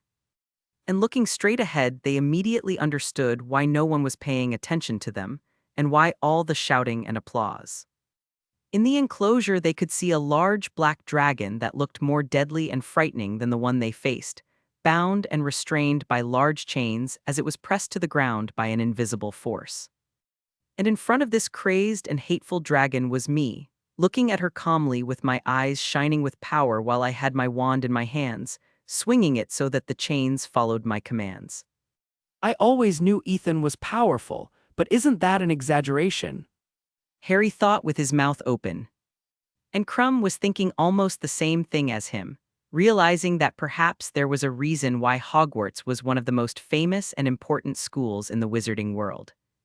And while the two boys looked at the show in front of them with shock and surprise, the champion girl was feeling other emotions. It's him. Fleur thought happily, placing a hand on her chest as memories came to her mind. Back in my battle against the Hungarian Horntail, we were both fully focused, with me trying to keep the spells I cast active while she tried to resist them. The black dragon thought, placing her arms and legs on the ground to steady himself, trying to get up. And upon seeing this, I narrowed my eyes, before commanding the chains to press her even more. Urgh.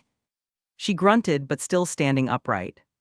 Seeing that she was still resisting, I frowned, before looking at her arms which were shaking slightly. I then loosened the chains a little and lessened the pressure of gravity on her, and realizing that she was lighter, she blinked in surprise. Is the spell failing? She wondered before smiling mischievously. He must be getting tired. And with that thought, she tried to get up again with new determination and a fierce look. But I already expected that, and looking at her, I let a small smile appear on my face. You fell for it, I thought, realizing she let her guard down. And to the dragon's great surprise, I raised my arm with the wand before lowering it, and gravity pressed she to the ground again with more force than before. And taking advantage of her stunned moment, I went to the next step of my plan, and kneeling down, I tapped the tip of my wand on the ground. Everyone could then see how cracks and lightnings began to emerge from the place where the tip of my wand was, and these lightnings headed towards the currents. And as soon as they made contact, these bolts of electricity shot up the chains that were tightly wrapped around the Hungarian Horntail's body, electrocuting the creature. Argh. She grunted in pain. now more gravity. I thought, and at this moment, even those in the stands outside the enclosure could feel the pressure of gravity being increased.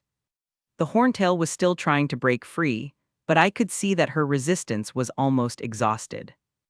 I continued to exert pressure on her for a few more seconds while casting some offensive spells at her, draining the last of her strength. And after electrocuting her once again, I could see her let out one last growl without her previous ferocity, before her body fell to the ground, making a loud noise. And I could tell, thanks to my senses, that she was almost unconscious, without any strength to fight, and seeing her weak breathing and her half-open eyes, I realized that in this battle of resistance I had won. Finally, Chapter 379. If you want to support me and read ahead. Patreon.com/C7NX. Yeah, here's the new chapter. I continued looking at the fallen Hungarian Horntail for a few seconds, realizing that all of her fierce and frightening aura was gone, being replaced by tiredness and feelings of disappointment. She was no longer able to fight, and knowing this, I turned, passing through the dragon still held by chains and heading towards the improvised nest that was behind her near the other end of the enclosure. Arriving in front of this nest, I saw several dark gray dragon eggs, and I could feel life coming from these eggs, which made me frown. Did they really leave the real eggs here? What if one of them broke? I asked myself irritably, remembering that in canon some Mario's eggs were crushed in her confrontation against Crumb. Well, at least no eggs were destroyed this time. I thought somewhat relieved. But shaking my head and putting these thoughts aside, I looked back at the eggs in front of me. But ignoring the dark gray eggs, I focused on the single egg that was different from the others. A big and detailed golden egg, which was the true objective of this task. All this stress and work just to get a fake egg. I thought, shaking my head with an ironic look. Then I approached the nest and took the golden egg with my hands, feeling the magic enchantments and runes on it. That's a job of enchantment well done. I thought with an admiring nod. And the moment I held the egg in my hands, everyone in the stands started applauding and cheering, since with the egg in my possession and the dragon defeated, I had basically completed the first task. But I didn't want it to end like this, and I had one more thing to do, so I started walking towards the horntail. The black dragon was recovering very slowly, but that was enough so she could look at me while letting out a slight growl. Stopping in front of the dragon's face, I crouched, looking at her at the bottom of her eyes. Why is he getting close to the dragon?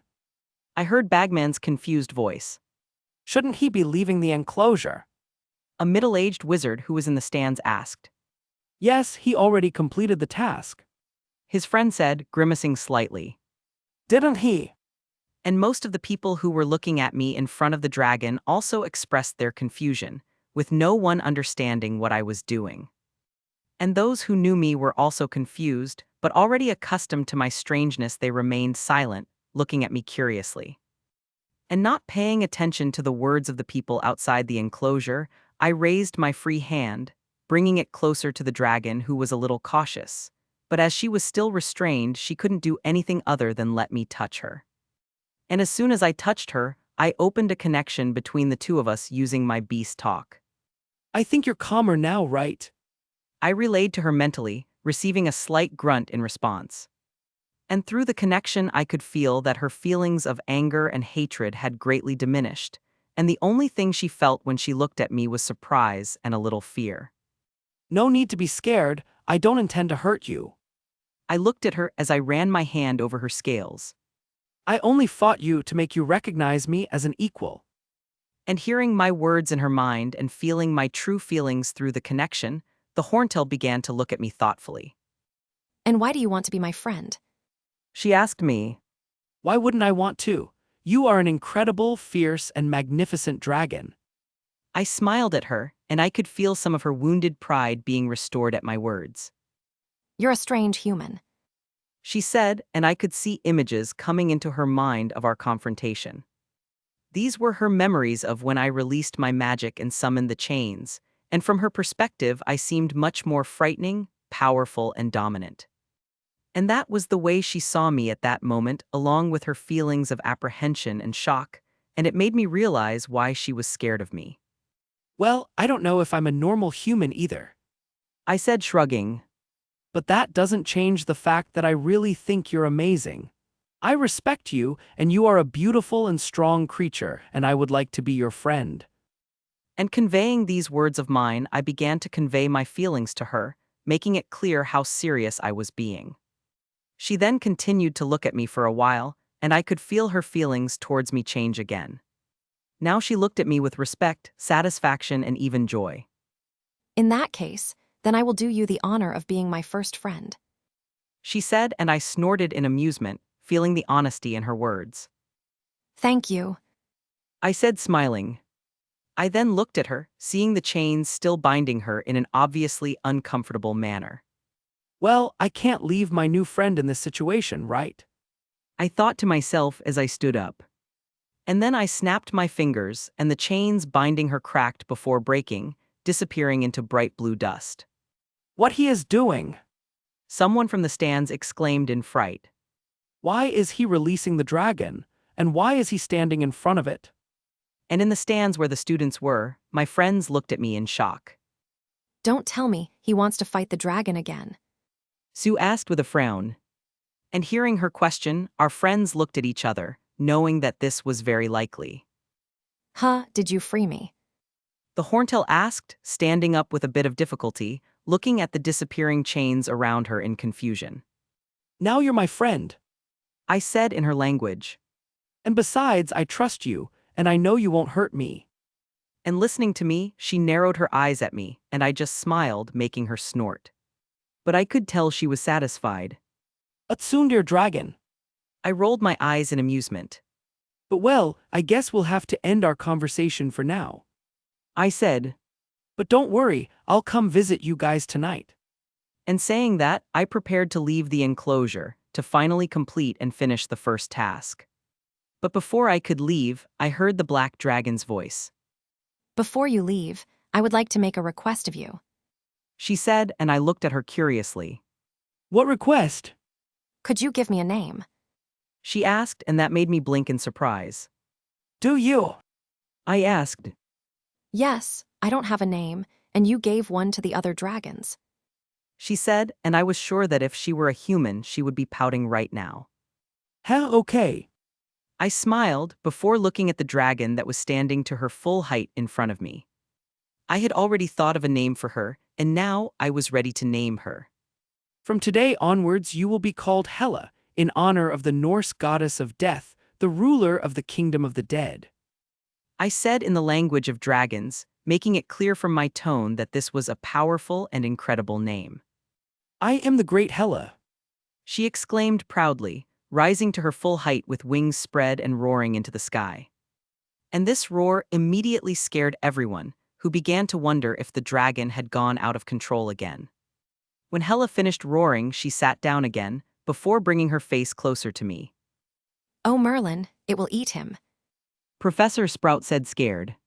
Someone do something. A housemate of mine shouted. However, what happened next silenced everyone in the stands. Hela, contrary to what they expected, didn't try to devour me or anything like that. In fact, to everyone's surprise and even my own, she bent down and looked me in the eyes before lowering her head, bowing to me.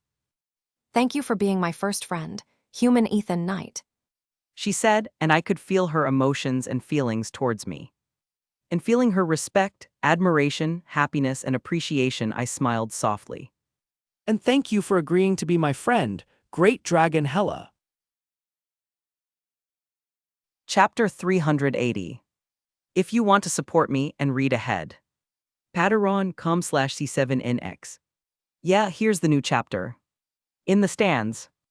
The minds of the crowd who were here to watch the Triwizard tournament were still trying to recover from the shock of seeing a scene that could only be described as inexplicable and surprising. A dragon, especially the Hungarian horntail, was not a docile and calm creature, quite the opposite. And in this moment, everyone was seeing not only this deadly and terrifying creature standing calmly in front of a human, but also bowing down to him. And to make the situation even stranger, everyone could see that the tail of the great black dragon was swaying from side to side, like a happy dog. Ethan just tamed a dragon.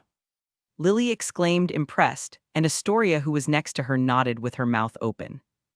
He is incredible. She murmured in wonder. Astoria then looked at her sister beside her, and upon seeing her expression, she had to suppress her laughter. Greengrass, who usually tried to maintain a blank and cold expression, was now wide-eyed and mouth open in shock, and that was a strange expression for the Ice Queen of Slytherin. Hey. And she couldn't even formulate a sentence, her mind having gone into short circuit. And besides her, there were other people who were feeling their minds exploding. Is this what our school will have to compete against? Was the thought of most of the Beauxbatons and Durmstrang students, who looked at me as if they were seeing a creature more dangerous than dragons. And on the other side of the stands, my whole family looked at me inside the enclosure in silence. And after a few seconds, Sirius broke the silence. Has anyone ever told you that your son is scary? He asked my parents. Yes. Was my parents' simple answer. Well, in that case, all those people are right. He said, swallowing hard as he looked at the fully tamed dragon. And beside him, Dora and Ted nodded. Everyone thinks the blacks are crazy, but I think they only think that because they don't know the knights. Andy thought with a snort. This boy. Yeah, look how amazing my cute grandson is. My parents weren't as surprised as the other people in the stadium, already knowing that when it came to me, the impossible was possible. In fact, the feeling they were feeling was relief and pride, seeing that their son had shown the whole world that he was a powerful wizard. And of course, Seal, who was still holding onto my dad's arms, was looking between me and Hella in awe. Papa, can we have the dragon? She turned to our dad, looking at him with her big, cute eyes shining. My dad replied, using all his willpower not to surrender before Seal's puppy eyes. On. She pouted before an idea came to her mind. Maybe I can get Big Brother to give me a dragon for Christmas. She thought, already imagining herself taking her Cute. and cheerful dragon for a walk in the park. And I, who had stopped caressing Hella, felt a chill run through my body as my instincts alerted me, making me look around cautiously. Why I feel like someone is hatching a plan that involves me, I asked myself. But shaking my head, I looked back at Hella, who raised her head and was looking at me now. Like I said, we will have to end our conversation for now, but tonight I will visit you again. I said to her, who nodded. And besides, try not to cause too much trouble when those guys try to put the chains on you again. I said, pointing with my thumb at the wizards who were at the entrance to the enclosure, looking apprehensively at Hella. And she looked at them with narrowed eyes before snorting. Okay. Very fair. I nodded. And after that, I said a few more words to Hella before turning around, heading towards the entrance of the enclosure with the golden egg under my arm. I hope you don't try to take your eggs away from her again. I said as I stood next to the Dragon Reserve wizards, looking at them with cold, dangerous eyes. And they quickly nodded, knowing better than to mess with the guy who basically made a dragon his pet. And nodding satisfied, I continued walking towards the medical tent, only to blink in surprise to see that Harry, Fleur, and Crumb were standing outside the enclosure. What are you doing here? Shouldn't the champions who finished the task wait in the medical tent? I asked. But instead of answering me, they continued staring at me. Hey! I waved my hand in front of Harry's face, snapping him out of his stupor. Hi! He blinked before shaking his head. Oh! I nodded before looking at Fleur. And why are you still staring at me? I asked. Hey. She started to say, but she was interrupted by the arrival of Madame Pomfrey. What are you all doing outside the medical tent? She asked with a look fiercer than the dragons we faced. And why are you still standing here? She turned to me, and I wisely remained silent. You just faced a dragon. You need to be checked for injuries and fractures immediately. And saying this, she grabbed my arm and began to drag me towards the medical tent, but not before looking at the other three champions with a look that said that if they were not in their beds in the medical tent in the next instant, there would be consequences for they.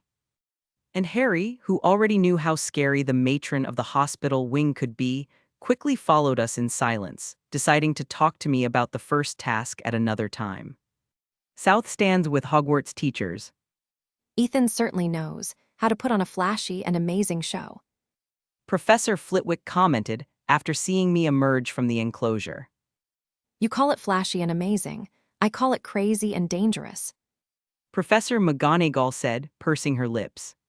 Meh, that's almost the same. He waved his hand dismissively. The two then continued to look at the enclosure, seeing the wizards at the Dragon Reserve trying to trap the Hungarian Horntail again, who stared and growled angrily at them, but other than that she did nothing else. But you know, Professor Flitwick started speaking again, catching the feline teacher's attention. I'm proud to be the head of house for such a competent and talented student as Ethan. He said with a small smile. He then turned to Professor McGonagall and let a look of superiority appear on his face. Ravenclaw is blessed to have a student like him in our house. And Professor Flitwick was clearly mocking Professor McGonagall, who narrowed her eyes at him. And feeling challenged, Professor McGonagall glared at him, before letting a slight arrogant smile appear on her lips. Well, Ravenclaw may have gotten the better of him being sorted into their house, but I'm satisfied since I still his favorite teacher. That may be true, Professor Flitwick nodded, aware of this fact. but he is still a Ravenclaw. He said, much to the annoyance of Professor McGonagall, who felt a vein pop in her forehead. He always has to throw it in my face. She complained before narrowing her eyes. And this is all that damn Sorting Hat's fault. Chapter 381. If you want to support me and read ahead. Patreon.com/C7NX. Yeah, here's the new chapter. Medical tent. After Madame Pomfrey took me to the medical tent, she placed me on one of the beds there, and after I sat down, she began to cast some spells on me, completely concentrated. From what I can see, you didn't suffer any injuries.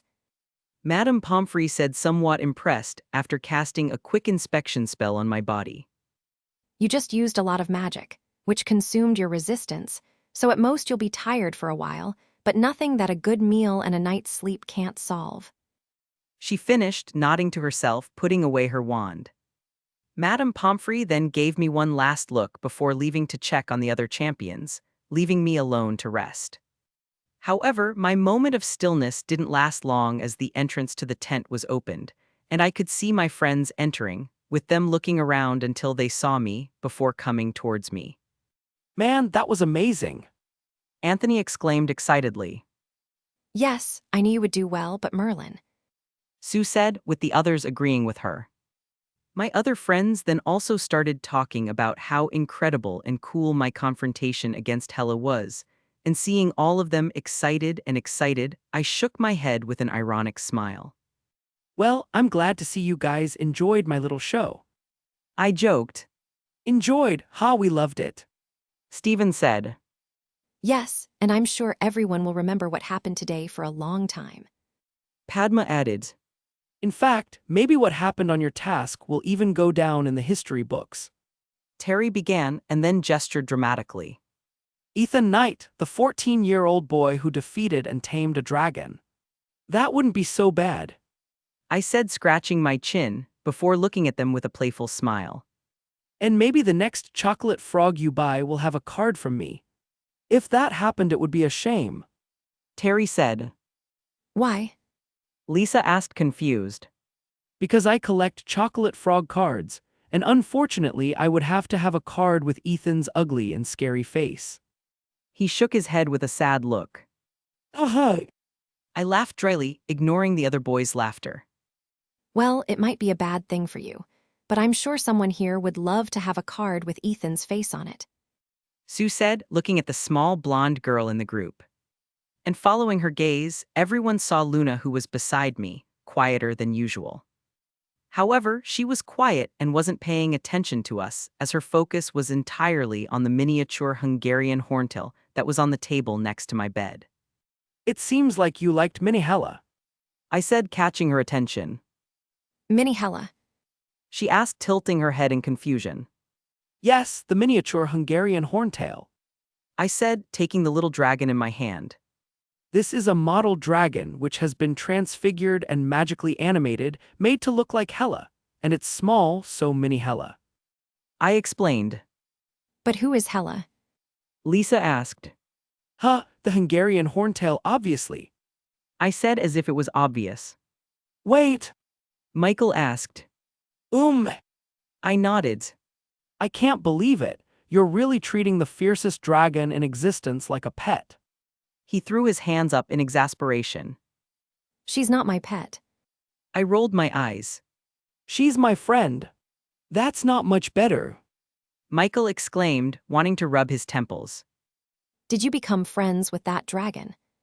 Luna asked excitedly. Yes. I replied. Incredible. And I could see her eyes shining, which made me smile slightly. Luna has always loved creatures, both magical and normal, so it's not a surprise that she's so excited about dragons, I thought, before an idea came to my mind. Wait, why don't I take her to see the dragons tonight when I go visit them? And looking at the little Ravenclaw, I saw her playing with Mini Hela with a happy smile on her face. And nodding to myself, I decided that I would show and introduce Luna to my dragon friends. And just when I was about to open my mouth to talk to Luna, Bagman's voice sounded all over the place, and I heard him call me, saying that the judges were ready to give my scores. Well, I'll talk to her about going to see the dragons later. I sighed, getting up from the bed. And looking at the other champions, I saw that Harry and Fleur were standing as well, and I looked at them with a raised eyebrow before shrugging. And then I left to go to the enclosure with my friends, Harry and Fleur following me, leaving only Crumb and Madame Pomfrey in the medical tent. Back to the enclosure. As soon as we left the tent, my friends returned to their seats in the stands, while Harry and Fleur stayed outside the enclosure. When I walked in, almost everyone in the stands started applauding and cheering for me, with some people trying to get my attention. And seeing that most of the people who were applauding me were my friends and colleagues, I smiled, waving slightly at them. I then looked at my family and saw them applauding along with the others, and that made a more affectionate smile appear on my face. After I stopped in the center of the enclosure, Bagman started talking, causing all the attention to be focused on him, who was next to the judges. Bagman was talking about my task, talking about it technically, and giving his opinion on how I did in this first challenge. And not so surprisingly, he was quite excited, and I could tell that I really impressed him, which considering his personality wasn't that difficult. Well, and for starters, I'll be the first to give Mr. Knight's score, He said and then raised his wand. And from the tip of his wand came a silver ribbon that formed the number 10 in the air, which led to lots of applause and excited exclamations, coming mainly from Hogwarts students. And now let's see what our other judges think about the Hogwarts champion's task. The bagman said, and then he gestured to Mr. Crouch. And the old ministry employee said nothing and just raised his wand, showing that his score to me was also 10. Wow, a 10 without excitement. The bagman said, with the Hogwarts students cheering happily. The next person to give my score was Headmaster Dumbledore, who, like Bagman and Mr. Crouch, also gave me a 10, looking at me with a small, proud smile, but I could see the analytical gleam in his eyes. Soon after, it was Madame Maxime's turn, who gave me the fourth 10 of the day, and I could see that the way she looked at me was more respectful than before. She obviously wasn't happy that a champion from another school was getting so many high scores, but even she couldn't deny that I completed my task spectacularly, like a true champion. And now that 4 of the 5 judges had already given my scores, all eyes turned to the headmaster of Durmstrang expectantly. In total, I had already gotten 40 points, and I knew that if I got 4 more points, I would be in first place in the tournament, since currently the champion with the highest score was Harry, with 43 points. And actually, I didn't care much about these points, since they would only be important in the third task because of the order of entry into the maze, and I didn't see any point in entering it first or last, since thanks to my senses I could find the exit in a few seconds. But even so, I still looked at Karkaroff, curious about the score he would give me, knowing that he would probably give me a low score because he was biased against the other schools and champions, and because he didn't like me. Karkaroff, who became the target of everyone's attention, stared at me while trying to mask the contempt and anger he felt towards me. He then started to raise his wand, but before he could give my score, he stopped. He felt a chill run down his spine, and looking to the side he noticed that Penny was staring at him with cold, emotionless eyes which terrified him. And he realized that his next action could decide whether he would be tortured by the immortal witch or not, and knowing this, he with a frown gave me my score. 7. And Bagman exclaimed in surprise and a little indignation. And he wasn't the only one, as everyone looked at Karkaroff and started booing him. And in the background, I could hear someone calling him in. Old woman who looks like a shady emo goat. And that voice sounded strangely similar to my mom's. He could have finished the task quickly, but he decided to go back to free the dragon instead of leaving the enclosure, which was very risky. Karkaroff explained, and I couldn't deny that it was a fair point. But that didn't appease the indignant crowd, and seeing everyone boo and curse Bitcheroff made me smile, which only angered the traitorous Death Eater even more. That's a great way to end the first task.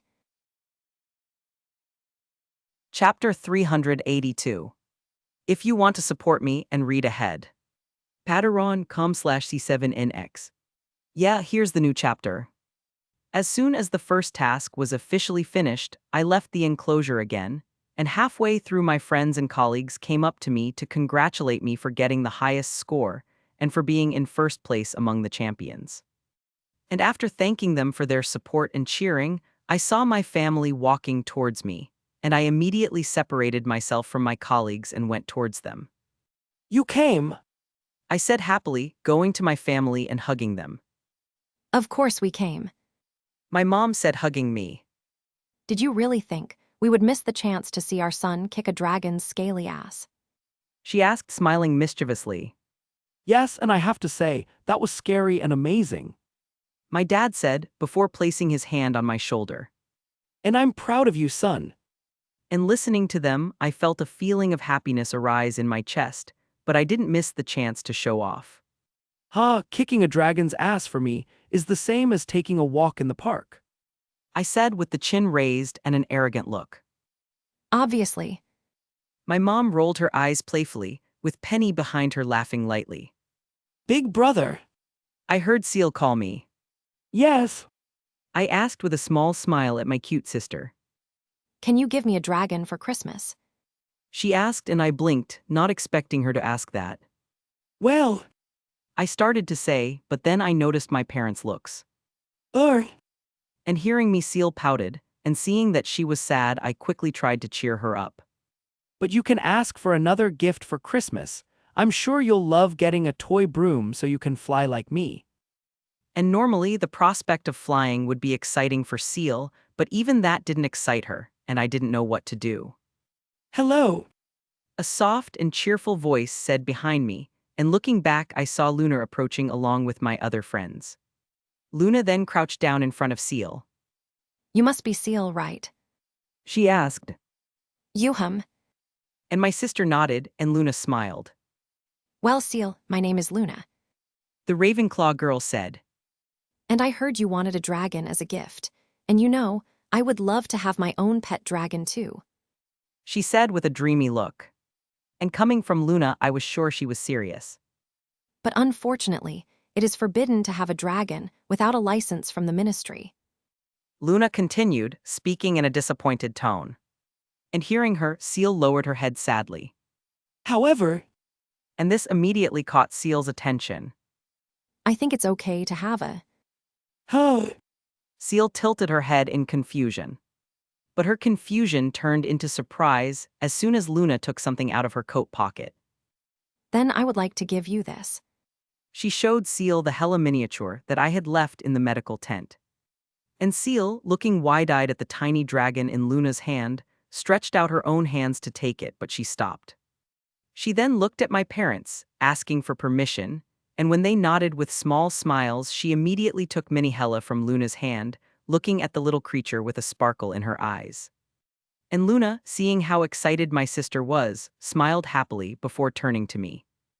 Sorry, I didn't know if you were going to use it for something, but when I saw her sad, I couldn't help but do something.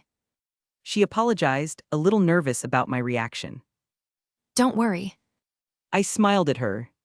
It was a great idea to give Mini Hella to her, and besides, I was planning on giving it to you. And hearing this, Luna blinked in surprise for a moment, before turning to Seal and the miniature Hungarian horntail. She saw how happy Seal was with the magically enchanted dragon model, and noticing the sparkle in her eyes, my dreamy friend smiled slightly. I think it's in better hands. She said, looking at me. We stared at each other with soft smiles on our faces for a few seconds, until we heard someone cough in front of us. And with a start, we turned around and saw my parents, Penny and Nick, staring at us, and I immediately used my occlumency to stop myself from blushing. Aren't you going to introduce us to your friend Ethan? My mom asked. Of course. I said, clearing my throat to rid myself of the embarrassment. This is Luna Lovegood, a good friend of mine. I said, gesturing to the dreamy girl, who was fidgeting nervously under my parents' gaze. Friend. My mom asked with a raised eyebrow, remembering our short interaction just now. I'm sure that wasn't an atmosphere that would arise between friends. She thought, not knowing that the other 3 adults accompanying her had similar thoughts. She then looked behind me at the boys, and I wasn't seeing, but they started nodding their heads with knowing smiles, with the girls doing the same. Oh, I see. She said, also nodding her head, which confused me. And when I turned to the boys behind me, they looked away, with Terry and Stephen whistling innocently while Anthony pretended to brush some dirt off his shirt. I narrowed my eyes, looking at them suspiciously. And while I looked at the 3 suspicious boys, Luna greeted my parents. Hello, Mr. and Mrs. Knight. She said calmly, but I could sense she was a little nervous. And my mom noticed this because she smiled friendly, trying to reassure the blonde girl. Hello, dear, and there's no need to be so formal. You can call me Sarah. Same here. My dad said, and Luna looked at him confused. Do you want me to call you Sarah too? She asked. And my dad stumbled upon hearing this, with my mom and I suppressing our laughter. My dad looked at Luna with a strange expression on his face, and when he saw that she didn't seem to be joking, he began to explain. No, I meant that you don't need to act formally with me, and you can also call me by my name, which is Joshua. Oh, Luna nodded. In that case, hello, Sarah Knight and Joshua Knight. She smiled at them. And hearing her way of addressing them, my parents looked at her confused before turning to me, who I shrugged, knowing that this was one of Luna's adorable oddities. After that, my parents also greeted my other friends, this being the first time they met and spoke to the other girls in the group, and while they were talking, I finally noticed the absence of Sirius and the Tonks. However, after looking around, I saw them with Harry a little far away from us, talking animatedly while Sirius laughed and said something to Harry, who lowered his head in embarrassment but with a happy smile. He's probably praising Harry for his performance in the task. I guessed, feeling the feelings of pride coming from Sirius. But realizing that they were involved in their family moment, I returned to paying attention to the conversation between my parents and my friends. So this is your first time at Hogwarts. Sue asked my parents, and Michael beside her rolled his eyes. I don't know if you've forgot, but they're muggles. He said. Oh, I forgot. She said, but then she blinked. But wait, if they're muggles, how did they get in here? Because muggles can't see the castle, but there's nothing stopping them from going in. Nick explained, and Sue nodded in understanding. But well, since it's your first time here at Hogwarts, why don't we take you on a tour of the place? Lisa asked, with the rest of the group agreeing with the idea. I don't know. My dad asked apprehensively. Don't worry, I've already spoken to Albus before, and he has already agreed to allow you to spend the afternoon at Hogwarts. Penny waved her hand nonchalantly. And listening to her, I looked at Headmaster Dumbledore, who was also looking at me, and I didn't know if he heard our conversation, but he nodded at me with a twinkle in his eye. Well, in that case, I accept this tour of Hogwarts. My mom said, looking at my dad, who nodded. Excellent. Anthony said. Then let's start with the best place in the castle. And hearing this, we all looked at him curiously, wondering what that place was. We're going to the kitchens. Chapter 383. If you want to support me and read ahead. Patreon.com/C7NX. Yeah, here's the new chapter. Hogwarts. After leaving the kitchens where my family, friends, and I took a short snack break, with me introducing all the house elves to my parents and Seal, we continued our tour of the castle. We had gone through the dungeons, the basement, the ground floor, and the entire first and second floor. But of course, we only showed my family the main and most important places in the castle, knowing that there wasn't enough time to show them all the rooms and places of Hogwarts completely. And currently we were on the 3rd floor heading towards the trophy room, passing through another set of treacherous, and in my opinion, dangerous stairs. What wizard or witch had the brilliant idea of making stairs that move by themselves? My mom asked with a frown. And why the hell do some steps disappear or are fake? For the first question, the brilliant witch who had this idea was Rowena Ravenclaw.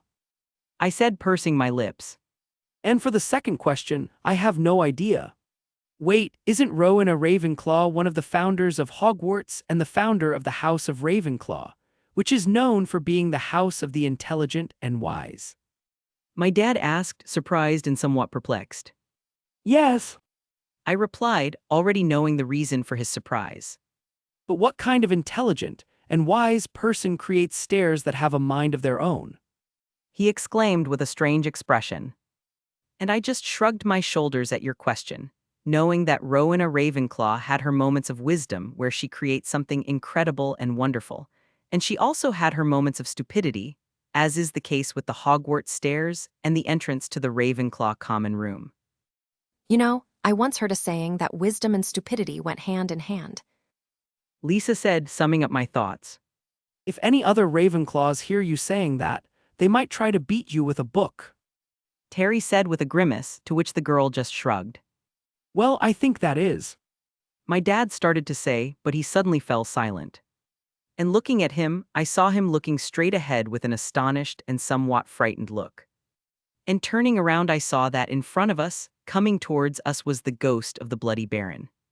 Is that a ghost? He asked, a squeak in his voice. Huh, why the surprise? My mom asked. We always knew there were ghosts in the wizarding world. Knowing and seeing are two different things. He said, and then I saw that his hands were shaking slightly. Wait, I said, narrowing my eyes. are you afraid of ghosts? No. He responded too quickly, and my mom beside him snorted.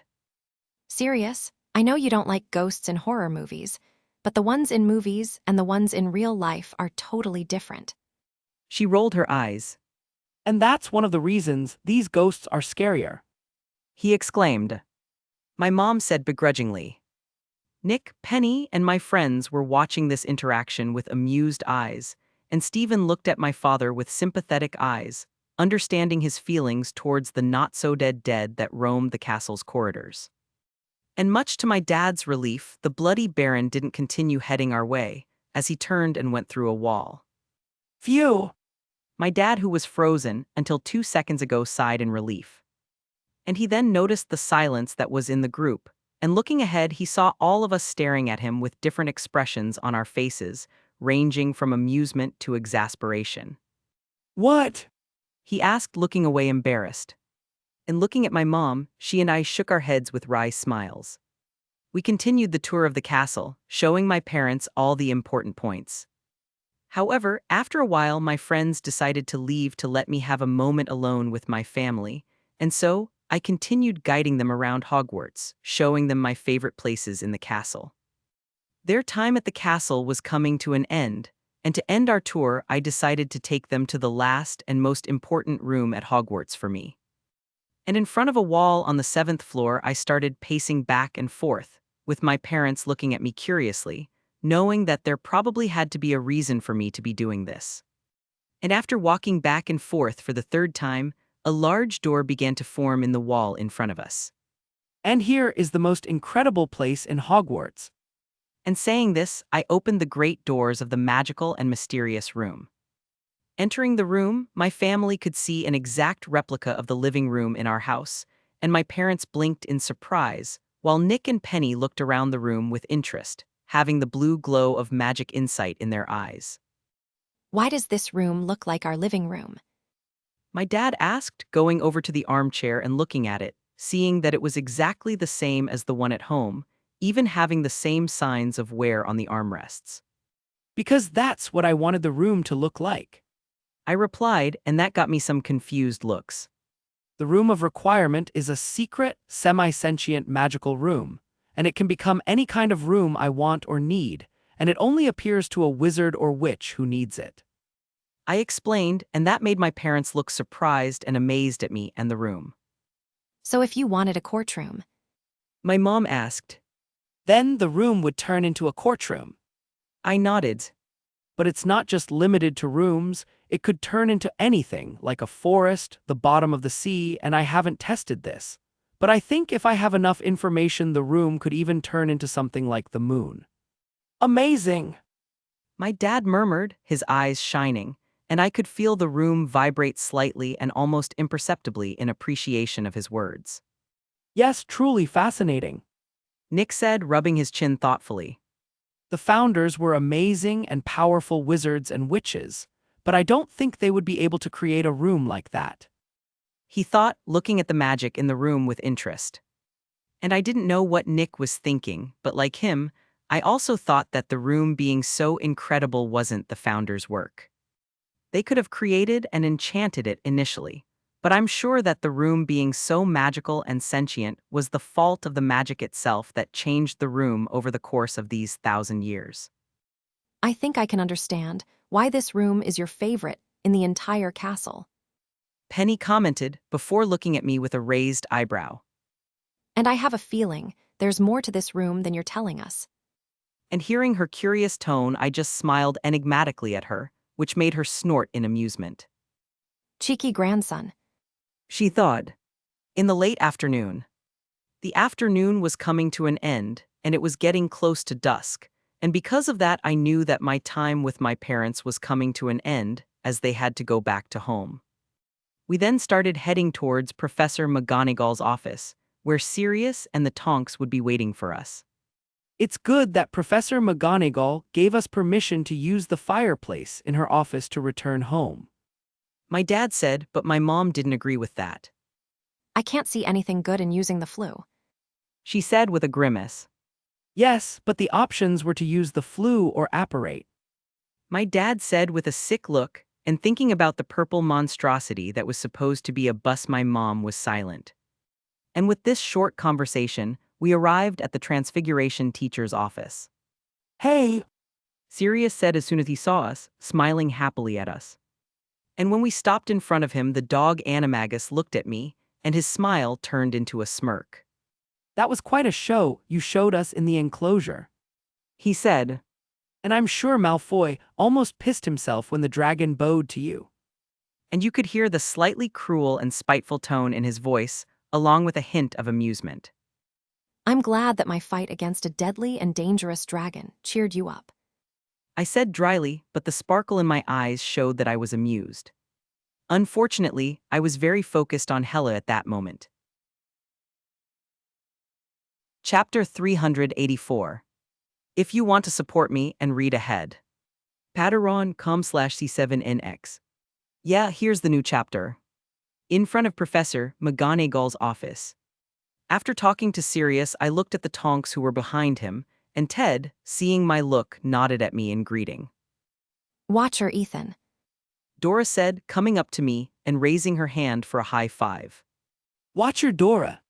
I greeted, smiling at the happy, clumsy girl.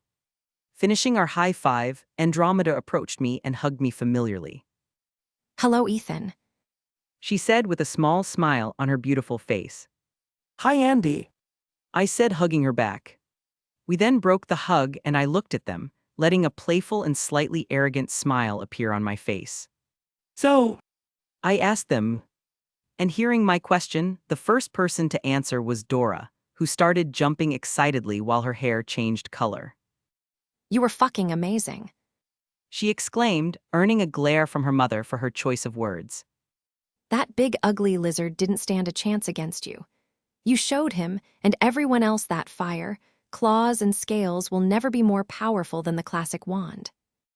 And seeing Dora start to wave an imaginary wand with an arrogant and smug expression, I snorted in amusement, and Andy shook her head in exasperation. Well, I wouldn't use the same words as Sirius or Nymphadora. Andy said, ignoring Dora's indignant exclamation at the mention of her forbidden name. But yeah, you were incredible at that task. She then looked at me with an affectionate look. You and Harry have made us very proud. And hearing this, I couldn't help but be happy, even though I had already heard my parents, Nick and Penny, saying the same thing. Thank you, I said with a slight smile. The group then fell into a comfortable silence until Ted decided to speak. Well, I know everyone here would like to talk longer, but it's getting late. He said, and when we looked up at one of the corridor windows, we saw that the sky was getting dark and the moon was starting to come out. Sigh. Sirius said, a little sad as he would like to spend more time with his godson. And just when he said that, the door to Professor McGonagall's office opened, with the feline witch staring at us with a strange look. Are you going to stand outside my office talking, or are you going to come in? She asked, and I realized that she had probably been waiting for us this whole time and had listened to our conversation. Professor McGonagall, my favorite ex-teacher. Sirius said, opening his arms and walking towards Professor McGonagall with a happy look in his eyes. However, what he received in return was the typical stern and rigid look of the Transfiguration teacher. Many.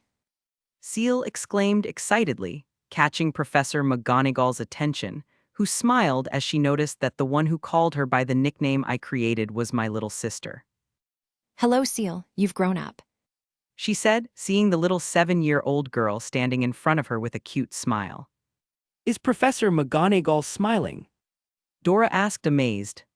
And Seal just called her Minnie and didn't get detention for it. Sirius asked, as shocked as Auror Metamorphmagus.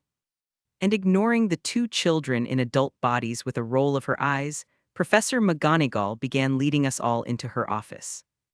And already inside her office, I noticed that her fireplace was already lit and that there was a bowl of flue powder on a shelf above the fireplace. Well then, I guess this is where we say goodbye. I said, turning to my family, the Tonks and Sirius, with Professor McGonagall, Nick and Penny standing to the side. I think so.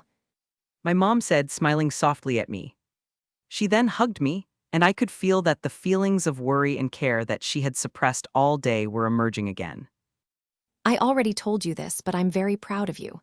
You are strong and talented, and I know there are few things that can harm you. She whispered to me. I know that, and that's why you're such a wonderful mother.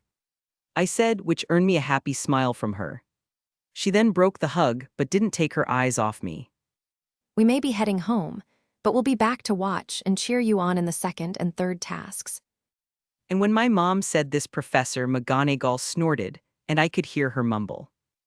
You have no idea. And I was going to say that I didn't get in trouble, but with a quick thought, I decided to keep quiet, reminding myself that the reason my parents were here was because I decided to participate in a deadly tournament, which probably entered the Getting into trouble category. And I also didn't say anything because I knew what the reaction of the people in the office would be, and I could already imagine the dry looks or the mocking snorts from Sirius and Dora. But without knowing my thoughts, my mom continued. Do your homework, brush your teeth before bed, and don't forget to write to us. And I want at least 3 letters a week. My mother said in a tone that she would have no negotiation. Yes, Mom. I nodded with an exasperated but affectionate sigh, and she smiled satisfied. My mom then took a step back and my dad came and hugged me, and breaking the hug, still with a hand on my shoulder, and I waited for him to also say a few words to me like my mom. I make your mother's words mine. He asked me. What? My dad asked when he saw my blank look, and my mom behind him palmed her forehead. Yeah, that totally ruined the mood. Andy snorted, ignoring her cousin's laugh.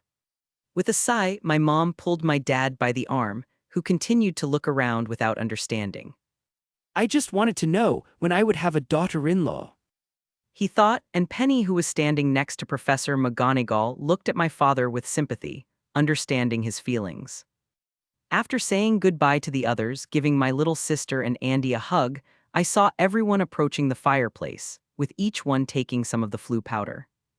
I then saw Sirius throw the powder into the flames, which turned green before entering the fireplace, saying, 12 Grimmauld Place. Sirius disappeared in an explosion of emerald flames that covered his body, and after the fireplace was free again, the Tonks also used it, returning to their house. After Tonks disappeared in the green calls, there was only my family left in the office. My parents looked at me with a look full of emotions of affection, and seeing this, I smiled softly at them. My dad then threw the flue powder into the flames, and they all entered the fireplace together, with my dad holding Seal in his arms while my mom held his free arm. And then with a last look, my dad said out loud, Knights.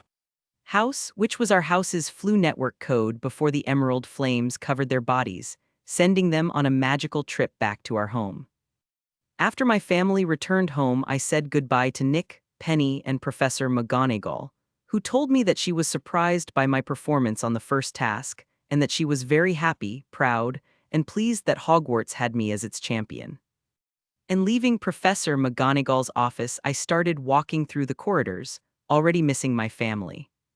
But trying to put these feelings aside, I headed towards the Ravenclaw common room, where my friends were probably waiting for me.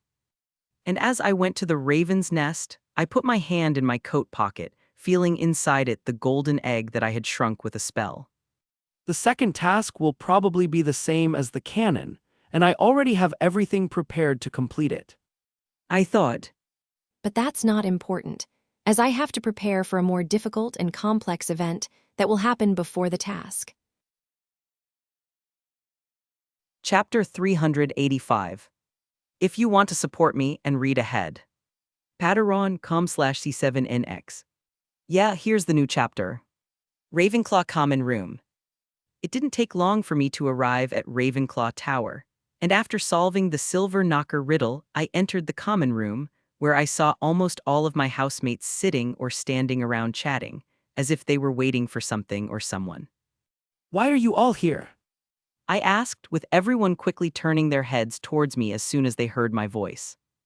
But instead of answering me, everyone started applauding and exclaiming excitedly, with many of my colleagues coming up to me to shake my hand or pat me on the back. My friend, what you showed us today was something I'm sure I'll never forget. Roger said, throwing an arm over my shoulder. I said, but then I shook my head. Wait, you guys haven't answered me yet. Why is everyone down here in the common room? We're all here because we obviously have to celebrate. Roger said, gesturing around. And looking around, I noticed for the first time that there were some decorations scattered around the common room, and in the corner there were 2 tables next to each other with lots of drinks and food. And celebrate what exactly? I asked, even though I already knew the answer. Celebrate the fact that the Hogwarts champion, our Silver Star Ravenclaw, not only defeated but also tamed a dragon, and managed to take first place among the champions in the Triwizard Tournament. He said, happily shouting the last part. And my other colleagues shouted at him together, as happy as he was. And right after that, music started playing from somewhere, signaling that the party had started. All the ravens present in the common room then began to dance, talk, and play, while eating and drinking the food that the house elves made. And seeing everyone enjoying the party, I shook my head with an ironic smile, before going to join my friends who were in the corner of the common room near the library. Hey, I said to them. Did you know they were planning to have this party? I asked. No, when we got here, they were already preparing everything. Lisa replied, and I nodded. Changing the subject, Anthony started to say, drawing attention to him. How was the rest of the tour with your parents? It was really good. I replied, smiling softly.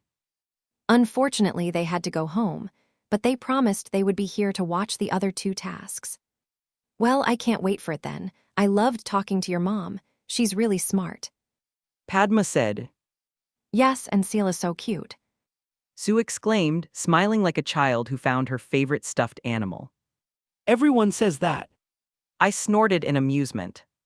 By the way, speaking of the next tasks, did you see what the clue is for the second task in that golden egg you got? Terry looked at me with a questioning look. Not yet. I said, taking the golden egg out of my pocket before canceling the shrinking spell. Well then, what are you waiting for? Let's see what that clue is. Anthony said, and I frowned slightly. And the reason I was frowning was because I knew the clue to the second task was a song-shaped riddle in the merpeople language, Mermish. And the Mermish, when heard out of the water, was just a shrill, harsh sound. And because of my enhanced hearing, I was sure that my ears would suffer more than my colleagues' ears from this song. I think it would be better if we see what the clue is at another time. I said.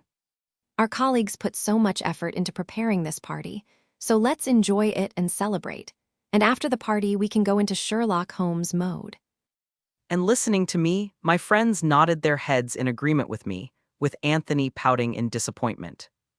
After that, my friends and I decided to stop talking about the tasks and started to enjoy the party, eating, drinking, talking, and playing with our other colleagues. I had just finished a conversation with the Quidditch team when I saw Luna going to the table that had the drinks, and remembering that I had something to talk to her, I went towards her. Luna Lovegood. I called her with a small smile. Ethan Knight. She said back, turning to me while holding a glass of blackberry juice in her hand. Could I talk to you alone? I asked, and she tilted her head before looking around.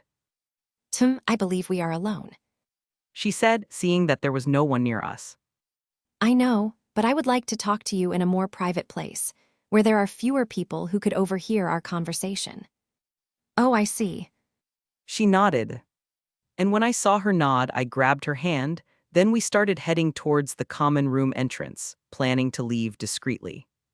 Well, not so discreetly since our friends saw us leaving, but they remained quiet and just looked at us leaving with knowing smiles. After walking a bit, I took Luna to a corridor that had no portraits or ghosts, where I could talk to her without having to worry about our conversation being reported to the headmaster. Well, I don't think anyone will listen to our conversation here. I said, looking around. You. Luna nodded, looking down at our joined hands with slightly flushed cheeks. And I noticed some strange feelings coming from her, and realizing the direction she was looking at, I quickly let go of her hand. Oh, sorry.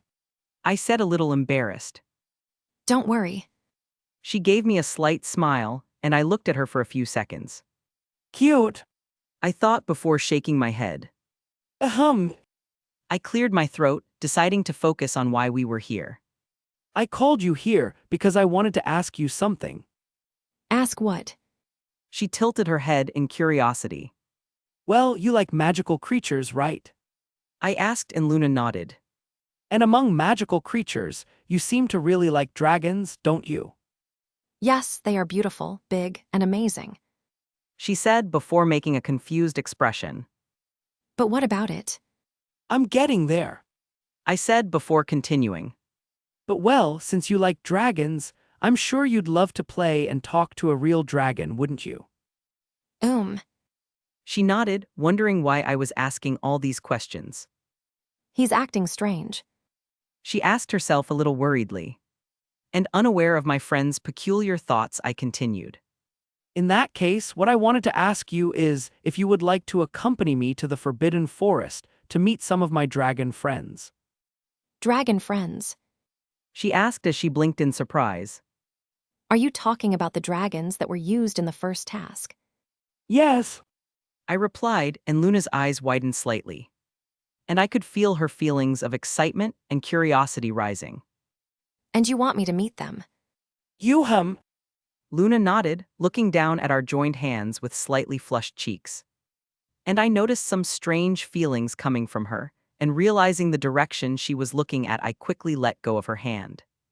Oh, sorry, I said, a little embarrassed. Don't worry, she gave me a slight smile, and I looked at her for a few seconds. Cute, I thought before shaking my head.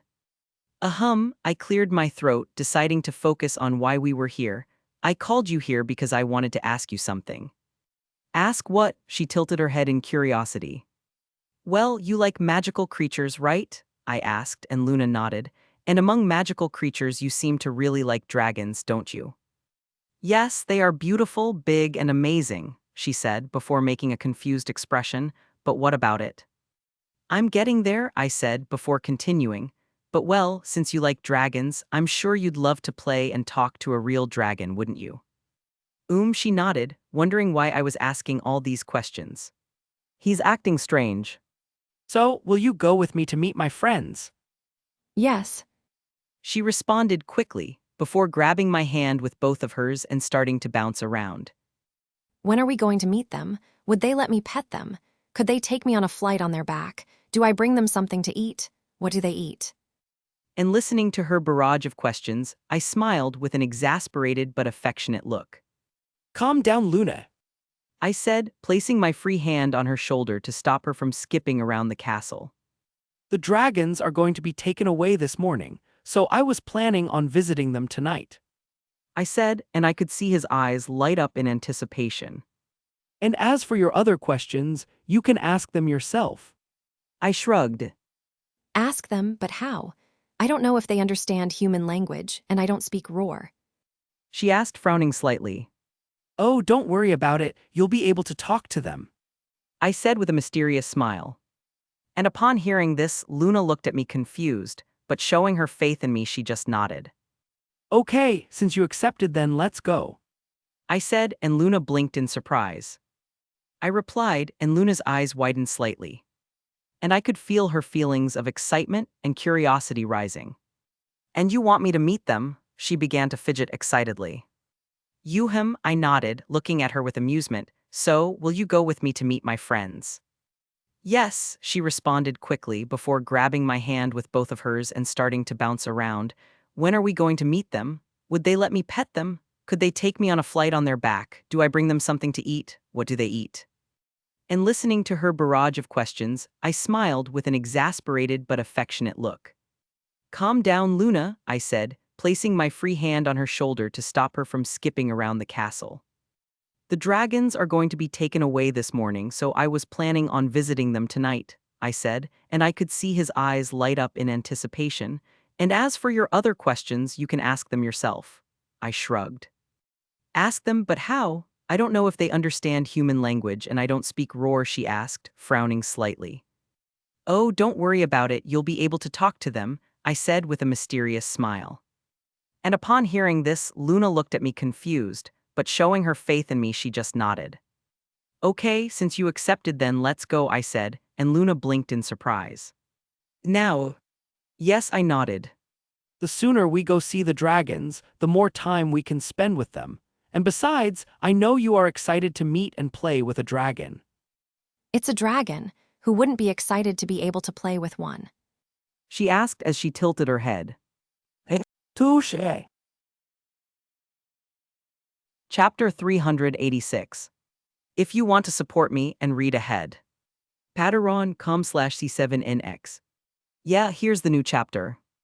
After Luna accepted my invitation to visit and meet the dragons with me, we went to the secret passages of the castle. We were very careful not to be seen by anyone, as the students and teachers were still awake, with many of them walking around the castle or heading towards the Great Hall as it was almost time for dinner.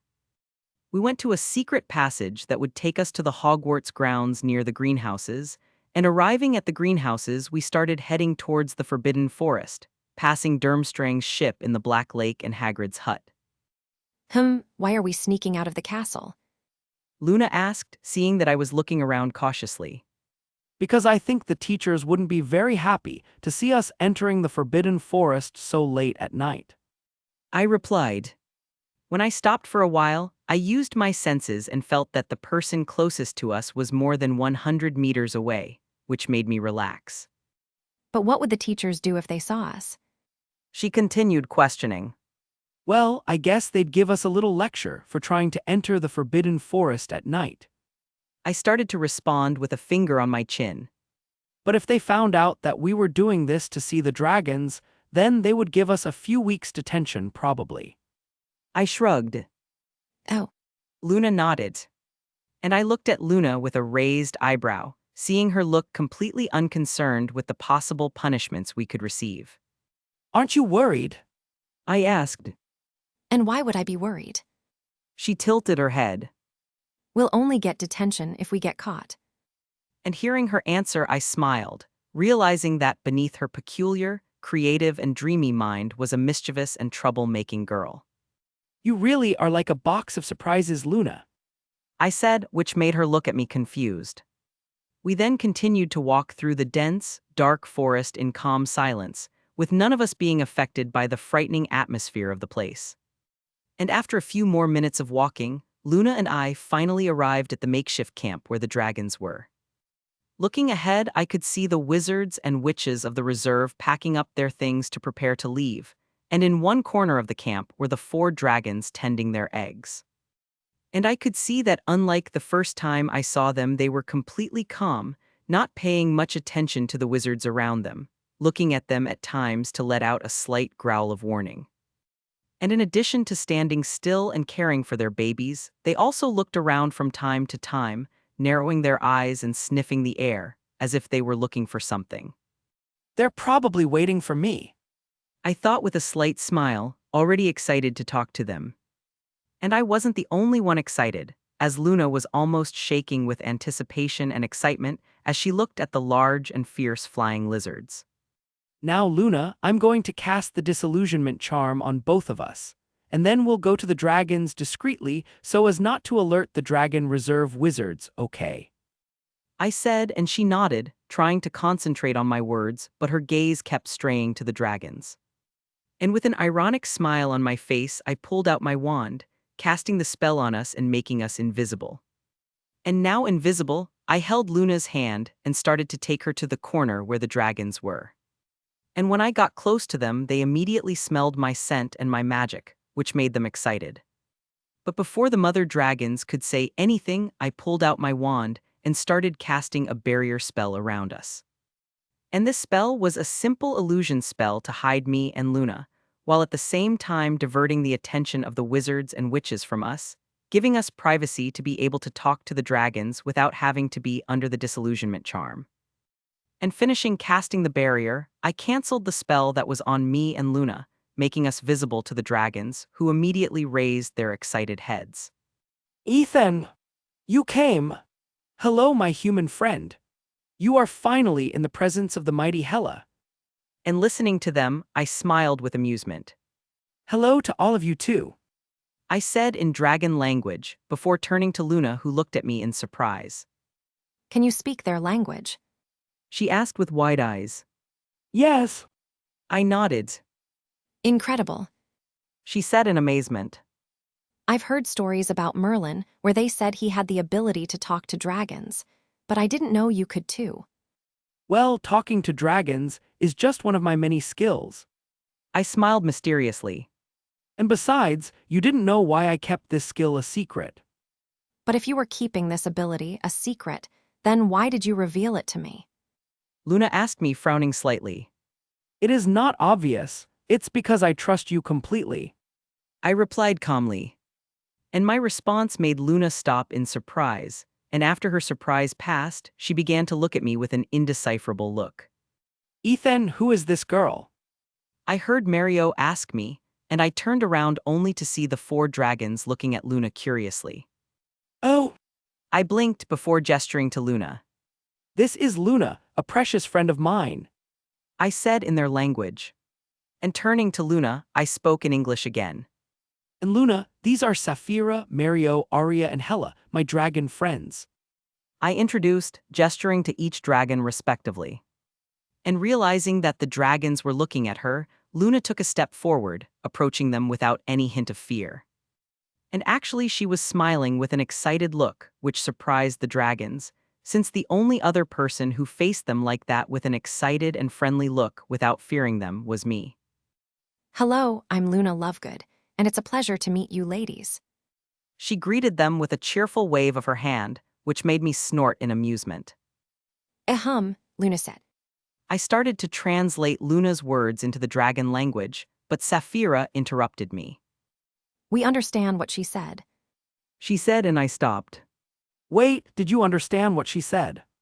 I asked, and she nodded, making me look at her confused. So does that mean you understand human language? Clear, we are dragons, there is nothing we cannot do. Hela proclaimed proudly as she puffed out her chest.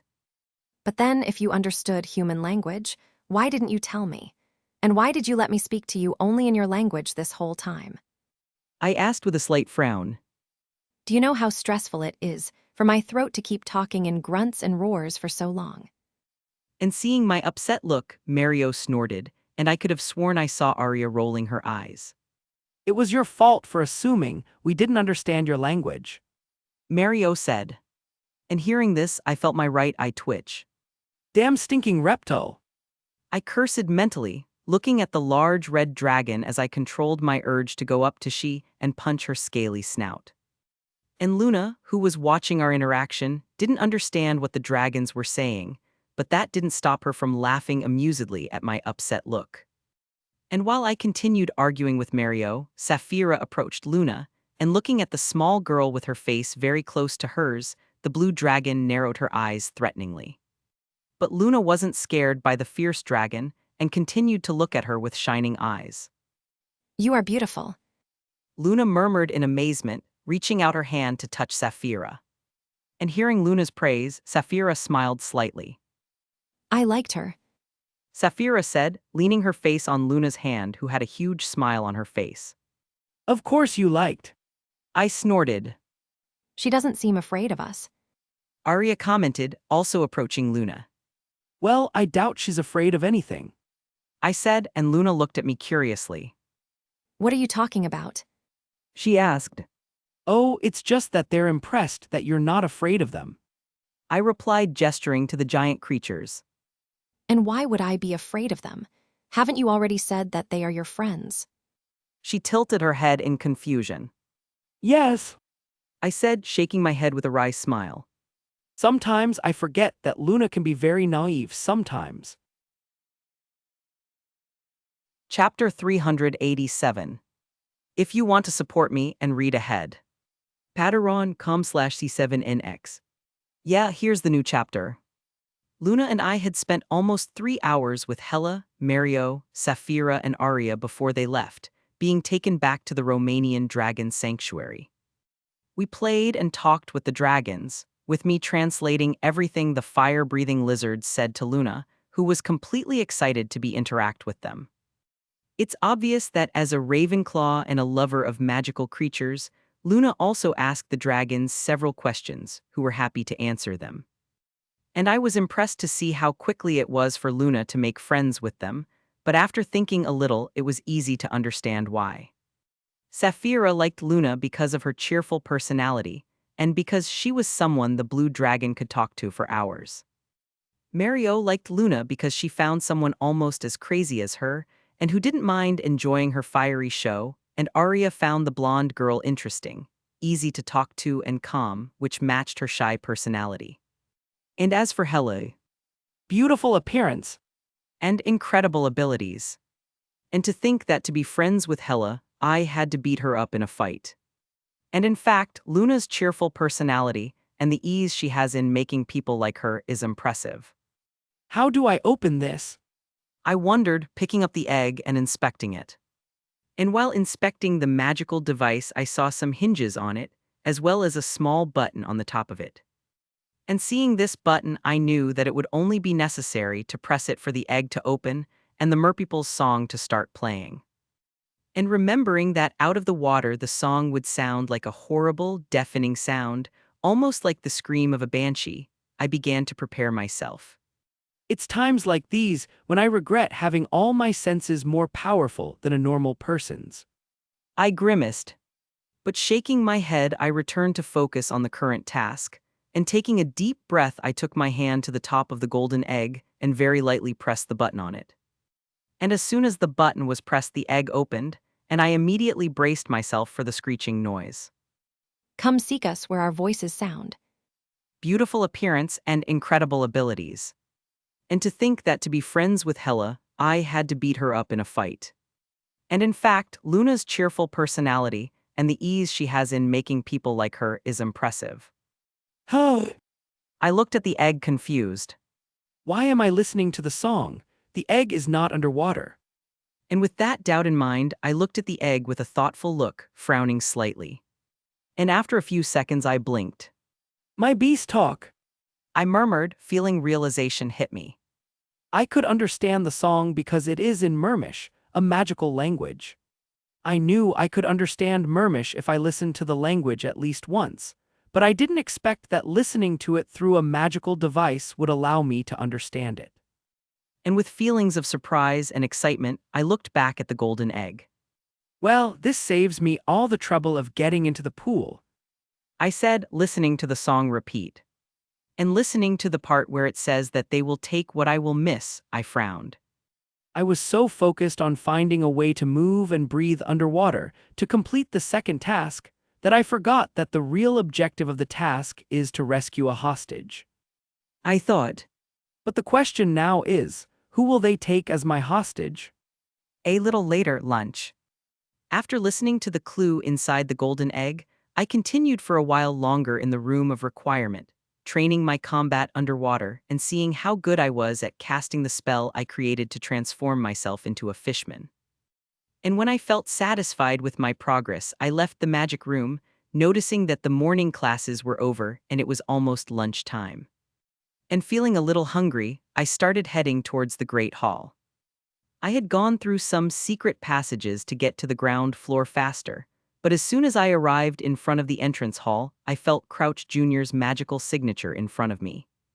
Good afternoon, Mr. Knight. The Old Orif. said, coming towards me after coming out from behind a pillar. Was he waiting for me? I wondered warily, but greeted him anyway. Good afternoon, Professor Moody. I nodded at him. The fake Moody then stopped in front of me and looked me up and down, with his magical eye traveling over my body, making me shudder internally. You were impressive on the first task, son. He said, and I blinked slightly in surprise. I I thanked him with a strange look. But ignoring my look, he continued to speak. knew you were an intelligent and powerful wizard, but not even I was expecting that level of magic from you.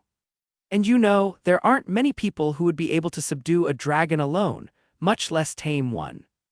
And saying this, his two eyes focused on me as his interest in me increased. And feeling his intense gaze on me, I resisted the urge to reach for my wand.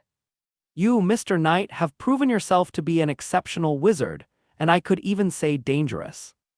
He finished the sentence in a low, tense tone, and I could see that his hands were gripping his walking stick more tightly. And only the lack of warning from my instincts prevented me from taking my wand out of its holster, but I still continued to look at him intently. And in the next instant, the retired aura relaxed, and the air around us became less intense and heavy. And that being said, I'm excited to see how you do on the other two tasks.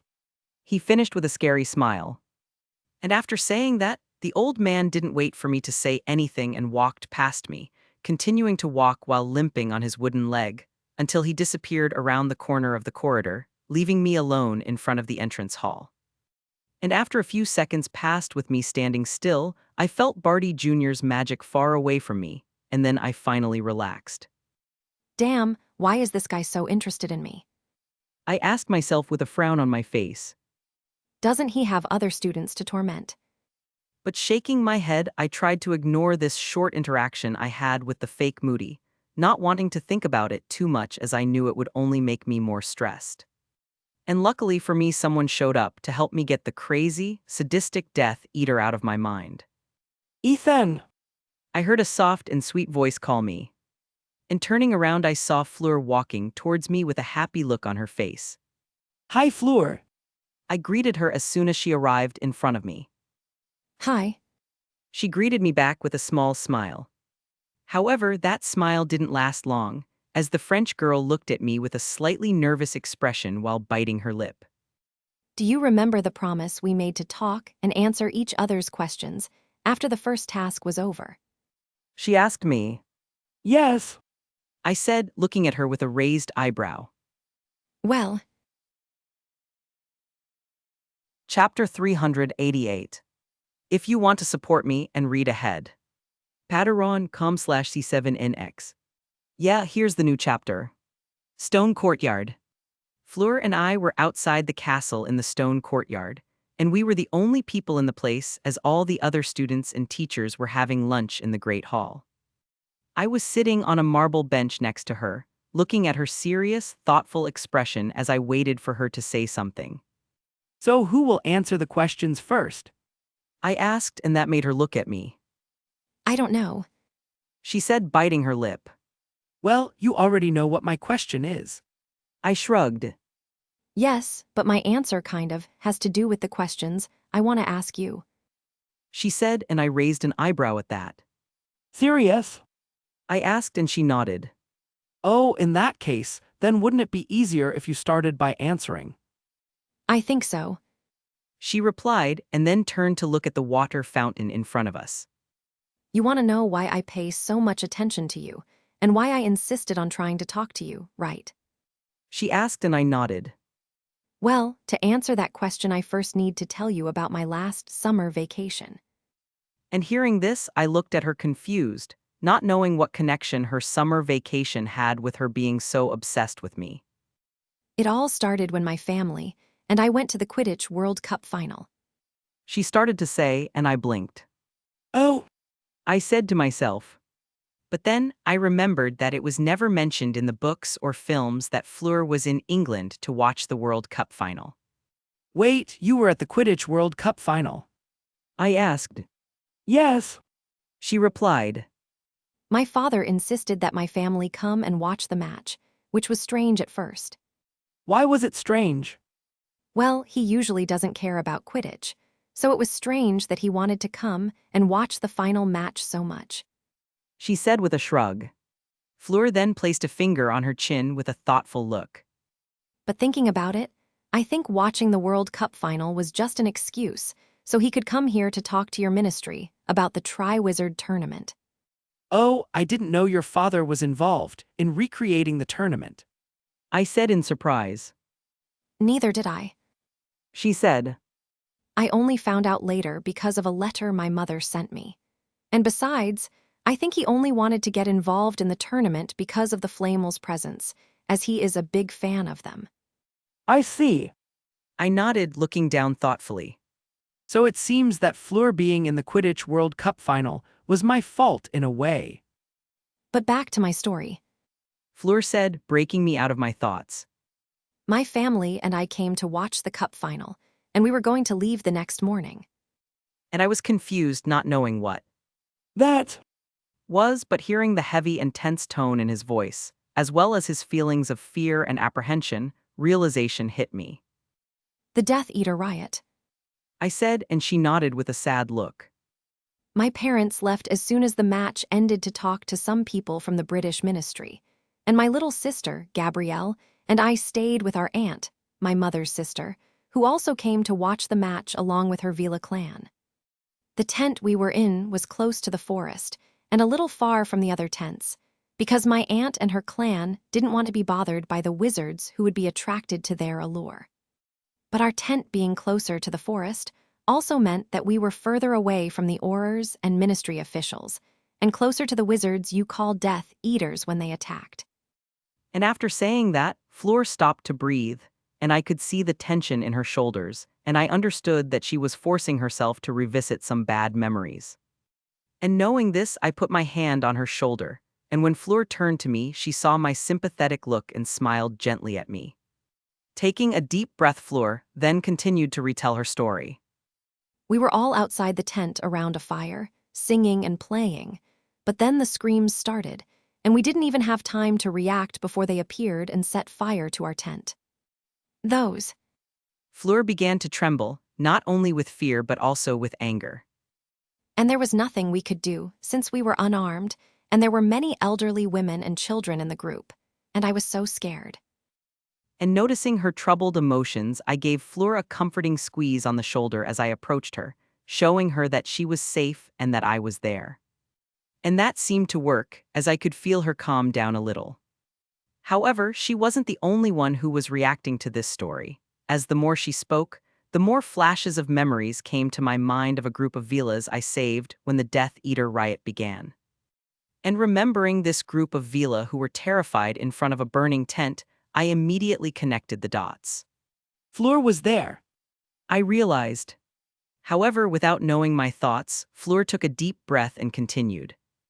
I thought that we would face a horrible fate at the hands of those monsters, that I would never see my parents again, and that I would not be able to protect my little sister. However, when I thought everything was lost, he appeared. And saying this, she looked me straight in the eyes. Our savior. I don't know what you're talking about. I lied with a calm expression, but Fleur didn't believe me. I understand why you want this to be kept secret, but I know it was you. She said, and I frowned. And how can you be sure of that? I asked. Because your magic is the same as his. She replied. What? I blinked in confusion, and she shook her head with a small smile. You may not know, but Velas as magical creatures are sensitive to magic, and your magic that night was unforgettable for me. She said, and I frowned. Damn, that information wasn't in the books about Velas. I mentally cursed. But not wanting Fleur to suspect me even more, I kept a neutral expression. Well, you must be mistaken. I wasn't even in the Quidditch World Cup final. I tried to lie with a shrug. I know that's a lie. Your friend Lily already told me she saw you there. Fleur said with an amused smile, and again I cursed it in my mind. Lily, you little traitor. I grumbled, which made the Vila girl smile even more. And besides, your magic isn't the only thing that makes me sure you're my savior. She said. My eyes. I asked. Yes, the hood may have been covering your face that night, but your bright eyes were still as noticeable as the moon itself in the dark sky. She said, looking deep into my eyes as she smiled softly. Your amber eyes, beautiful and fierce, shining with power and magic. Her voice had a tone of admiration and affection, and I could feel her allure acting unconsciously, making her even more beautiful. And I might have great control over my emotions, but having a pretty girl so close to me talk about my eyes like that made me blush. And looking away, I thought about lying again, but with a quick thought I realized that would be useless. I doubt she'll believe any lie I said. I thought, frowning. In fact, the reason I didn't want anyone to know that I was the mysterious killer was because that was an identity that I would use whenever I needed to do something considered illegal by the ministry. But Fleur already knew it was me, and I could feel that she didn't judge me for killing other people, and I knew I could trust her to keep my identity a secret. And with all these facts, I decided that I would no longer hide the truth from her. And with a sigh, I looked back at Fleur. You're very insistent, you know that. I said with a small smile on my lips. Yes, my parents already told me that, and they say that this is one of my best qualities. She smiled, realizing that she won the battle. And I shook my head with a wry look. Maybe they are right. Chapter 389. If you want to support me and read ahead. Patreon.com/C7NX. Yeah, here's the new chapter. So now that you know I'm the mysterious killer, what are you going to do? I asked Fleur. Nothing. She shrugged, and I looked at her with a raised eyebrow. I already knew you were the man who saved me the moment my eyes fell on you the day I arrived at Hogwarts. She began to say. And from the beginning, I never planned to tell anyone your secret, and I only insisted so much on talking to you because I wanted to hear you say that it was you who saved me, and also because I wanted to get to know you better. I understand. I nodded before looking at her curiously. But then, do you think you got to know me better? I asked. Yes, and I think now I understand what kind of person you are. She replied, looked at me with a happy look. Oh, really? And what kind of person am I? I asked with a raised eyebrow. You are someone who is proud, intelligent, cunning, an obviously powerful wizard who doesn't care about other people's opinions, but who doesn't like it when someone talks badly or messes with one of your friends or your family. Fleur began to quote, with a finger on his chin as he thought. And besides, you're also very playful, sarcastic, and completely unpredictable. And finishing speaking, Fleur turned to me with a proud look, and I could only look at her in surprise. I don't think anyone has ever described me so accurately before. I thought in awe.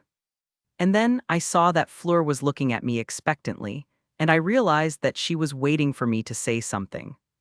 Well, your view of me is pretty much correct. I said, which made her nod in satisfaction. But you missed mentioning my good looks and my perfect body. I ran my hand through my hair with an arrogant look. Yes, of course. How could I forget that? Fleur rolled her eyes playfully. Any other qualities of yours that I forgot to mention, Mr. Knight? Well, I started to say. I could mention some other qualities of mine, but I think the ones you mentioned are enough, and I thank you for that. I looked at her with a mischievous smile. You're welcome. Fleur snorted in amusement. We then continued sitting on the marble bench talking, with me asking her other questions, mainly about what happened to her and her sister after the Quidditch World Cup final. And from what she told me, as soon as I disappeared, her father and mother arrived along with some other French wizards and some aurors from the ministry, and that they were terrified by the grotesque and bloody scene of the destroyed Death Eater bodies. However, in addition to being terrified, her parents were also very relieved as their daughters were fine. And she also told me that unlike the others, they did not consider me a murderer, but rather the savior of their daughters, and that they wanted to find out my identity to thank me personally. And when I heard that, I was happy, but I told her that I preferred to keep my identity as the mysterious killer between the two of us, at least for now. And after some more time talking, I noticed that lunchtime was ending, and so I got up from the marble bench. I think we should end our conversation here. I said, wondering if I should stop by the kitchens to get something to eat. But before I could leave, Fleur got up hurriedly. Wait. She said, holding my shirt, and I turned to her. What? I asked, and then Fleur started fidgeting with a nervous look. When I found out you were the mysterious killer, you asked me what I was going to do, didn't you? She asked, and I nodded, confused. Well, I said I wouldn't do anything, but there's actually something I want to do. And when she finished speaking, I looked at her with my head tilted in curiosity, and I could feel her nervousness disappear, being replaced by determination. And before I could say or ask anything, the French girl threw her arms around my neck and hugged me, which caught me completely off guard. Thank you for saving me that day. Her voice sounded almost a whisper close to my ear as she hugged me tighter. And coming out of my dazed state, I looked at her with a strange look. I said, but she shook her head. No, you did more than that. She said, And you did it because you are a good person, with a kind and gentle heart. and I could feel the strong feeling of gratitude she had for me, and knowing how sincere she was being and feeling her feelings of affection, I decided to just accept her thanks. And with a sigh, I wrapped my arms around her slim waist and hugged her back, and I could see her smile as she still kept her head on my shoulder. I still don't think I did anything big, but I'm happy to see you safe. I said softly, much to the delight of the Beauxbatons champion. And then we spent a few more seconds holding each other, and I couldn't deny that hugging Fleur felt good and comforting, but I had to break the hug because I heard the bell ring, signaling that lunch was over and that afternoon classes would begin. Sigh. I thought before looking at Fleur. Well, it was an interesting and very enlightening conversation, but we have to go. I said with a small smile. Yes. Fleur sighed sadly, and I looked at her questioningly. Headmistress Maxime wants to meet me for some private lessons this afternoon to help me pass the next assignments, and usually her lessons are. She explained. You know that if the tournament organizers find out about this, you and your school will receive punishment, right? And besides, is this something you should be telling me? I asked with a raised eyebrow, and Fleur shrugged. I know this is basically cheating and goes against the tournament rules, but my headmistress insisted, and I doubt she'll let me get out of these private lessons. She said, and I nodded. And about telling you this. And hearing her say it so easily as if it were something normal made me smile. Well, in that case, then I think we better get going. You don't want Madame Maxime to come looking for you, right? I joked, and Fleur made a face. Yes, that wouldn't be very good. She said before turning to me. And you, what are you going to do now? Oh, now I have double potions classes, and I could skip them with the excuse of being a champion, but my potions teacher won't like that. And this time, I was the one making a face. Is he that man who dresses in black, has a big nose, and has a face that seems to always be mocking others? Fleur asked. Yeah. I nodded, finding the way she described him funny. Oh. She commented, looking at me sympathetically. I'm not switching classes with you. I said jokingly, to which she laughed. I then heard the bell ring again, and not wanting to be late and wanting to get to the dungeons quickly, I said goodbye to Fleur again. Well, I hope I can talk to you again some other time, Fleur. See you later. I said, waving my hand at her. And after saying that, I turned and left, leaving the beautiful blonde girl alone in the stone courtyard. Yes, see you later. Chapter 390. If you want to support me and read ahead. Patreon.com/C7NX. Yeah, here's the new chapter. Next day, Saturday. Today was the weekend, which meant a day of relaxation for everyone, and after a hearty breakfast, my friends and I left the great hall and the castle and headed towards the Black Lake. Arriving in front of the Black Lake, we sat on its shore, under the shade of a large tree. And now completely comfortable, each one decided to do one thing. Padma and Michael brought books to read, and Lisa, Stephen, and Sue started talking about an adventure film that was coming out in theaters next month that they wanted to watch. And in the last group was Luna, Terry, Anthony, and me, with the little girl playing with a butterfly while the other two boys talked. What about me? Well, I was leaning against the tree with my hands behind my head and my eyes closed, resting as I felt the cold wind hit my face. I love the cold winter weather. I thought with satisfaction. Man, I'm so excited for today's classes. Anthony said in an excited tone, and listening to him, I opened my eyes to look at him with a strange look. Ignoring the strangeness of you saying you're excited for a class, I have to ask. I questioned, wondering if my lazy friend had forgotten that today was the weekend. And my question made him, Terry, and my other friends stop talking, causing an awkward silence to fall over the group as they looked at me with stunned looks. What do you mean by what classes? Sue asked a little indignantly. And she wasn't the only one to have that expression, as my other friends also looked at me as if I had just said something stupid. Huh? I looked at them blankly, Why are you looking at me like that? but they didn't answer me initially, and I could see my friends look at each other before Padma turned to me. Ethan, do you know what day it is? She asked me. Of course I know. Today is Saturday. I replied confused. Yes, but today is also the day of Flamel's first class. The Indian girl said, and hearing that I blinked. What? I said smartly. You call yourself their grandson, but you don't even remember that today is their first day as teachers here at Hogwarts. Michael snorted. But I didn't pay attention to him because I was searching my memories, and after a few seconds I remembered a conversation I had with Nick the day before the first task.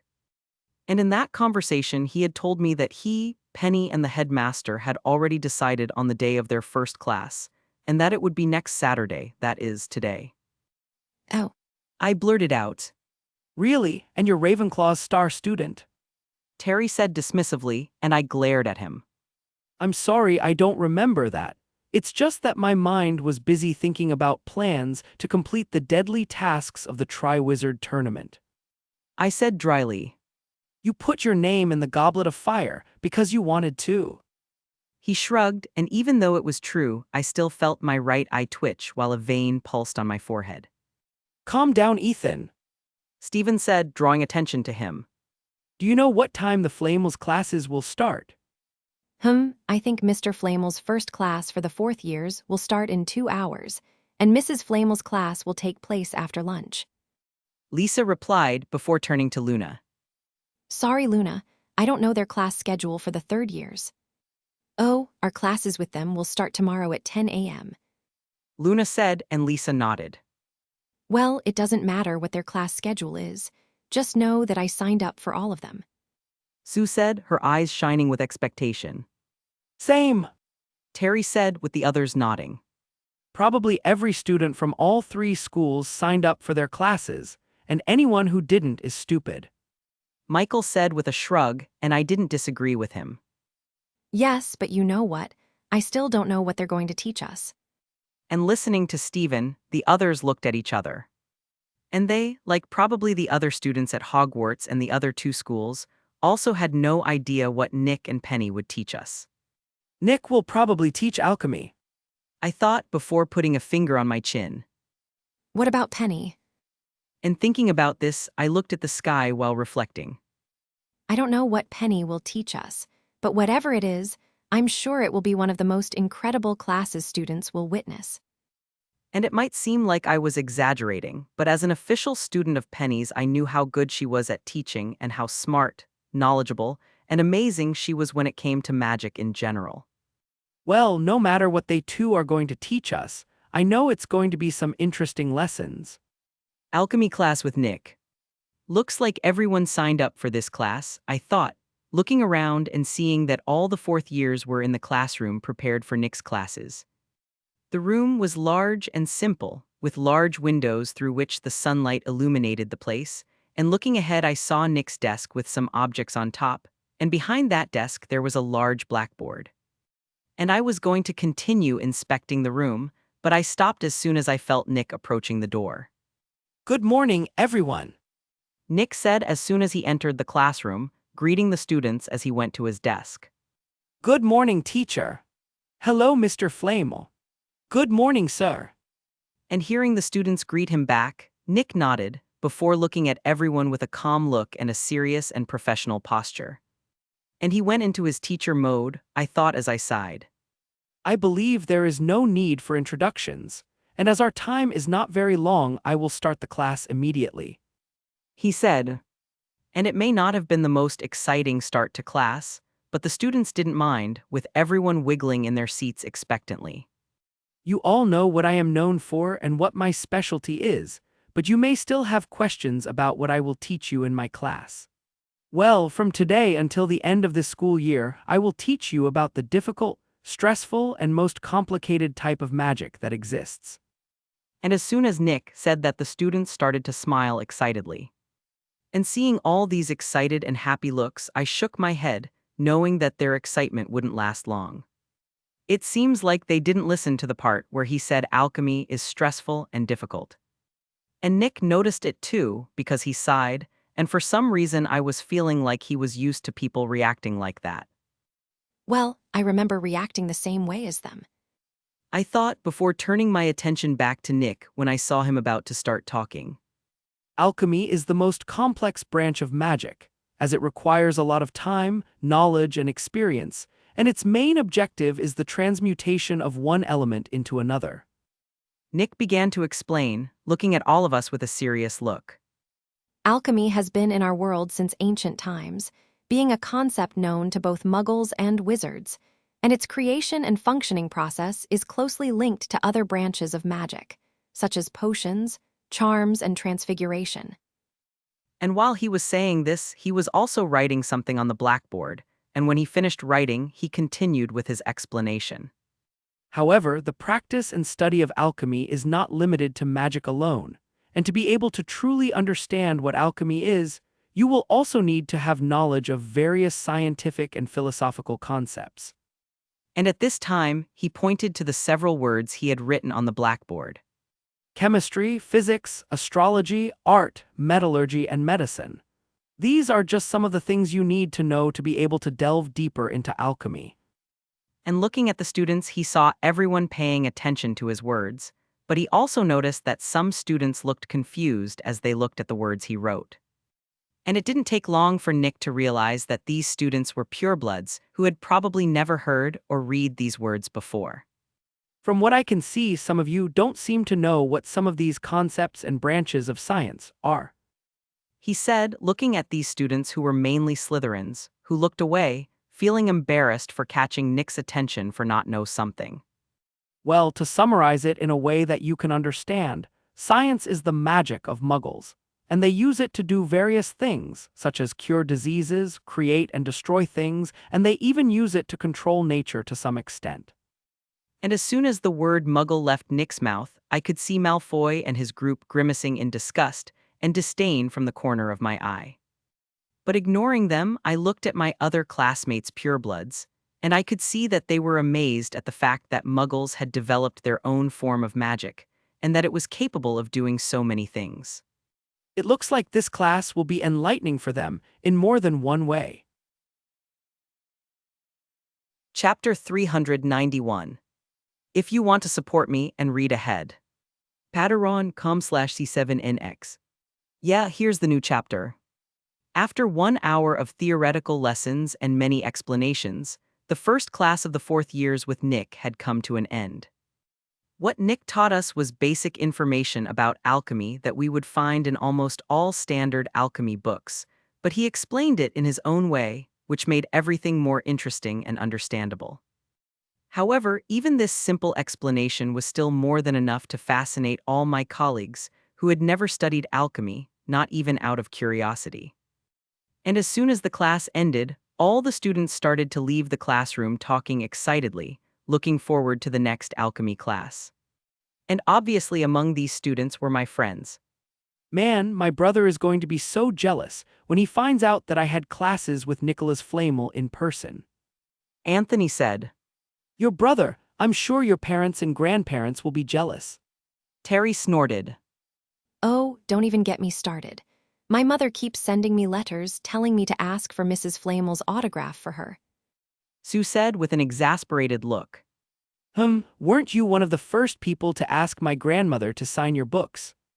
I asked with a finger on my chin, but only received a death glare from Sue in response. And I closed my mouth, raising my hands in surrender. Changing the subject, I didn't know that alchemy could be used in so many different ways. Stephen said somewhat admiringly. Yes, and it is incredible to think that alchemy is not just magic and spells, and that it has a whole scientific basis behind it. Lisa commented with her eyes shining. And she wasn't the only one, as most of the fourth-year Muggle-borns were also as amazed as she was, because having grown up in the Muggle world, they understood how surprising it was to see magic being used alongside science. Maybe these alchemy classes will make the most prejudiced purebloods realize how incredible Muggles and their inventions are. I thought. And maybe with that wizards will stop underestimating people without magic. But putting these thoughts aside, I continued to listen to my friends talking endlessly about alchemy, science, and their excitement about the upcoming classes, and I felt happy to see that they liked Nick's class. Nick may seem like he doesn't care, but I'm sure he's happy too. I thought. And then I remembered the next class we were going to have today with the other immortal who was in the castle. Penny is probably as excited as the students. I smiled slightly, knowing her passion for teaching. And I'm sure it's going to be an amazing class, and I hope everyone likes it too. Penny's classroom. As soon as lunch ended, all the fourth-year students quickly went to the classroom prepared for Penny's classes, and when we got there I saw that Penny was already waiting for us. Good afternoon, class. Penny said with a small smile, seeing the students take their seats. I'm Perenelle Flamel, and I will be one of your teachers until the end of this school year. And with this short presentation, I couldn't help but smile, as I could feel the students' excitement and Penny's happiness. As you may know, like my husband, I also have knowledge in many areas of magic, focusing mainly on runes and charms. However, you already have teachers specialized in these branches of magic, and that's why I'm going to teach you something different. And when she said that, the students looked at each other excited and curious. You will learn from me about two types of magic that unite runes, charms, and transfiguration, and they are widely used in our world, but they are not mentioned much. In your classes with me, I will teach you about the two magics in which I specialize. And saying this, Penny pulled out her wand and waved it. And then we could see some lines glowing softly throughout the classroom. They were on the walls, the floor, the ceiling, our tables and chairs, and even in the air. With my magic vision, I could see that there were some runes and spells hidden in these lines, and looking at them, I knew that they weren't just for a little light show. And confirming my thoughts from these lines, some butterflies of light began to appear, and they brought with them a refreshing breeze. When these butterflies passed near me, I felt a comforting and warm sensation, which made me calm down, and it reminded me a little of Nick and Penny's house.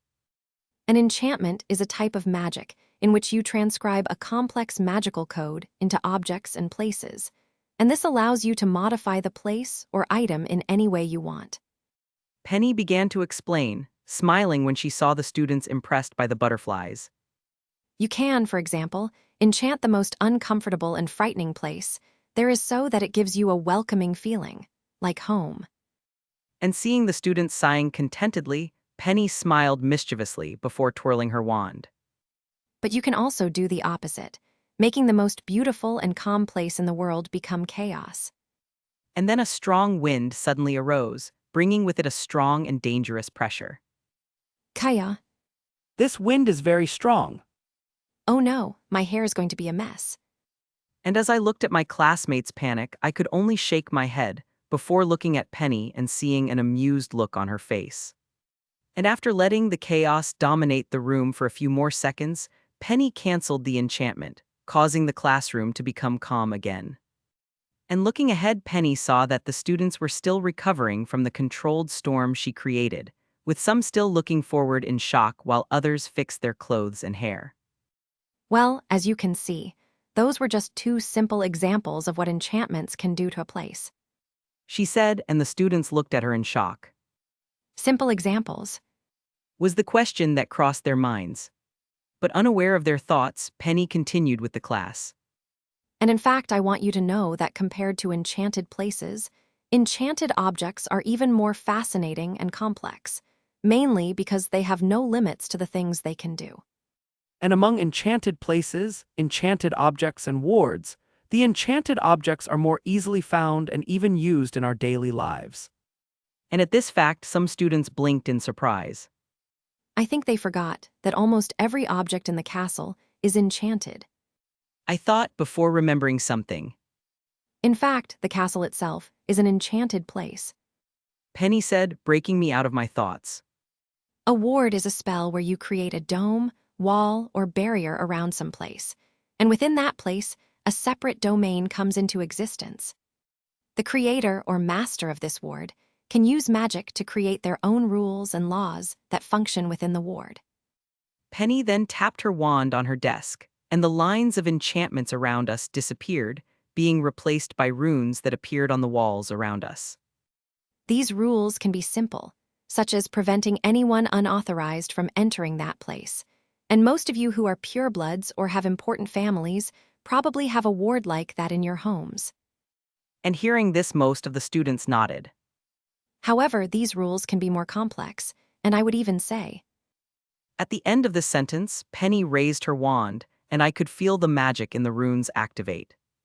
And then I felt the gravity around me lessen, leaving me lighter. And looking around, I saw the tables, chairs, objects, and even my colleagues start to float slightly, to everyone's surprise. Wow, I'm flying. I feel so light. So this is how ghosts feel. And now that they no longer had gravity holding them to the floor, my colleagues began to have fun as they floated around the room. And looking forward, I saw Penny sitting at her desk while floating a few inches off the ground, looking at everyone with an amused look.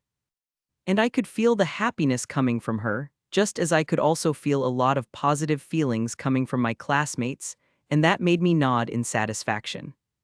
I still had doubts about whether my classmates would like Penny's classes, but now those doubts have disappeared. Chapter 392. If you want to support me and read ahead. Patreon.com/C7NX. Yeah, here's the new chapter. After the enchantments and wards class. As soon as Penny's class ended, I prepared to leave the classroom, but I felt a hand on my arm stopping me, and turning around I saw Penny behind me. Ethan, dear, why don't you stay a little longer and talk to your grandmother? She asked with a slight smile. Oh, okay. I nodded.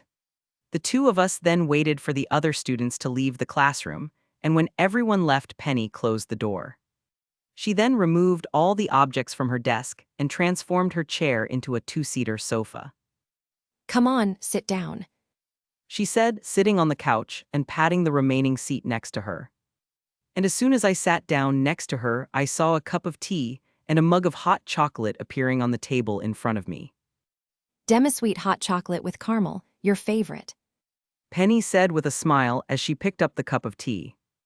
And hearing this, I didn't need to think much before picking up the mug and drinking some of the delicious and sweet hot drink. I don't know if this is some kind of flattery or bribery, but you can continue because it's working. I said, drinking the hot chocolate with a happy and satisfied look. No, this is not a bribe. She laughed. This is actually just a grandmother wanting to spoil her grandson a little. And hearing this, a small smile appeared on my face. Well, then a toast to this wonderful grandmother that I love so much. I said, raising my mug. Now who is trying to flatter who? She asked, amused. And in response, I just hid my mischievous smile by taking another sip of my hot chocolate. The two of us then spent some more time just sitting next to each other, relaxing and enjoying each other's presence, until Penny put her cup down on the table and looked at me. So, what did you think of my first class? She asked, and I could see she was anxious about my answer. Well, I started to say, placing my mug on the table. And I could see Penny tense up, and I could feel her nervousness, which made me shake my head with a slightly exasperated and affectionate look. your first class was. I replied, smiling at her. And I'm sure the other students loved your class too. Really? She asked hopefully. You. I nodded. I believe that neither I nor my classmates have had a class here at Hogwarts that was as incredible, exciting, and magical as yours. And hearing this, Penny smiled happily, and I could feel that she was relieved. Well, that's good to hear. She said, I just hope the next few classes are as interesting for you as this first one. I guess you don't need to worry about that. I snorted. Even if the class was boring, everyone would still enjoy it just because you're the one teaching them. Well, that might be true. She started to say, but I interrupted her. I'm sure of that. I said, And the main proof of this is that all the fourth-year students were in your class, and I never thought I would see so many students excited and eager to take classes on the weekends. And really, I don't think I've ever seen anything as strange and surprising as this. I thought. Well, I can understand why that would be surprising. She said, amused. But after she said that, I realized that Penny and I had been talking for a long time, and a question then came to mind. Wait, shouldn't you be getting ready for your next class? I asked her. And hearing my question, Penny waved her hand dismissively. Oh, the other students can wait. For now, I want to spend time with my beloved grandson. That's not professional at all. I said, but the smile on my lips didn't fool Penny. What can I say? I'm a carefree and free person. She said with a slight shrug. And besides, my curriculum for students isn't as complex as other teachers, since I'll only teach them the basics of enchantments and wards. Really?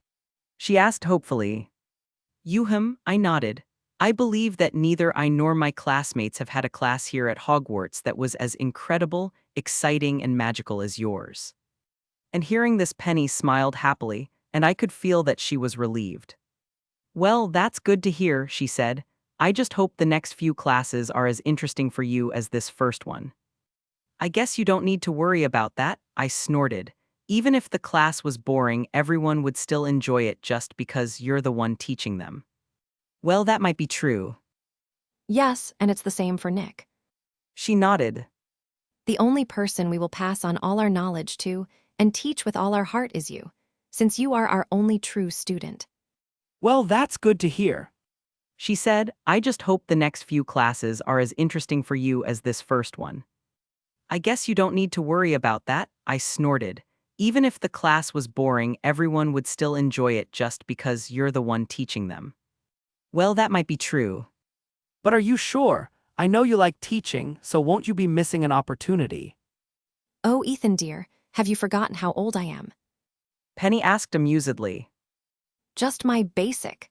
Knowledge is superior to the knowledge of many witches and wizards who have spent their entire lives studying. And in fact, many of these wizards and witches have already begged to learn from me, even if just a lesson. And hearing this, I blinked, having actually forgotten that Nick and Penny were greater sources of knowledge than most libraries in the world wizard. But let's stop talking about classes and lessons. Penny said before taking my hand in hers. Tell me, how are your days at school? And feeling her gaze full of affection and care on me, an ironic smile appeared on my face. Just like a grandmother. I thought. I then decided that I would take advantage of this time to relax and talk to my grandmother, and I started to tell her about my days at school while also talking about my advances in magic, something that she really liked to hear. A little later, after spending some more time talking to Penny, I left the classroom and started looking for my friends, but in the middle of this search, I found the Golden Trio leaving the library. And looking at their backs, I remembered that there was something important for me to talk about with Harry. Hey, Harry. I called the Gryffindor boy, who turned to me. Oh, hey Ethan, what's up? He asked with me approaching them. Oh, I wanted to know if you've already solved the clue to the golden egg. I said, looking at him curiously. Not yet. He said, sighing slightly. We just left the library, but we couldn't find anything in the books that could help us unlock the clue in the egg. Yes, and I think my fingers have calluses from turning pages so much. Ron complained. Come on, guys. I said we just need to research a little more. Hermione tried to motivate them. I'm sure there must be a book talking about those golden egg screams and what they mean. And she said that, but even I could see how tired and stressed she was. Oh, I know what they mean. Ron said with a grimace, putting his hands to his ears and rubbing them. And the other two members of the Golden Trio also grimaced as they remembered the golden egg's loud and shrill screams. Apparently they are suffering more than I expected, I thought with a sympathetic look. Well, it looks like you guys need help. I said, and that made the three of them look at me. Wait! Hermione started to say, narrowing her eyes. Have you figured out the meaning of the golden egg clue yet? She asked. Yes! I shrugged. It was actually easier than I expected. And as soon as I said that, I could feel 3 pairs of intense eyes falling on me, and looking at the Golden Trio, I saw them staring deathly at me. Hee hee, just kidding. I said, raising my hands in surrender. However, this didn't do much good, and to prevent a possible murder, I decided to change the subject. Ahem. I cleared my throat. Actually, the clue in the golden egg is not just a screechy, hysterical scream. It is a creature's magical language, and it can only be heard by human ears under certain conditions. Really? What creature? Hermione asked. Try to guess. I smiled enigmatically. And the trio then looked at each other before they began to reflect, and I waited while they thought. Oh, I know. Ron said excitedly. It's the giant squid's language. And that's why you're in Gryffindor. I said dryly, and he backed away offended. And Hermione, who was still thinking, looked at me, and by the sparkle in her eyes I knew she had solved the riddle. It's the language of the merpeoples. She said, and I smiled. Ding ding ding, 10 points for Gryffindor. I said. And upon hearing my confirmation of her answer, the bushy-haired girl smiled proudly. Well, it looks like Harry will have a lot more time to properly prepare for the next task. Chapter 393. If you want to support me and read ahead. Patreon.com/C7NX. Yeah, here's the new chapter. After Hermione discovered that the clue in the golden egg was actually a song in Mermish, it didn't take long for her to realize that the necessary condition for hearing the clue in an understandable way was to hear it underwater. And with this new information, the 3 troublesome Gryffindors quickly set off to try and solve the clue, saying goodbye to me while thanking me. And seeing the 3 of them leaving excitedly, I could only smile in amusement, understanding their feelings, as I would have been excited too if I had known that I would no longer have to listen to the shrill screams of the golden egg. But now the Golden Trio will just need to solve the enigma in the form of a song to try to find out what the second task will be, which probably won't be very difficult, since I already told them that the Black Lake had a connection with the task. But now that they would have more time to prepare, I was wondering if Harry would still use gillyweed to complete the task just like in canon. Well, that would be the safest and easiest option for him. I thought. And besides, I'm sure Barty Jr. is already planning how to make Harry use this magical plant to survive the task. But well, I won't worry too much about it. I shrugged. I know Harry will do well in the task, no matter what method he uses. And so, putting the second task and all the conspiracies behind it to the back of my mind, I continued walking, heading in the direction I was feeling my friends. A few days later, library. 4 days had already passed since the day I helped the Golden Trio solve the clue that was in the golden egg, and in that time nothing very interesting had happened. My days at school continued as usual, and I continued alternating my time between classes, my training and research, and my time with my friends. And currently, I was with my friends and other colleagues in the library for another session of our study group, which now took place 3 times a week every afternoon. And as I looked at my parchment with my ancient runes essay, I heard the study group members talking. You know, we should have a study group session just to practice our spells, potions, and stuff. Susan said with a finger on her chin, making everyone stop what they were doing and look at her. Yes, I don't think I'll learn much just by reading and studying. Megan said, and Hermione, who was next to her, looked at her indignantly. I agree. Stephen nodded. And my wand needs some action.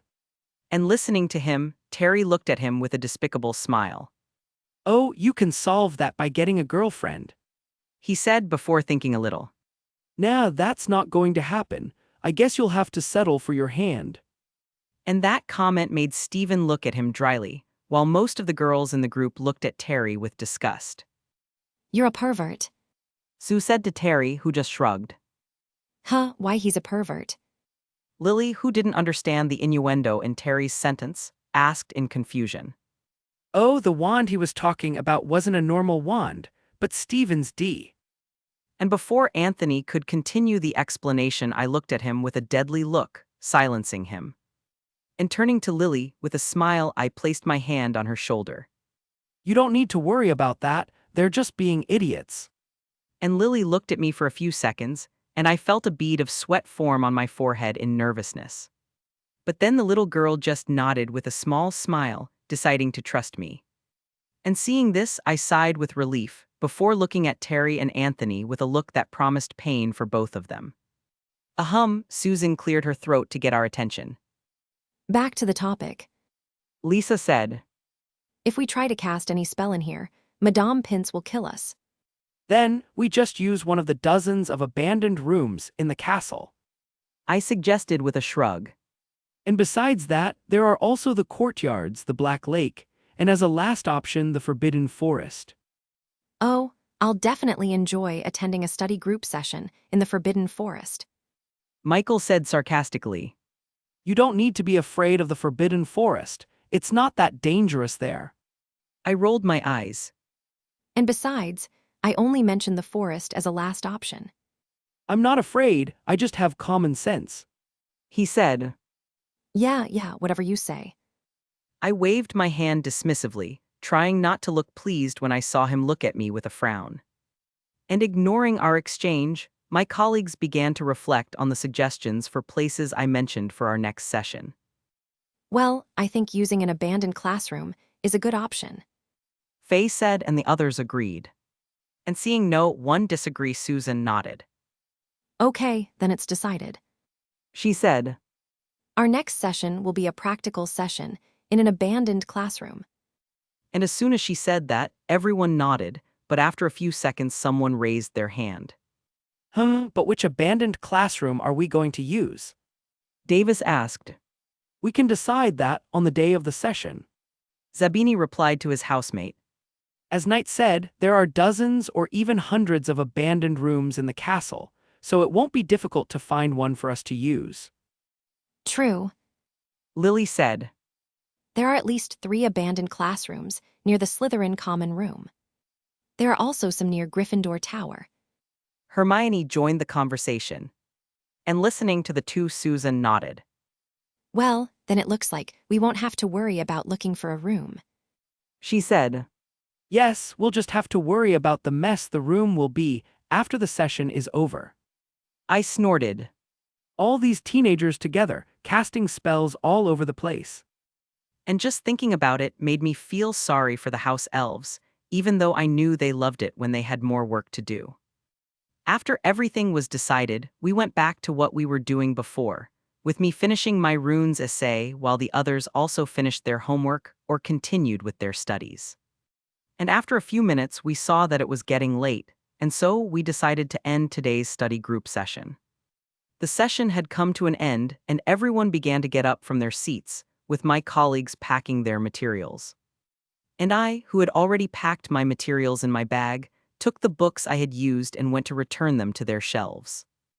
And as I returned the last book to its shelf, I felt Greengrass approach me, but as I usually did, I simply ignored her, hoping she would do the same. Night! I heard Greengrass' voice.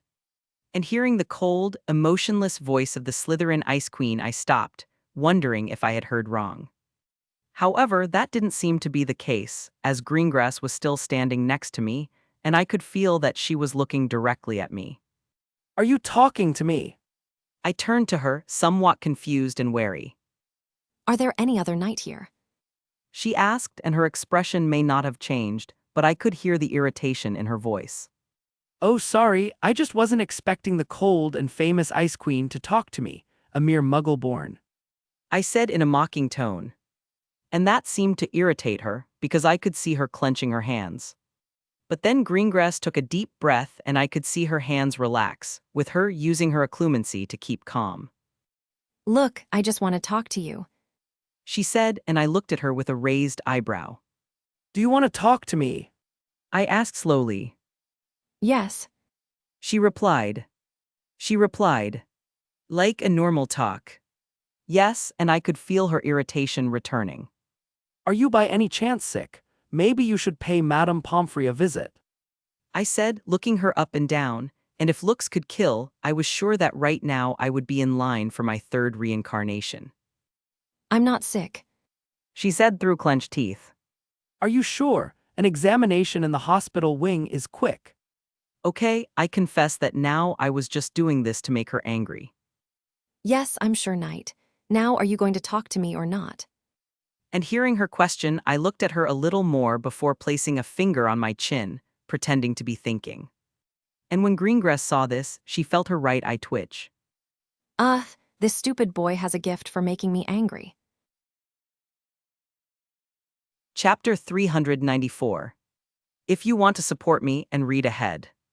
Patreon.com/C7NX. Yeah, here's the new chapter. I didn't know why Greengrass wanted to talk to me, and I could only look at her cautiously with an analytical eye. We could be classmates and be in the same study group, but I could count on one hand the number of times we talked in those 4 years, and I would still have fingers left over. And those few short conversations we had were never friendly, and they usually ended with me annoying Greengrass and her leaving furious and frustrated. And with all these facts, it wouldn't be strange to say that our relationship was one of hostility and conflict, with the two of us always antagonizing each other, almost like Enemies? And that's precisely why seeing Greengrass wanting to talk to me while trying to be respectful and Friendly? was a surprise. I have no reason to agree to talk to her. I thought, rubbing my chin. But I promised Astoria that I would try to get along with her sister, and besides, I'm curious to know what she wants to talk to me about. And finishing my moment of analysis and reflection, I looked at the blonde Slytherin girl in front of me. HMPH, why is it always a blonde girl? I snorted in my mind. But shaking my head, I returned to focusing on the main subject. Okay, I'll talk to you. I said, and Greengrass nodded. Good. She said, but I could sense that she wasn't really happy about having this conversation. It's obvious she doesn't want to talk to me, so why is she insisting on this? I asked myself. And I knew I would only find out the answer to that after talking to Greengrass, and that's why I started the conversation. So, what do you want to talk to me about? I looked at her curiously. I want to talk to you to end any grudge or intrigue we have. She replied. And hearing her answer, I looked at her strangely. And I could feel that she was being honest, but it only made me more confused and wary, and I began to wonder if she had ulterior motives. Really? Are you sure you didn't come to talk to me because I defeated a dragon? I asked. Or maybe because I'm the Flamel's grandson? Do you think I came to talk to you just out of personal interest? She asked indignantly, looking at me with a frown. What kind of person do you think I am? An arrogant and cold girl who sees everyone around her as inferior, unless they have pure blood, money, or some kind of influence and political importance. I replied, looking at Greengrass calmly. And upon seeing me respond so directly and without hesitation, Greengrass blinked without reacting. I'm not like that. She said, and I just looked at her with a raised eyebrow. Are you sure? I asked and she stopped, a little unsure of her answer. Greengrass then shook her head before looking at me with a frown. Why are you acting so cautious? She asked. I'm just trying to make peace with you and end this enmity between us. Oh, sure. I rolled my eyes. The girl who always despised me is now acting friendly towards me. This is obviously nothing suspicious and is no reason to be cautious. I said sarcastically. I never said I despised you. She frowned. You didn't have to, your actions, looks, and expressions told me that. I shrugged. And that was only on our first interaction on the train to Hogwarts. And remembering how she looked down on me and ignored me the entire train ride our first year, Greengrass looked down, realizing I was right. It looks like you finally realized how you've been acting this whole time. I said, looking at her coldly. So answer me, Greengrass, and I want the truth. And with my incessant questioning and my intense gaze, Greengrass felt pressured. But after a few seconds of looking at her feet, she raised her head, and I could see a determined look on her face. Do you want the truth? Okay. She said. The truth is that there are 2 reasons why I am acting friendly towards you and talking to you. And the first is because I am curious about you. Curious about me. I looked at her with a raised eyebrow. Yes, you are a boy who I always judged as irritating, arrogant, and show-off, who never took anything seriously and who did not respect our traditions. She said, and I made a face. Wow, thanks. I said dryly. But Greengrass ignored me and continued talking. But I can't deny that you are intelligent and very good at magic, so good that it's abnormal. And it's not just that. You, somehow, managed to get the attention of the Flamels to the point of making them consider you their grandson, in addition to having also defeated and tamed one of the most dangerous beasts in the world. And Greengrass was staring at me intensely as she said this. And all these facts are more than enough reasons for you to arouse my curiosity. Oh, I said, and I couldn't deny that if I met someone who had all these achievements, I would also be curious about him or her. I commented, and Greengrass looked at me dryly. That's not the point. She said. but I was still right. I shrugged. And Greengrass pursed her lips as she stared at me, which only made me more pleased. But putting aside my satisfaction in annoying Greengrass, I returned to focusing on the main subject. Okay, I understand your first reason, but what is the second? I asked. Oh, the second reason is that Astoria wanted me to try to get along with you. Is the second reason really your sister? I asked with a strange look. Yes. Greengrass shrugged. She's my sister and your friend, and because of that she didn't want to see us fighting, so she asked me to be at least a little more friendly with you. Oh, she asked me that too. Wait, really? The Slytherin girl asked me, and I nodded.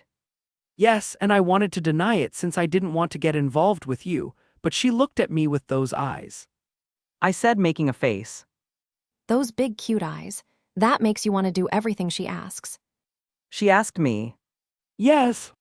I replied, realizing I wasn't the only victim of Astoria's puppy dog eyes. And upon hearing my confirmation, Greengrass looked at me sympathetically. I understand. It's really hard to resist those cute eyes. She sighed. And seeing this, I raised an eyebrow. Oh, so the cold, indifferent Ice Queen has a weakness. I asked with a slight mocking smile. Hi. She laughed dryly with a frown on her face. But I could feel that she wasn't irritated, and in fact, I could feel the amusement coming from her, and I started to realize that maybe she wasn't as bad as I thought. Well, if even Malfoy has salvation and can be forgiven, then so can she. I thought. And I was so focused on my conversation with Greengrass that I hadn't noticed that my friends hadn't left the library after the study group session ended. And they were actually standing some distance away from us, looking at me and Greengrass with various expressions on their faces. Some of my friends looked at us in surprise, others looked at us with fear, and some had analytical looks as they looked at the two of us talking. Hey, is it just me, or is anyone else seeing Ethan talking peacefully to Greengrass? Stephen asked, shocked. And Anthony beside him pinched himself to see if he wasn't dreaming.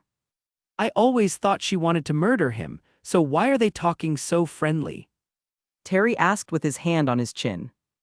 Huh, why did you think that? Sue turned to him in confusion. Have you seen the way she looks at him in classes and study group sessions? That is the look of a person who wants to hang someone. He replied. And hearing this, Sue stopped, remembering all our classes and study group sessions in which Greengrass was present.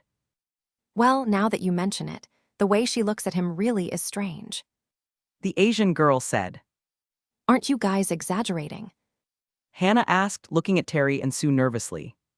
Yeah, maybe she looks at him that way because she has a crush on him. Justin said. And upon hearing this, almost everyone in the group stopped, looking at the naive Hufflepuff boy with incredulous looks before starting to laugh. Huh, did I say something funny? Chapter 395. If you want to support me and read ahead. Patreon.com/C7NX. Yeah, here's the new chapter. Good joke, Greengrass has a crush on Ethan, hahaha. Terry patted Justin on the back. If she has feelings for him, then I'll eat Goyle's shoes. Stephen laughed, leaning on Megan as the girl wiped a tear from her eye.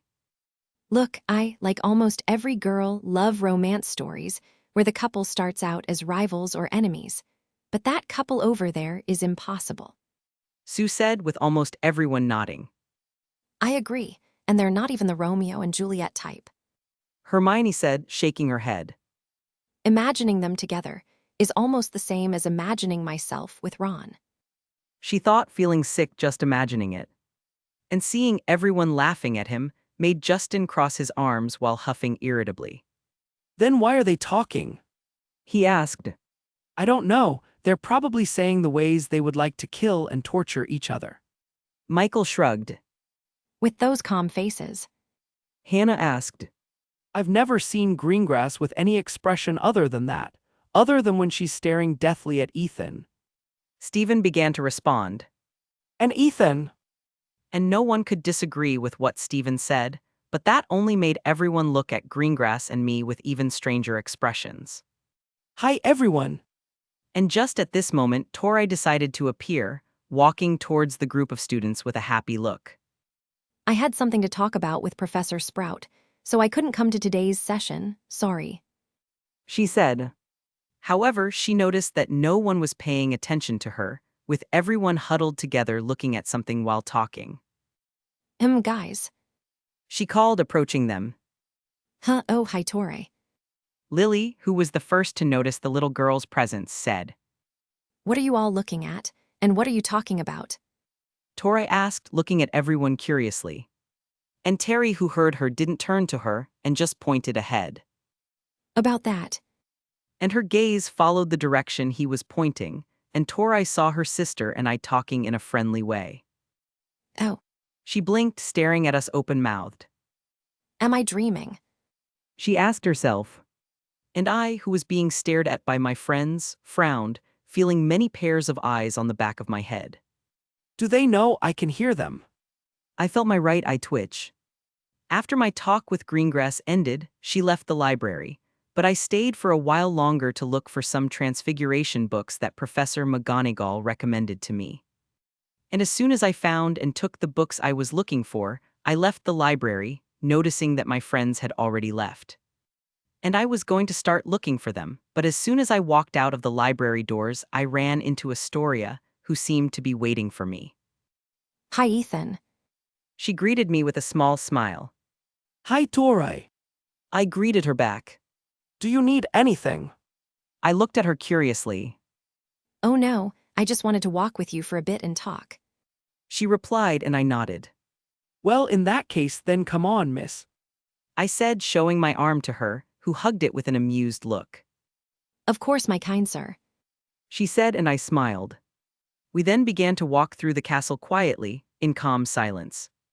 And I didn't say anything, waiting for Tori to start the conversation, and after a while of walking she spoke. So? She asked me.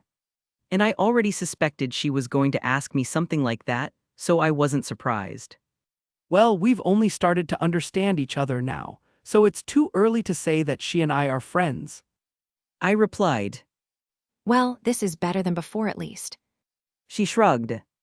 Before you almost hated each other, and I couldn't even imagine you interacting with each other. Yes, but you can't blame me. I said. She's kind of like Malfoy and his group, despising Muggleborns just because they don't have wizarding ancestors. She's not like Malfoy.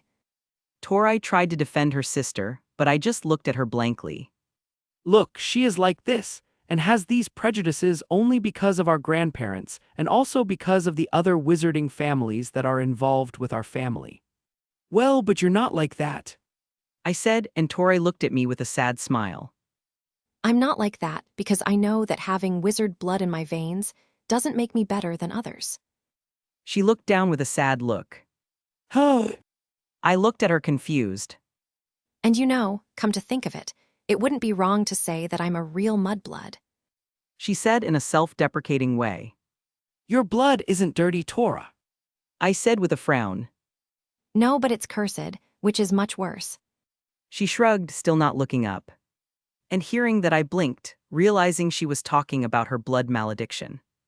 She still doesn't know that her body is free of the blood malediction, I thought, and then I looked at her with my magic vision, finding no trace of the curse on her. And I realized that she wouldn't find out anytime soon that she no longer had Marcel's curse in her body. That is, if she found out.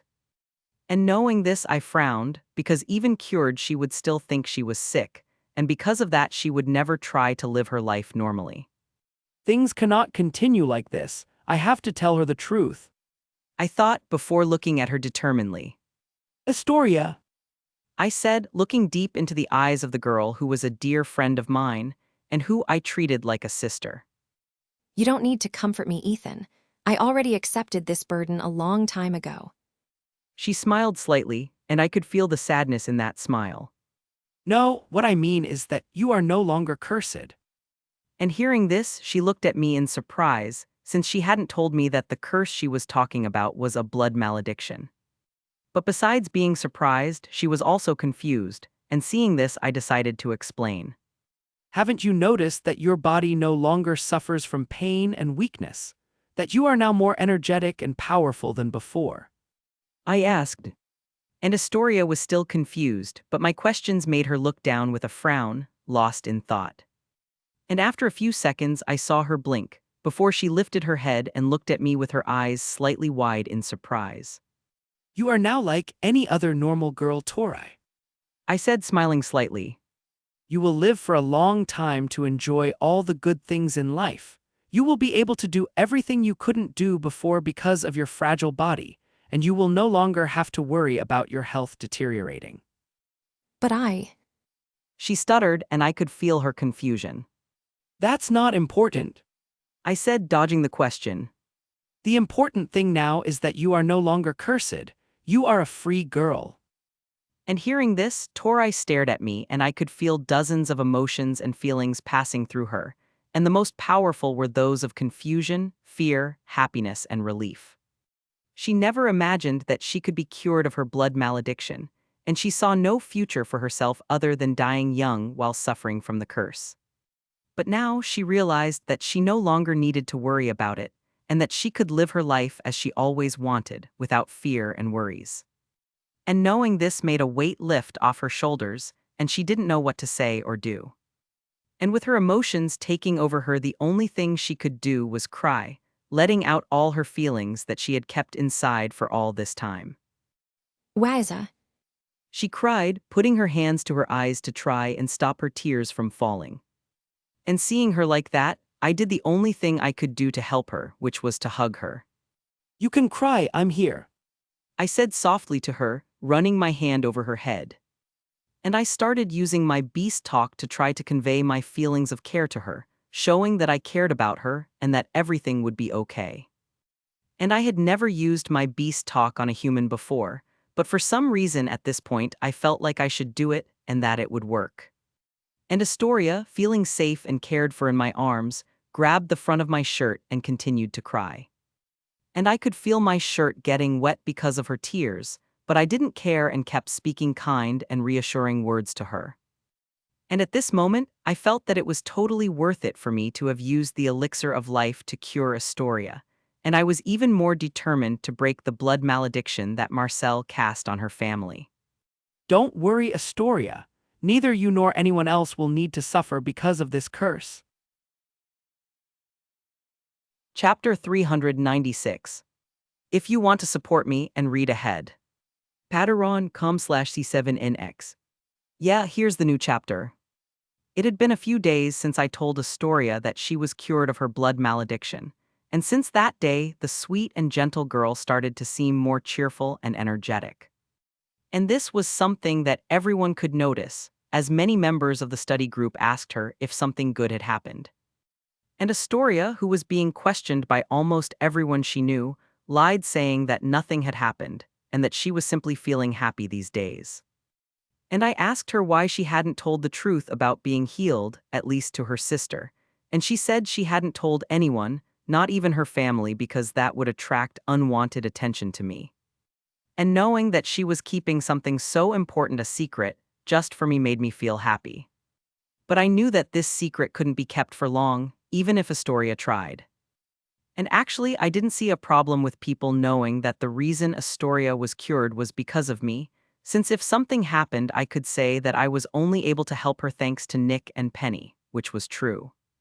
But that wasn't important for now. The important thing was that now Astoria was living her student life the way she always wanted. Now she could have fun playing with her friends without worrying about getting tired quickly or feeling pain. She could eat whatever she wanted without worrying about whether the food was good for her health or not. And she could also use magic at will without running out easily, and that was very good for her, as she was always an intelligent student. She wasn't the best student in her year because she couldn't use much magic before the blood malediction affected her, but now that that was no longer a problem, she began to excel in her classes. And of course, to help her catch up with her classmates and even surpass them in class, I started teaching her personally, and I was having a lot of fun doing it. And I realized that Nick was right when he said that I was just like Penny with my passion for teaching. Well, I guess that was one of the reasons I created the study group. I thought with a small smile. December 16th, Friday, Professor McGonagall's office. The morning classes were over, and since I had the afternoon off, I decided to go meet my favorite teacher in her office for another one of our weekly meetings. And now I was sitting in front of her eating a lemon cupcake, listening to her complain about how exhausting it is to take care of the first years this year. For some reason, I have a suspicion that she complains about the first years every year. I thought, looking at her with narrowed eyes. But changing the subject. Professor McGonagall began to say, looking at me closely. I believe you have heard about the Yule Ball and the champion's opening dance, right? She asked me.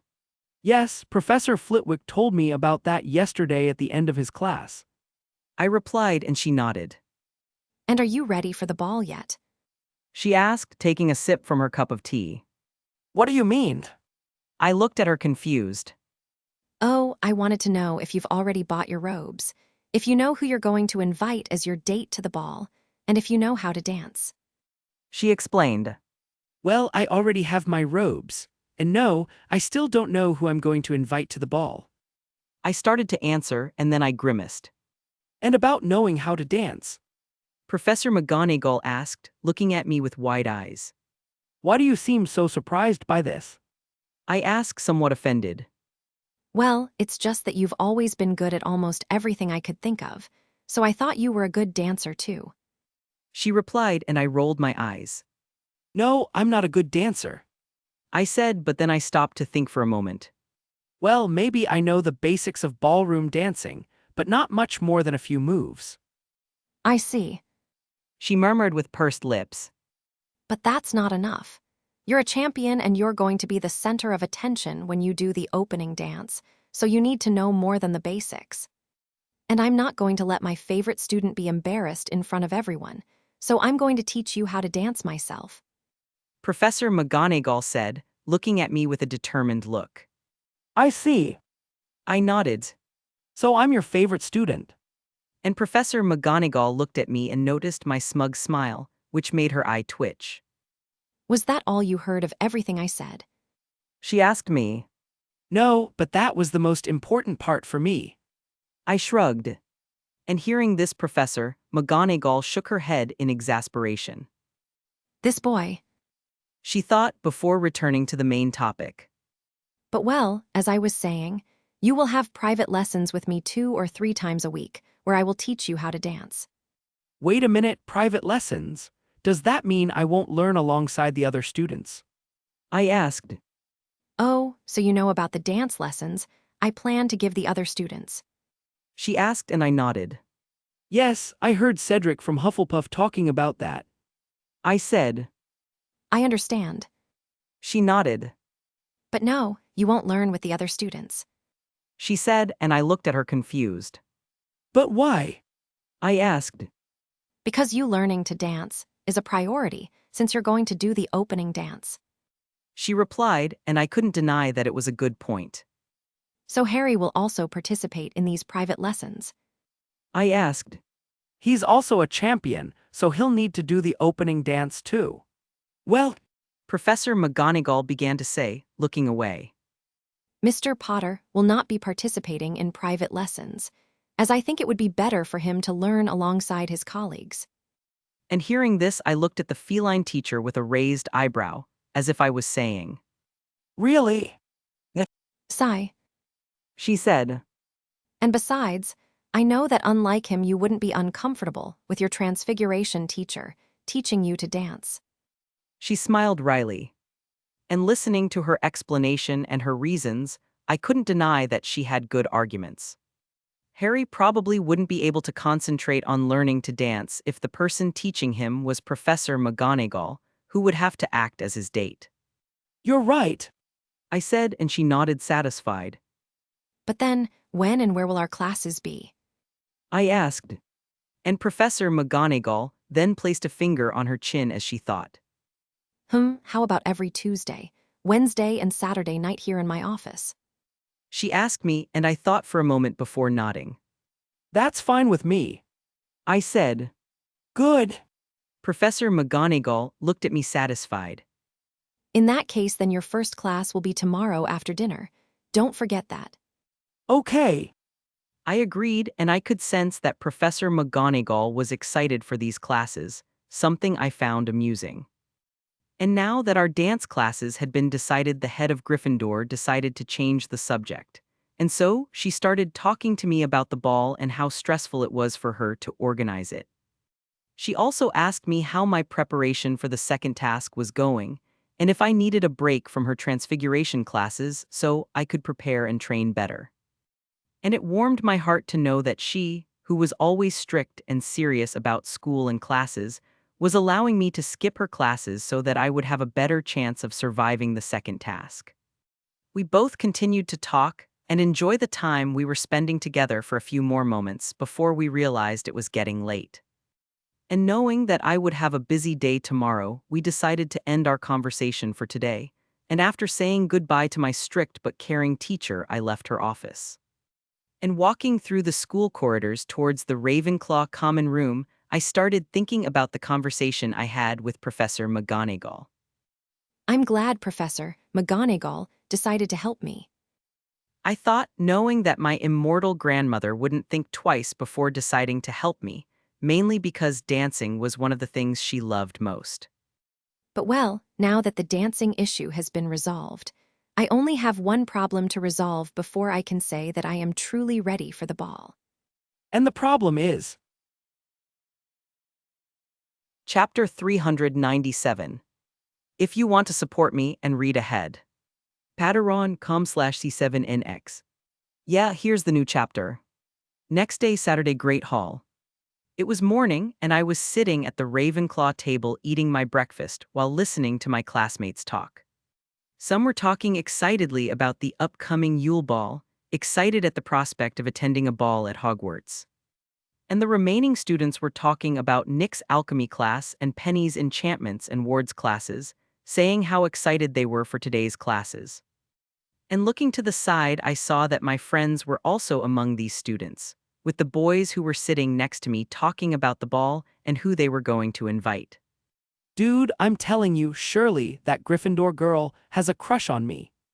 Stephen said, whispering to the boys. Shirley from Gryffindor, the one who is in 6th year, the tall girl who has big black hair and has incredible thighs. Terry asked with a look that said he obviously didn't believe Stephen. Yeah. The Muggle-born boy nodded. Man, I think you're daydreaming again. Anthony said. I'm telling the truth. Stephen insisted. Yesterday I passed her in the Charms classroom corridor, and as soon as she saw me, she started staring at me. Yes, of course. Michael snorted. She probably stared at you because she thought you were really ugly or something. Firstly, ugly is your reflection when you look in the mirror in the morning. Stephen replied, making Michael look at him frowning. And secondly, the way she was looking at me showed that she was obviously interested in me. Okay, let's say that's true. What are you going to do about it? Terry asked. Like, if she really has any interest in you, so what? Oh, of course I'll ask her to the ball. Stephen replied confidently. Wait, are you going to ask her to ball because you think she was staring at you? Michael asked, looking strangely at his friend. Yes, and I'm going to invite her today. He said, nodding to himself with determination. You're crazy. Michael shook his head. A crazy person who will be the first among us to get a date to the ball. Stephen smiled arrogantly. I wouldn't be so sure about that. Terry commented. I also plan to ask a girl today to be my date to ball. And next to him, Anthony nodded. Same here, and I'm actually going to ask the girl I want as my date after breakfast. And when I heard the boys say that they were going to invite some girls today to be their dates for the ball, I looked at them strangely, and then I decided to speak for the first time since the beginning of the conversation. Why are you in such a hurry to ask someone to the ball? I asked, making them stop and look at me. There's still a week before Christmas, so you still have a lot of time to think about who to invite. HMPH, you only say that because it will be easy for you to get a date to ball. Terry snorted, and I looked at him confused. Yes, all the girls are dying to be the Hogwarts Grand Champion's date. Stephen said, crossing his arms as he looked at me with a frown. You are exaggerating. I said. And at this exact moment, two girls, one with short brown hair and the other a redhead with curly hair, passed behind me, and I recognized them as third-year Hufflepuffs. Good morning, Knight. The one with short brown hair greeted me in a coquettish tone, while her friend winked at me with an attempt at a seductive smile on her face. Good morning. I greeted them with a nod. And when they saw that I responded, the two girls looked at each other and began to laugh softly, leaving while whispering to each other excitedly. And seeing them leave, I resisted the urge to roll my eyes, and turning back to my friends, I saw them staring at me with blank faces. Okay, maybe you guys aren't exaggerating. I sighed. But that's not so good. These girls are only interested in me because I'm one of the champions of the Triwizard Tournament. Yes, and... Terry asked with a bored look, and I looked at him dryly.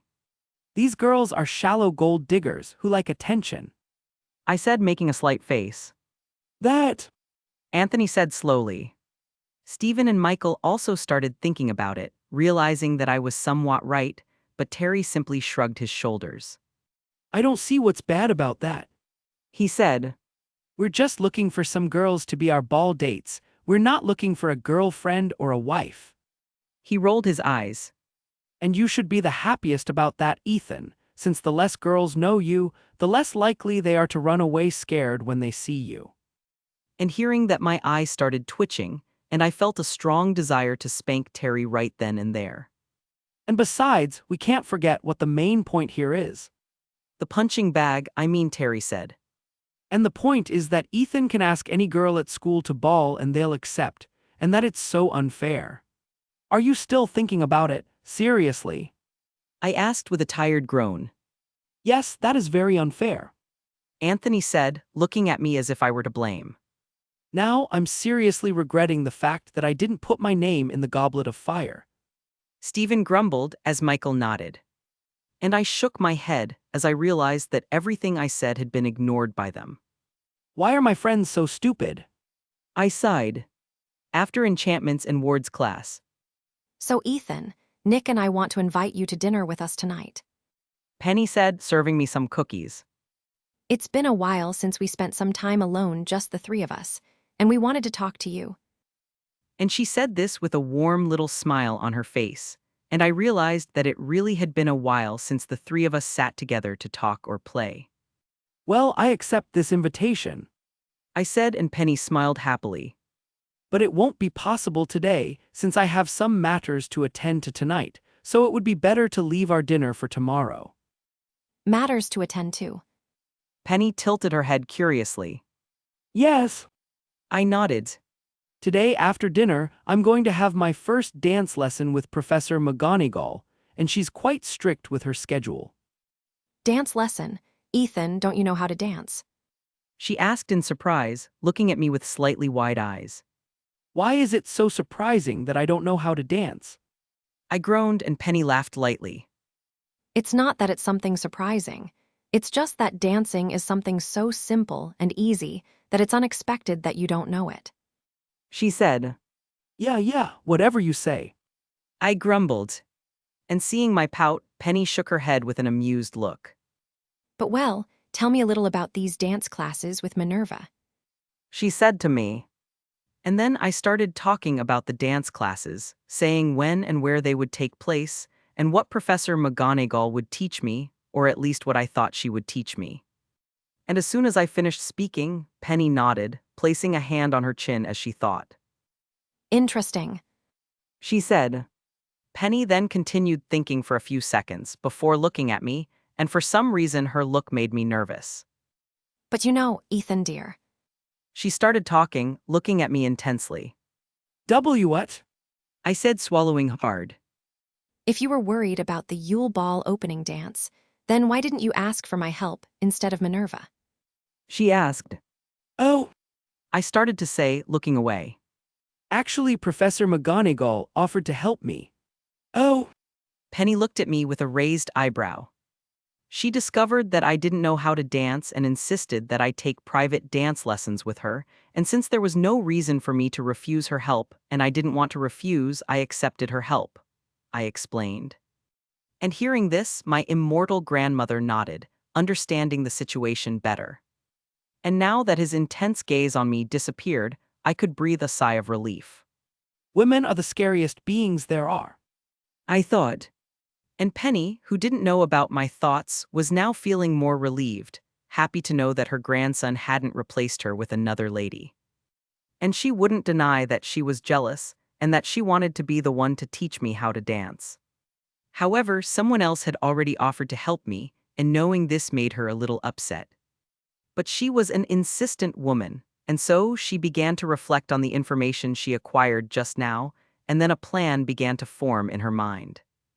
Well, I said dancing is simple and easy, but that doesn't mean my sweet grandson won't need some extra help learning the art of dancing. Chapter 398.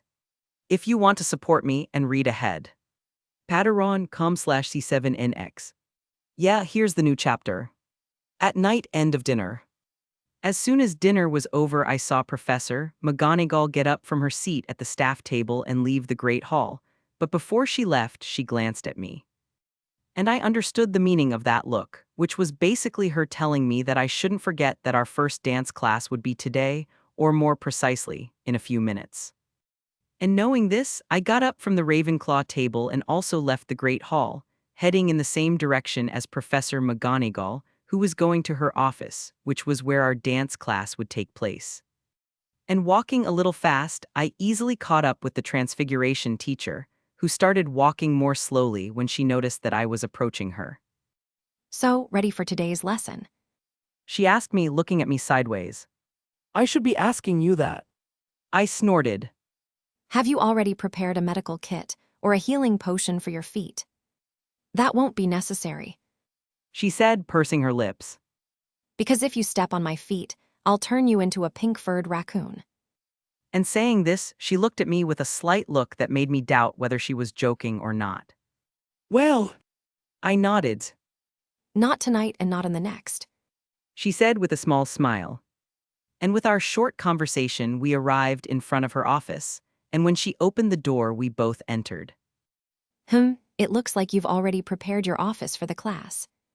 I said, looking around and seeing that there was a large free space in the middle of the office, with several unlit candles floating around. And besides, there were also some musical instruments leaning against a wall, and I could feel magic in them. I said I would teach you, so obviously I would have everything prepared already. Professor McGonagall said, and I could hear a slight note of smugness in her voice, reminding me vaguely of my bushy-haired book-loving friend. I forgot he's like an older Hermione. I shook my head. But well, enough talking. You need to learn to dance in a week, so every second is important. She said, clapping her hands and making the candles light up. However, before Professor McGonagall could start class, someone knocked on the door, interrupting us and causing the half-cat lady to look with a frown at the door, wondering who it was that had come to her office at this time of night. And a little upset that someone was disturbing her teaching moment, something she considered very important, the head of Gryffindor and deputy headmistress of Hogwarts went to answer the door. Mrs. Flamel. Professor McGonagall blinked in surprise, looking at the immortal lady who stood in front of her office door. Good evening, Minerva. Penny said in a friendly and cheerful tone. Good evening. Professor McGonagall said somewhat confused. She then shook her head, looking back at Penny. Do you need anything, Mrs. Flamel? She asked curiously. Oh no, I just wanted to know if you've started dance classes yet. Penny replied and then looked at me, who was standing behind Professor McGonagall, and nodded with a smile. Do you know about the dance classes? The animagus witch asked in surprise. Yes, Ethan told me about them. Penny nodded. And hearing that answer, Professor McGonagall turned to me, and I smiled innocently. But well, Penny said, bringing our attention to her again. from what I can see, you haven't started teaching Ethan yet, which is good. And why is this good? Professor McGonagall asked, narrowing her eyes. Because then I can join you too. The immortal replied. What do you mean by joining us? The teacher from the Lion House looked at her warily. What I want to say is that I will also participate in these classes, since I also want to help Ethan and teach him how to dance. And Penny's answer didn't much please Professor McGonagall, who resisted the urge to make a face. That's not necessary, Mrs. Flamel. I'm already here to teach him. Professor McGonagall said. But 2 people helping him is more efficient than 1, isn't it? Penny didn't give up, smiling calmly at Professor McGonagall. And Professor McGonagall knew she was right, and she also realized that Penny would keep insisting and that she wouldn't give up so easily. And knowing that it would be suspicious and even rude to continue refusing Penny's help, Professor McGonagall sighed. You're right. She said. Having you here will be a great help to Ethan. And with that said, Professor McGonagall stepped aside, allowing Penny to enter her office. And the alchemist lady entered the office with a happy and victorious smile on her face, nodding at Professor McGonagall. She then came to me and hugged me.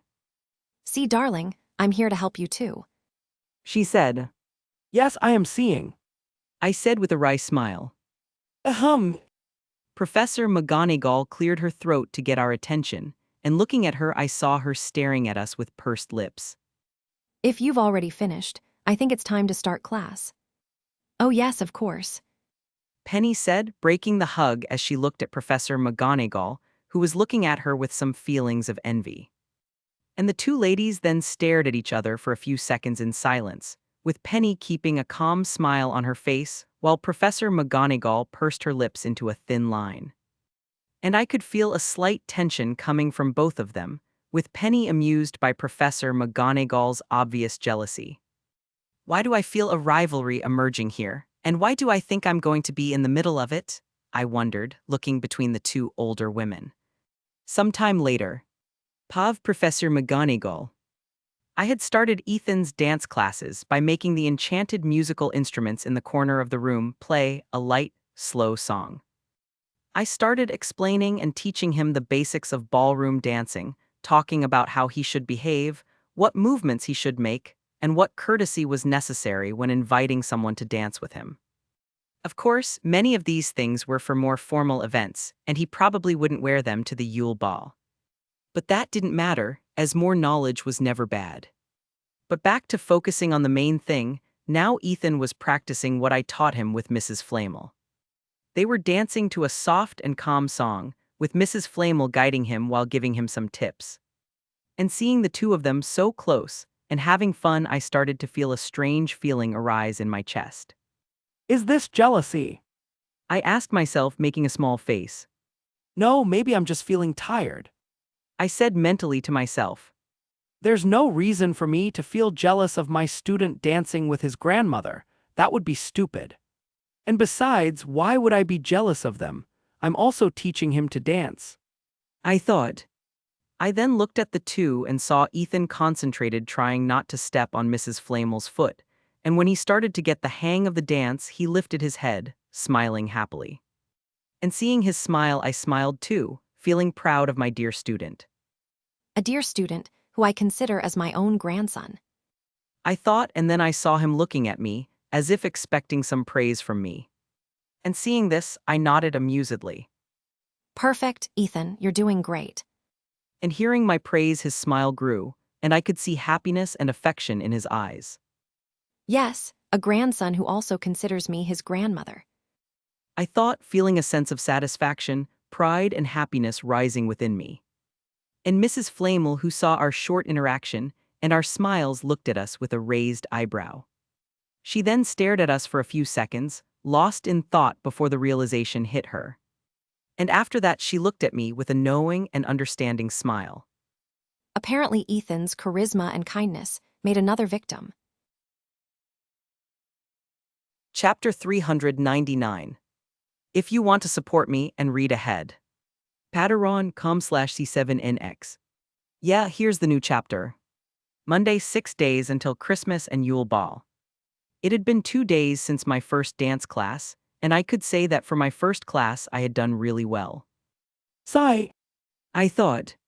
And not for the first time, I cursed the fact that I had to go through all the stages of life again, including the disturbing and hormonal adolescence. In the afternoon, Let's see. I thought, wandering aimlessly through the castle corridors. After these classes, I'll have the rest of the day free to myself. So I think I'll head to the Forbidden Forest to continue with my research on the Thestrals. I put a hand on my chin. And I think I'll ask Nick or Penny to help me with my research. And with a nod to myself, I continued my walk. Lunch had just ended, and now it was the students' break before afternoon classes, and as I didn't have anything very urgent or important to do at the moment, I decided to take a walk around the castle. And I was walking relaxed through Hogwarts, but when I passed through one of the corridors on the 4th floor, I felt some magical signatures in front of me, and I could feel that the magical signature that was furthest away belonged to my friend Luna. And with a happy smile, I started to approach where I felt Luna was.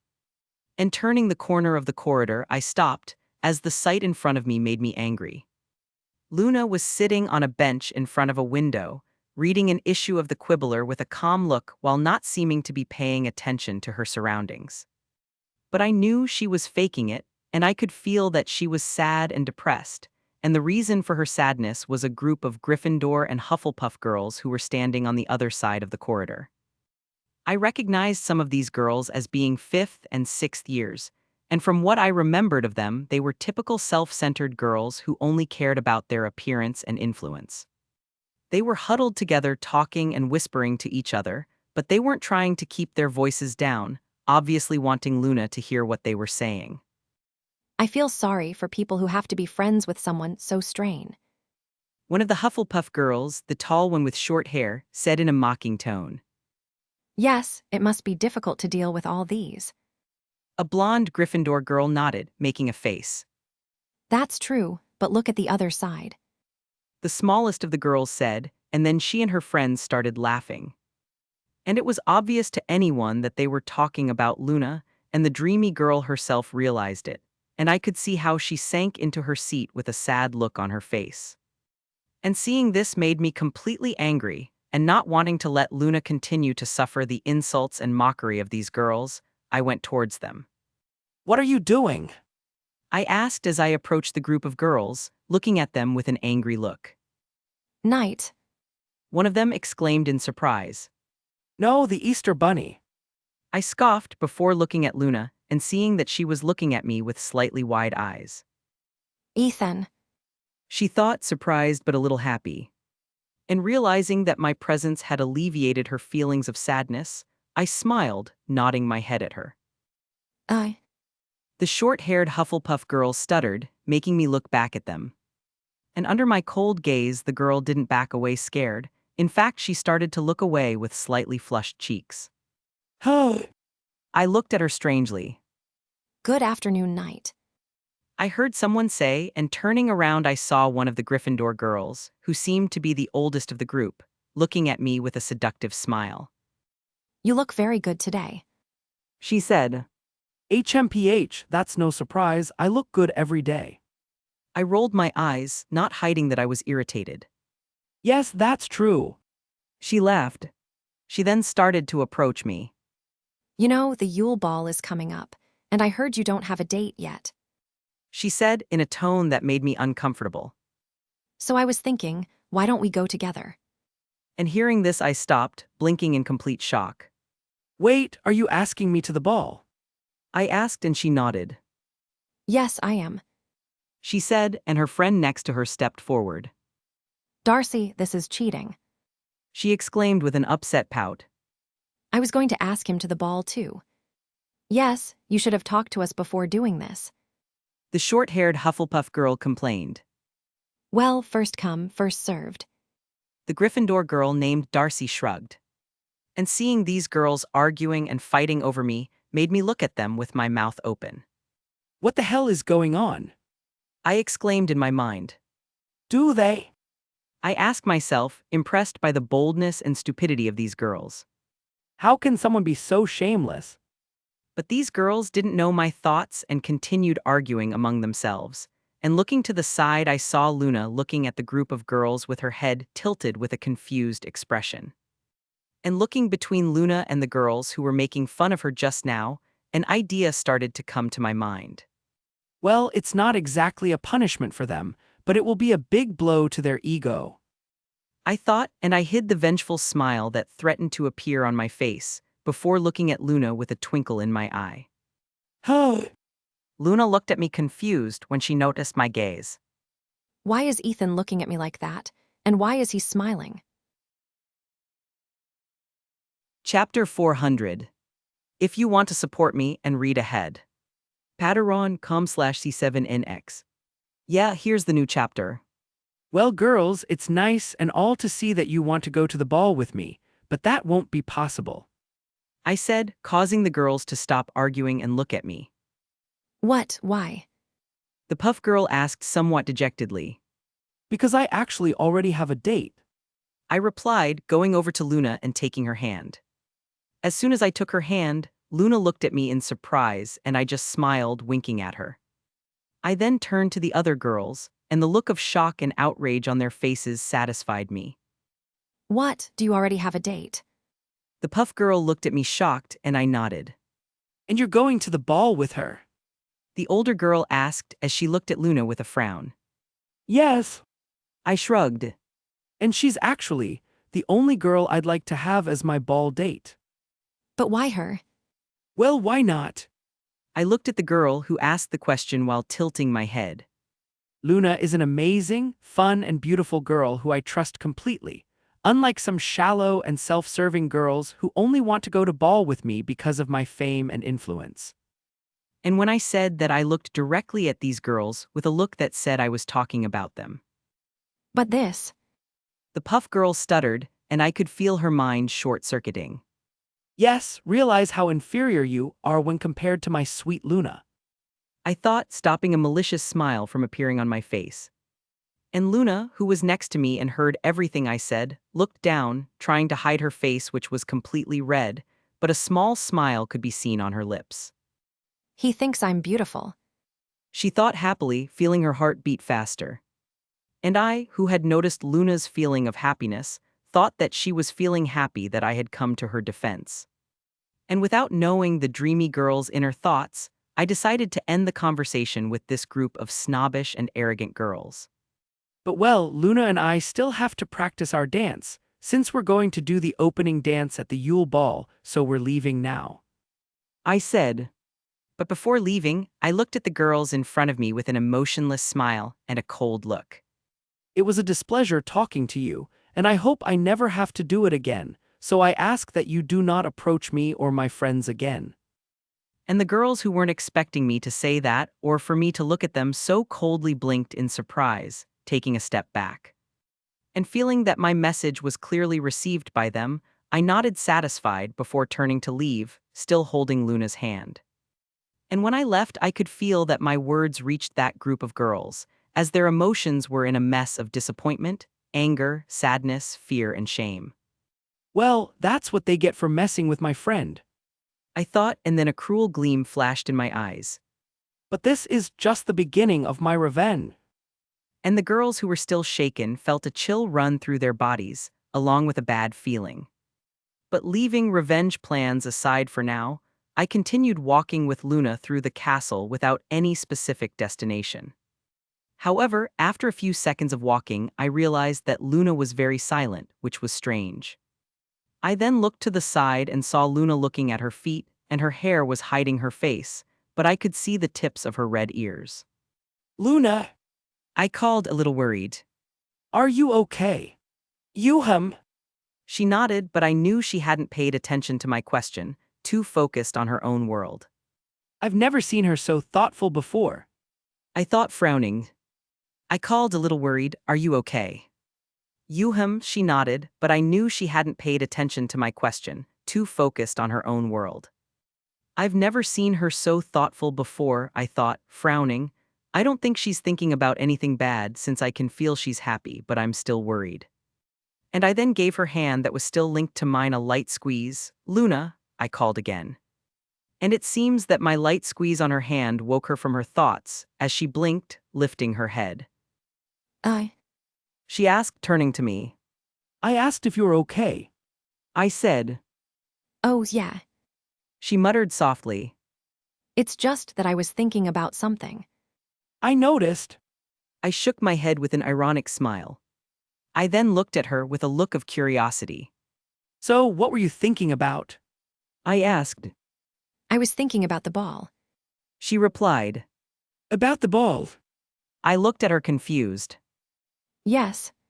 She nodded, looking straight ahead again. I was thinking that I don't have a dress to wear to the ball, and that I have to tell my father that I won't be able to spend this Christmas with him.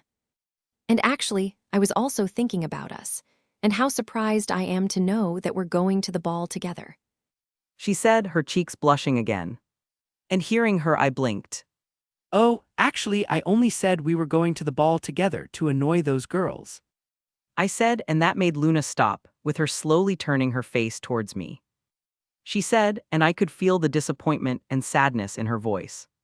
She then looked back at the floor, looking away from me, and I felt a tightness in my chest when I saw her like this. Why is she sad? Did she really want to go to the ball? I wondered, remembering that she was a third year and that she could only go to the ball if someone from fourth year and up asked her. Luna, did you want to go to the ball? I asked, and the girl was quiet for a few seconds before answering me. I've never been to a ball before, and I thought this might be fun since I'd be with you. She said. I understand. I nodded. An awkward silence then fell over us, with Luna still looking down despondently as I thought. And after a few moments, I began to speak, breaking the silence. You know, I'm one of the champions of the Tri-Wizard tournament, and because of that I have to do the opening dance at the ball. I commented, and Luna looked at me confused, not understanding why I was talking about this. And well, it's obvious that for that I need a date, and unfortunately I don't have one yet. I continued to say. Of course, many girls want to be my date, as you saw a little while ago, but I don't want to go with any of them. Actually, I want to go with someone who really knows me, who is fun, who doesn't mind my eccentricities, and who is almost as crazy as me. I smiled slightly. And that said, I can only think of one girl who fits all these criteria. And saying that I turned to face my peculiar friend. And that's why I want to ask you, Luna.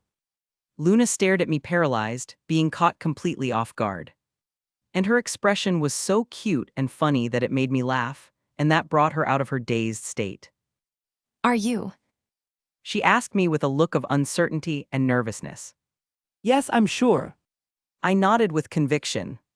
However, this didn't end Luna's uncertainty, and seeing this, I knew I had to do something.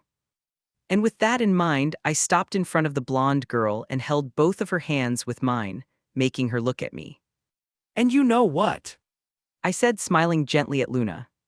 I didn't lie when I told those girls that you were the only girl I would like to have as my date. And hearing this made Luna blink in surprise, and after a few seconds her cheeks started to blush, with a small shy smile starting to appear on her face. And seeing this, I knew I had to strike while the iron was still hot. So, Luna Lovegood, I ask you again, do you want to go to the Yule Ball with me? I asked, looking deep into Luna's eyes. And this time I didn't find any hint of uncertainty, fear, or nervousness in Luna's eyes, just happiness, affection, and trust. Yes, I want to go to ball with you. She replied with a huge, joyful smile that left me stunned for a moment. Beautiful was what I thought, feeling something stir inside me. But then I noticed that Luna was still looking at me, and shaking my head, I sent my thoughts to the back of my mind. Well, that's great. I told her, smiling happily as I lightly squeezed her hands. And I'm sure we're going to be the best and most amazing couple at the ball. I proclaimed. Or the weirdest and craziest couple. Luna joked and I laughed, knowing that was more likely. Yes.